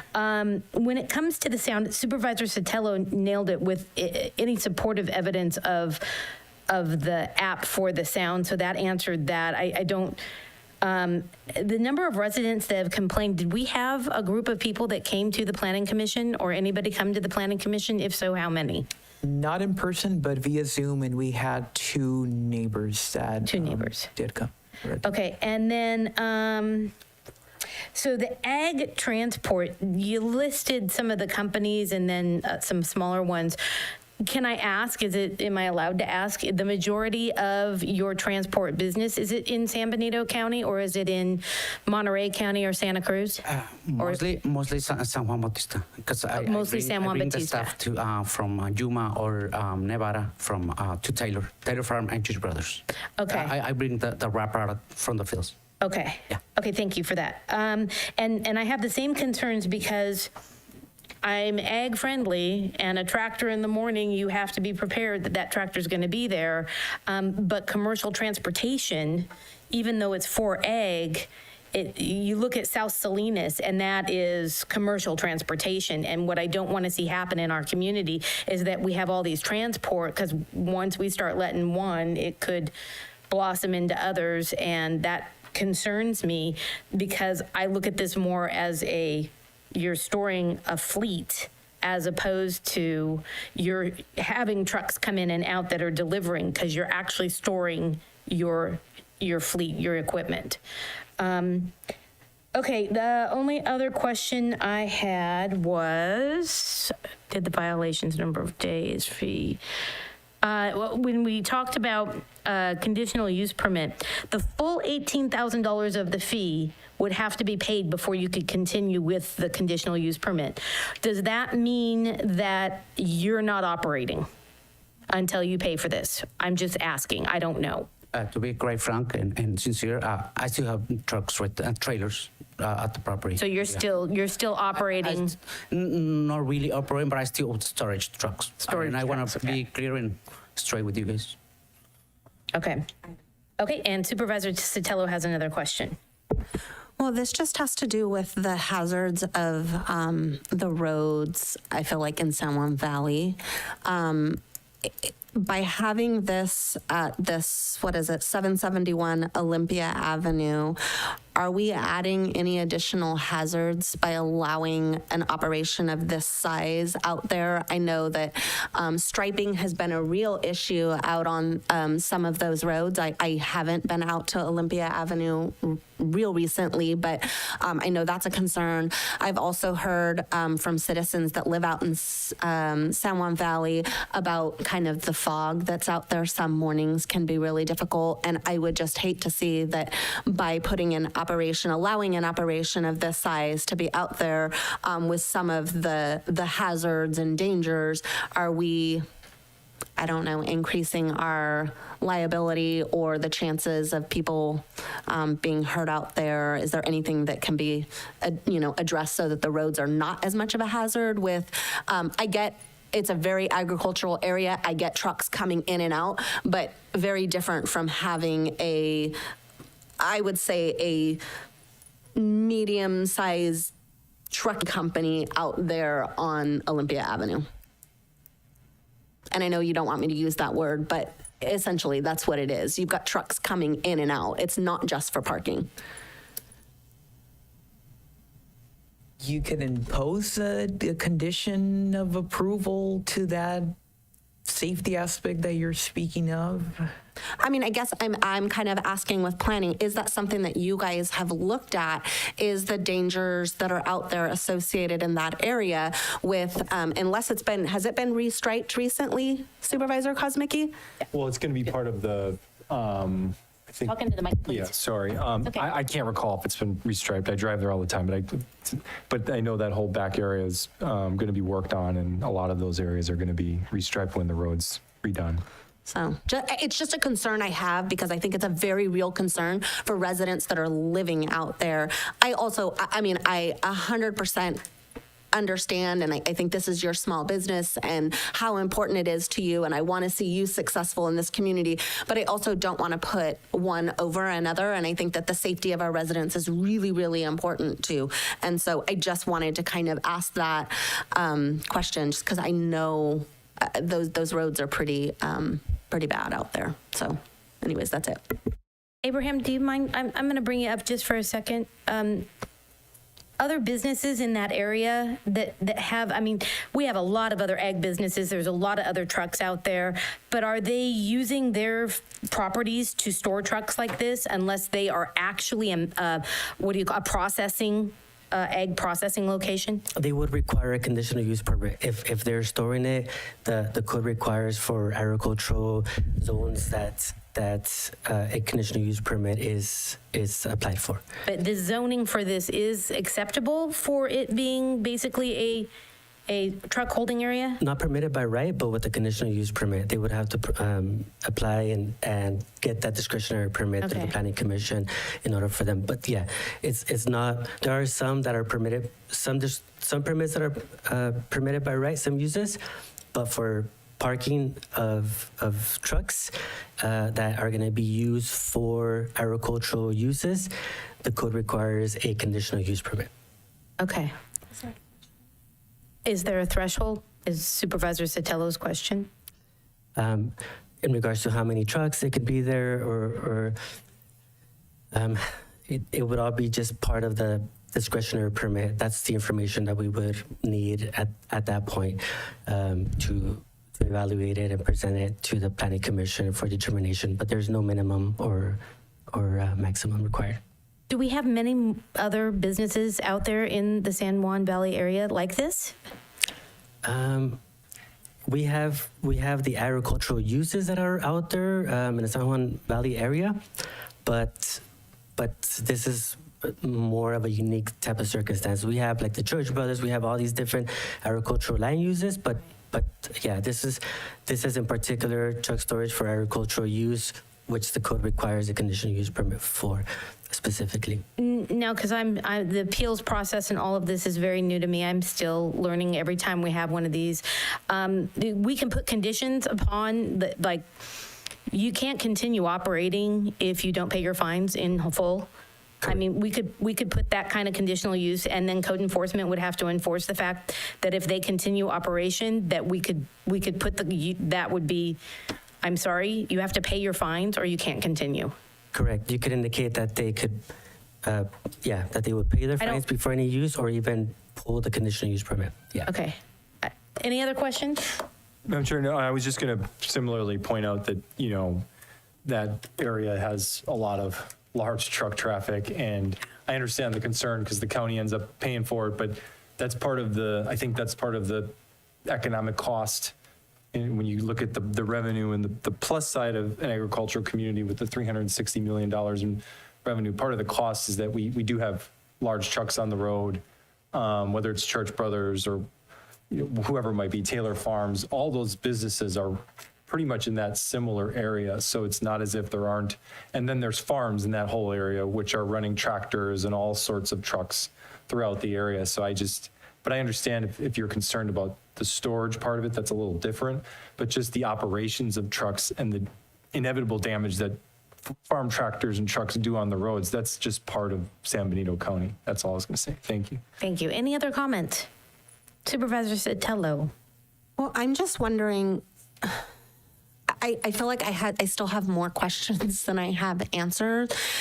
Do we have to decide this today, or is there something where we could ask to have it brought back after, some of this, the noise things and the different things, like we're taking it at face value that an app that the applicant has put forward, but is there a way, just little things like that? Is there a way to go out and do a site visit? Is there just different things like that might make me feel a little bit more comfortable? And I don't want to take away somebody's ability to have their livelihood, but I also want to make sure that we're making the right decisions. And I think that we've got to, it seems like since I've sat on this board, we've had a number of these things come before us, and it's kind of like, not following the rules from the get, but then coming, and it's kind of, and I'm happy to hear that you were responsive from the initial notices, but I just want to make sure that this is the right direction. So if I could get a little bit of an extension to really look into this even further, I would love that. If I'm going to be pushed to make a decision today, I will do that. But I do feel like it's warranted to do a little bit more research on that. So that's it. So I would assume that would be a continuance of the appeal? We would just continue it? You could do that, absolutely, if that's the desire of the board. And within that continuance, if that is what you would like, what we would ask for is if you would like for the applicant to engage on and we monitor, say, an acoustic study, if you want to do like a traffic study, those are expenses that those are items that we can ask for of the applicant, and we can monitor those if that is the will of the board, and then we can come back to you with those if that is what you would like, or like you said, you can make the determination now.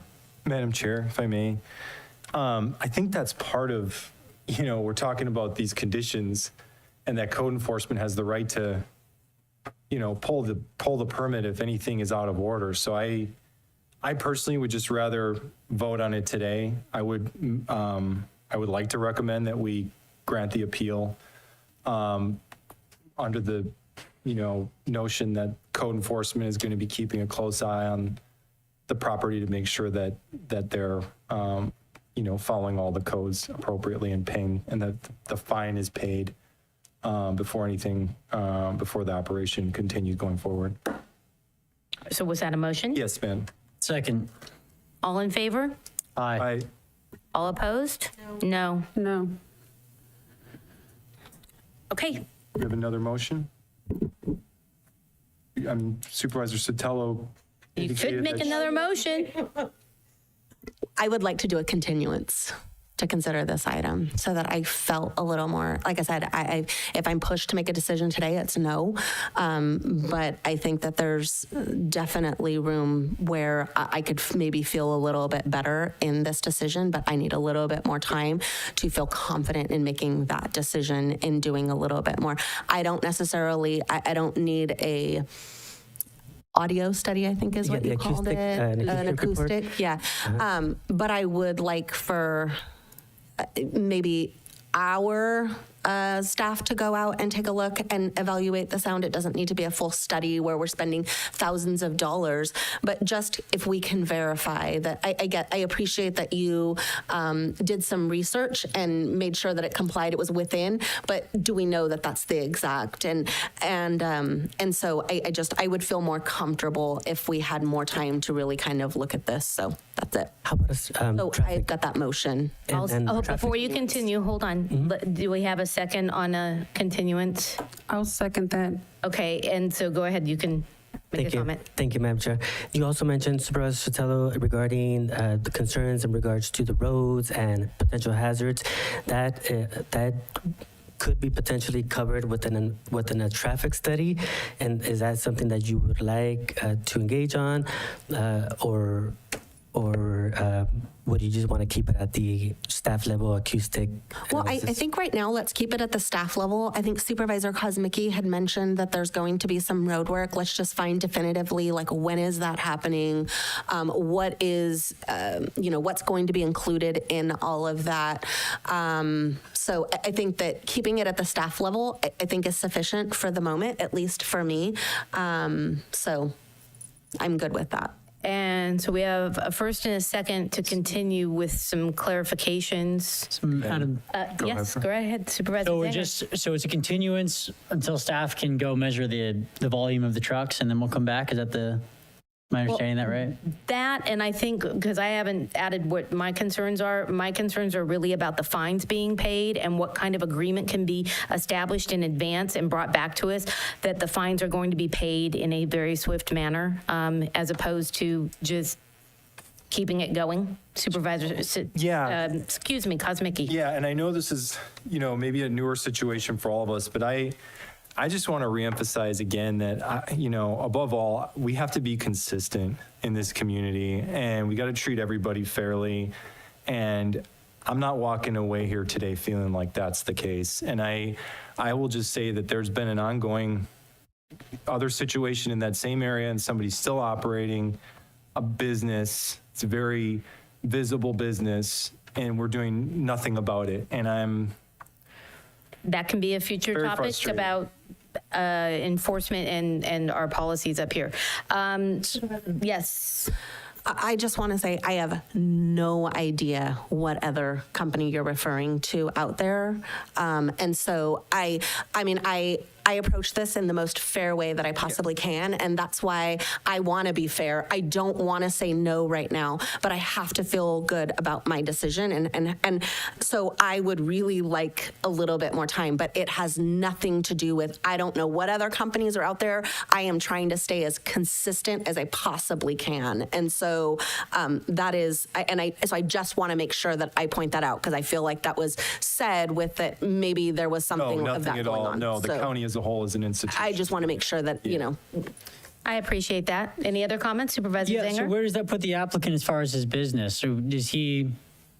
He's been operating. That's what I'm saying. So we're cool with that? Can continue to operate while we deliberate? I'm not really cool about it, but I'll let it keep happening because it's been happening for over 2 years. Yeah, if we're going to have to continue, he has to, I guess, just But continue. to let I him go, highly right? recommend that the resolution with the fines and the violations get resolved, or I'm going to continue with a no vote. So we had a first and a second to continue. We gave staff direction. Any other comments? Date certain. What would the staff like to do? Do you want to do, we don't have to do next meeting. We could do the first one in September? I think the first one, September 10th. That should give us enough time. September 10th. Is that okay? Okay. Does that give us enough time for September 10th? Everything needs to be in by August 16th? Am I reading? 29th. Okay. Deadline for the September 10th meeting is August 29th. But it says county council deadline for review would be August 16th. So county council won't need to review this? Yeah. They Yeah, will. they will. So I think it's more reasonable for us to put it to the September 24th meeting, which then county council has, we just need to get them everything by August 30th. Is that a little more reasonable for you guys? And that's 15, 17 days. That is, yeah. Okay. And giving council time. Madam Chair, may I ask, when this item comes back to us, can we get the recommendation from staff in terms of what those conditions should be attached to this? The resolution? Yeah. Yes. Okay. All right, thank you. Okay, so I had a first and a second to continue with all of the stipulations that we've listed here. Can I get, I'm sorry, I'm getting tired. A yes or no? Aye. Aye, all in favor. I'm so sorry, you guys. Aye, okay, and I'm going to say aye too. So that's a 5-0 on continuing, and we appreciate you being here in person. That makes a big difference for us, and we'll share our information and what our questions are so that we can move forward with this. But thank you, staff, for that. Okay, so now we're going to move on to public hearing is number 3.2. We're going to open this public hearing. It is 2:29, and this is adopt resolution approving annexation number 16, tax zone 19, to annex property located in the future annexation area of Community Facilities District 2018-1 into CFD 2018-1, approving the annexation of APN 22-160-027-000 into tax zone 19 levying special tax on the annexation property, authorizing and directing the clerk of the board, resource management agency staff to prepare and record an amendment notice of special tax listing the property added to the CFD and adopting the map of the newly annexed territory and authorizing and directing the clerk of the board and RMA staff to record said map. Welcome back, Steve. Thank you, Madam Chair and Board of Supervisors. So I've taken a few of the attachments and put them in a PowerPoint slide to just provide a brief overview of the first annexation being proposed. And so I'll bring it up. So first one for item 3.2. Is the Soleto Family Vineyard CFD annexation. So in March of this year, the project was approved by the Planning Commission for subdividing one parcel that was 123.5 acres into two parcels of 64.5 and 59 acres. The site address is at 8349 Airline Highway, and I'll show you an image in just a moment. The property currently contains no residences and no new development is proposed at this time. May 21st, 2024, as part of the conditions by the Planning Commission, before the project can have official legal parcels, they have to annex into our Community Facilities District. So they're essentially committing to paying funds once they build a home or do some things on their property. They're committing to paying certain assessments so that the project has a zero fiscal impact on county resources. So May 21st, the board adopted a resolution declaring its intent to approve the annexation, and that kind of opens up to public review for 30 days. And so 30 days or more have occurred, and we're here August 13th, 2024 to request for approval of annexation number 16, CFD for the Soleto Family Vineyard project. And so I'll just show you a quick image. I'll do, per our previous discussions, I'll try to do a little bit better images, but this is across from the historical park on the east side of Highway 25. And I'll pause there for questions. So. Okay, so let's open it up to public comment.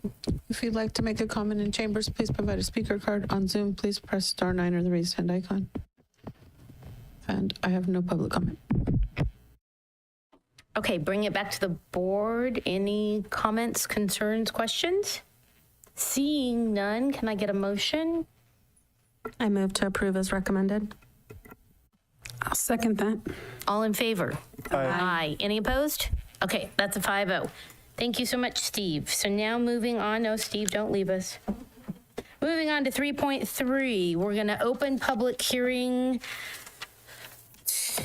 number 3.3 at 2:33 Adopt resolution approving annexation number 17, tax zone 20, to annex property located in the future annexation area Community Facilities District 2018-1 residential services into CFD 2018-1, approving the annexation of APN 0220-130-030-000 into tax zone 20 and levying the special tax on the annexation property, annexed property, authorizing and directing the clerk of the board and RMA staff to prepare and record an amended notice of special tax listing the property added to the CFD and adding a map of the newly annexed territory and authorizing the direction of the clerk of the board and RMA staff to record said map.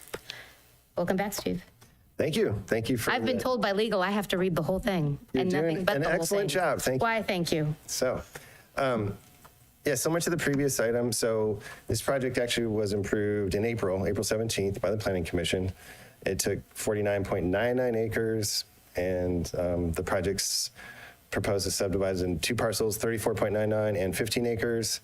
The project is located at 6500 Santa Ana Valley, just south of John Smith Road. I'll show you in a minute.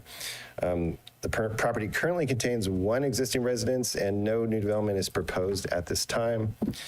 May 21st, 24 meeting, board adopted resolution 2024-57 declaring its intent to approve the annexation and setting a notice of public hearing at least 30 days following the adoption of the resolution of intent so that the property and the project is going to agree to pay future assessments to the county when certain things happen. And then today, we are requesting approval of annexation number 17, the Community Facilities District for the Casillas Frank Jr. Melinda L. project. And still a bit blurry picture, I apologize, I'll try to do better. But at Santa Ana Valley Road, it's taking 1 parcel and subdividing into 2 parcels. No new developments are proposed, and John Smith Road's kind of up at the, just outside of this image for the project. So, thank you. Okay, let's open it up to public comment. If you'd like to make a comment in chambers, please provide a speaker card on Zoom. Please press *9. And I have no public comment. Okay, seeing no public comment, any comments from the board or questions? I Can move get a to motion? approve as recommended. Second. All in favor? Aye. Any opposed? Okay, that's 5-0. Thank you, Steve, very much. Okay, before we move on to future agenda items, item 1.40, County Council, has there been a conversation or I was approached by assessor and County Council to 1.4, not 40. 1.40. Oh, 4, I'm so sorry. No problem. I appreciate that correction. Added a was 0. Madam Chair, there was a mistake made. The code section allows for approval with the board finding conditions. Once those conditions are met, it's a non-discretionary. It has to be, it says shall approve. So we need to have a reconsideration of this item. So it has to be done by someone, one of the board members that voted no. So if there is someone from the no group that would like to do a reconsideration, that's how we have to do it per our board rules at this time. I will make a motion for reconsideration for item 1.4. Okay, can I get a second? I'll second it. All in favor? Aye. Any opposed? No. I got 1 no. I just need to understand what's going on. This is a reconsideration of an item that we had earlier today. There was an error in the information that was or wasn't fully provided, and it needs to come back as a clean new item to discuss again. Reconsideration. So no reconsider. So I got 2 no's. I got a first and a second. 3-2. Reconsideration, yes or no? 1.4. Okay. Oh, I'm sorry. I didn't hear you. I didn't. Yes. Can I make one brief, Sure. just obvious comment? What's the point of even? That's what they're going to come up and ask. What's the point of? We have to do the reconsideration per our board rules, which No, I mean, what's the point of even voting on it if it's supposedly required? That's I just a great don't question. quite understand. So let's have the assessor and Shirley give us a little update on what's going on. Yes, so you heard this thing back in September of 2023. You talk into this. I want to make sure Zoom land can hear. So you heard this application. It's a Williamson Act cancellation. You heard this back in September of 2023. You heard all the pros and cons, and you voted at that time, and you voted to approve the cancellation. So at that time, you imposed two conditions on the applicant: pay the cancellation fee of $193,750, which he did, and you also imposed him to go ahead and file an application with the planning department to subdivide the property according to what your specs were on that, basically a cluster development with the remaining 25 to 30 acres to remain in agriculture, which he did. And basically, today's meeting was just to go ahead. It's a procedural thing, basically. And we have code sections here that you can pass out. Code section, I think, 51-283.4, which basically says you take all this into consideration. And if you look at the code section, I think Shirley has it. Maybe you can read it. It's being passed out real quick here. Yeah, it's Government Code Section 51283.4, subsection B.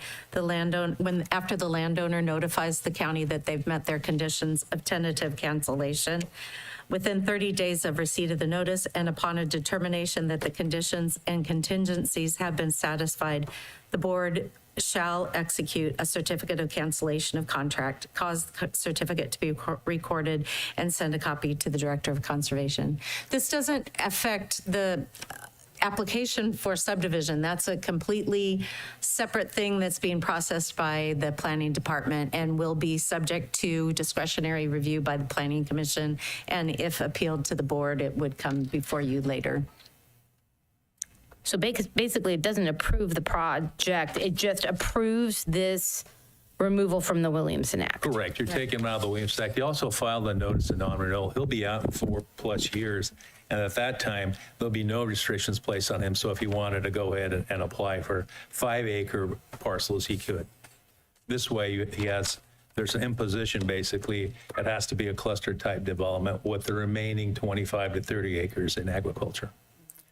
Okay, are there questions? Yeah, I have a Supervisor Zanger. Thank you. So I understand the explanation, the correction.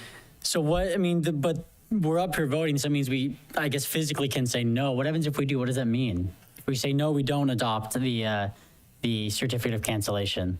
So this is similar to the Subdivision Map Act, where a tentative map is approved with conditions of approval. After they meet the conditions of approval, the final map is brought before you to approve, but as long as they've met the conditions of approval, you don't really have discretionary authority to deny it. It's a similar... I think I understand, but what if we did? It would be ultra vires without legal authority. And I suppose that would be something that the property owner could pursue. I don't know. I don't think... No one's ever done it? I don't think we haven't had very many cancellations in the first place, so right. We don't have a lot of practical real-world experience with this happening. Okay. And just clarifying, cancellation means that they're out of the Williamson Act, we're going to get more property tax. We are not approving a project, but we're still going to get more property tax, right? That is correct. Basically, right now, the valuation is based on capitalizing the rent of the land, and right now you would go to your Prop 13 value. Gotcha. Supervisor Sotelo, unless Supervisor Zanger had more. Well, I did. Okay, sorry. I did actually. Go back Just to you. on that. Right, I understand we're not approving a subdivision of any kind. We're just getting on the Williamson Act.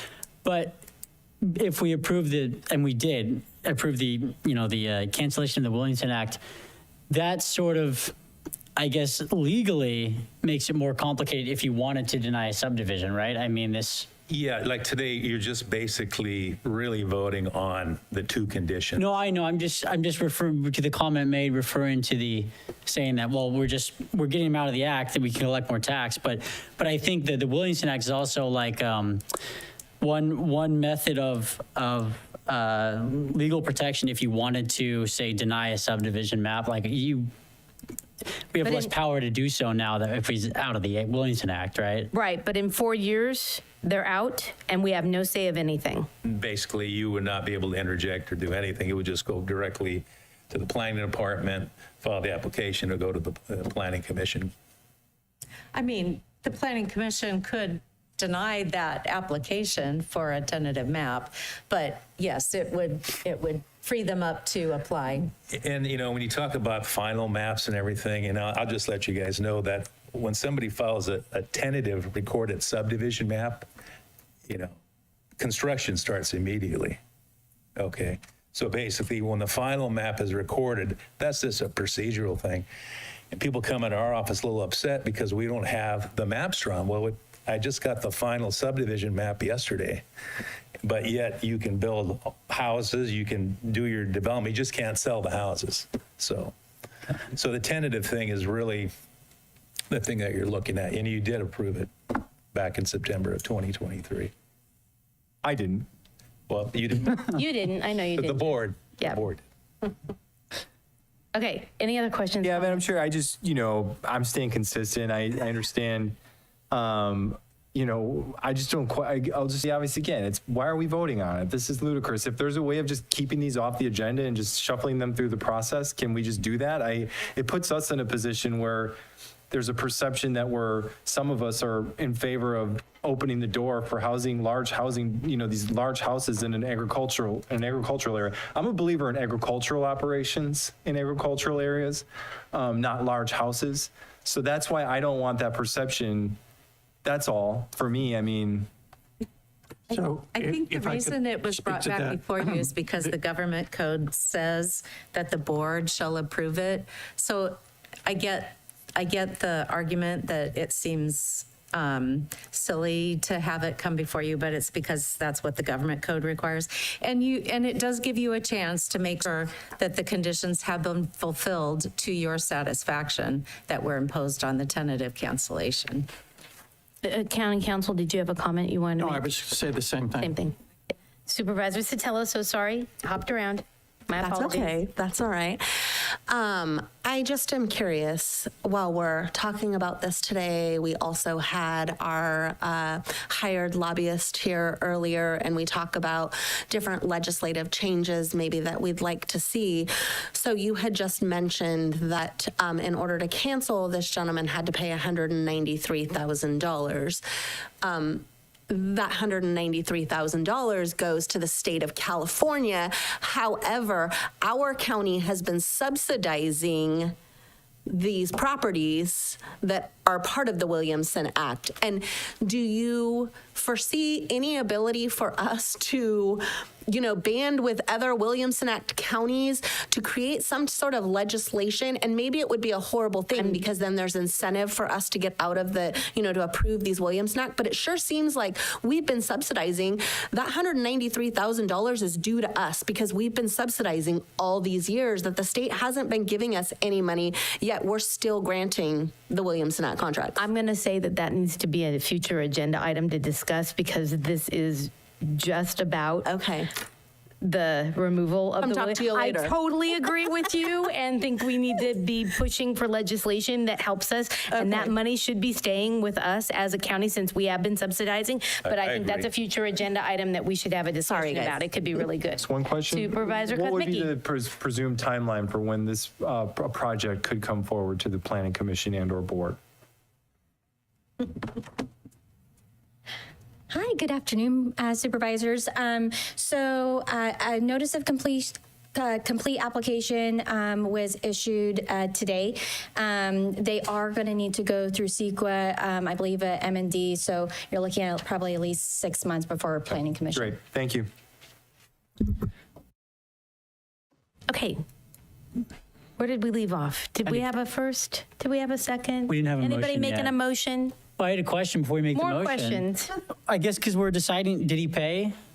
He paid. That's it then, right? That's what we're deciding, I guess, is we're just He checking had with, 2 conditions. we're asking Tom if he paid and then, Yeah, he paid. I move to approve as recommended. Second. All in favor? Aye. aye. Any opposed? Okay, 1 no, 4 yes, and I believe that's the end, and thank you so much. Sorry about that, you guys. Thank you. Thank you very much. Okay, so now that moves us on to future agenda items. I believe that's where we're at right now, and Supervisor Kozmicki submitted one on weed abatement. So let's hear your pitch. It's not really a pitch. It's I don't know what it is. Yeah, I think it goes without saying. This has been a priority for, at least I've heard from the board, that maybe to get a better handle or to at least get some clarity on process for how we handle weed abatement. You know, we've all gotten a lot of complaints. It tends to happen every year around this time. We tend to be, it feels like we're a little bit, you know, and maybe that's just part of being a small county. Maybe it's part of just nature at this point, but I would like to just get a better handle on and have the discussion about how the weed abatement is addressed in the community, and if there's any policies, direction, or any sort of resource help that might be needed to make sure that it's that there's a formal schedule that's followed, and just have that open discussion and give direction on potential solutions for improving our weed abatement. Is there any questions from the board? Because this is a future agenda item, that's when public comment is open. We aren't opening public comment. This is just to consider it coming back. Assistant CA or Deputy CAO, Yes. Henny Ring, I can tell I'm tired.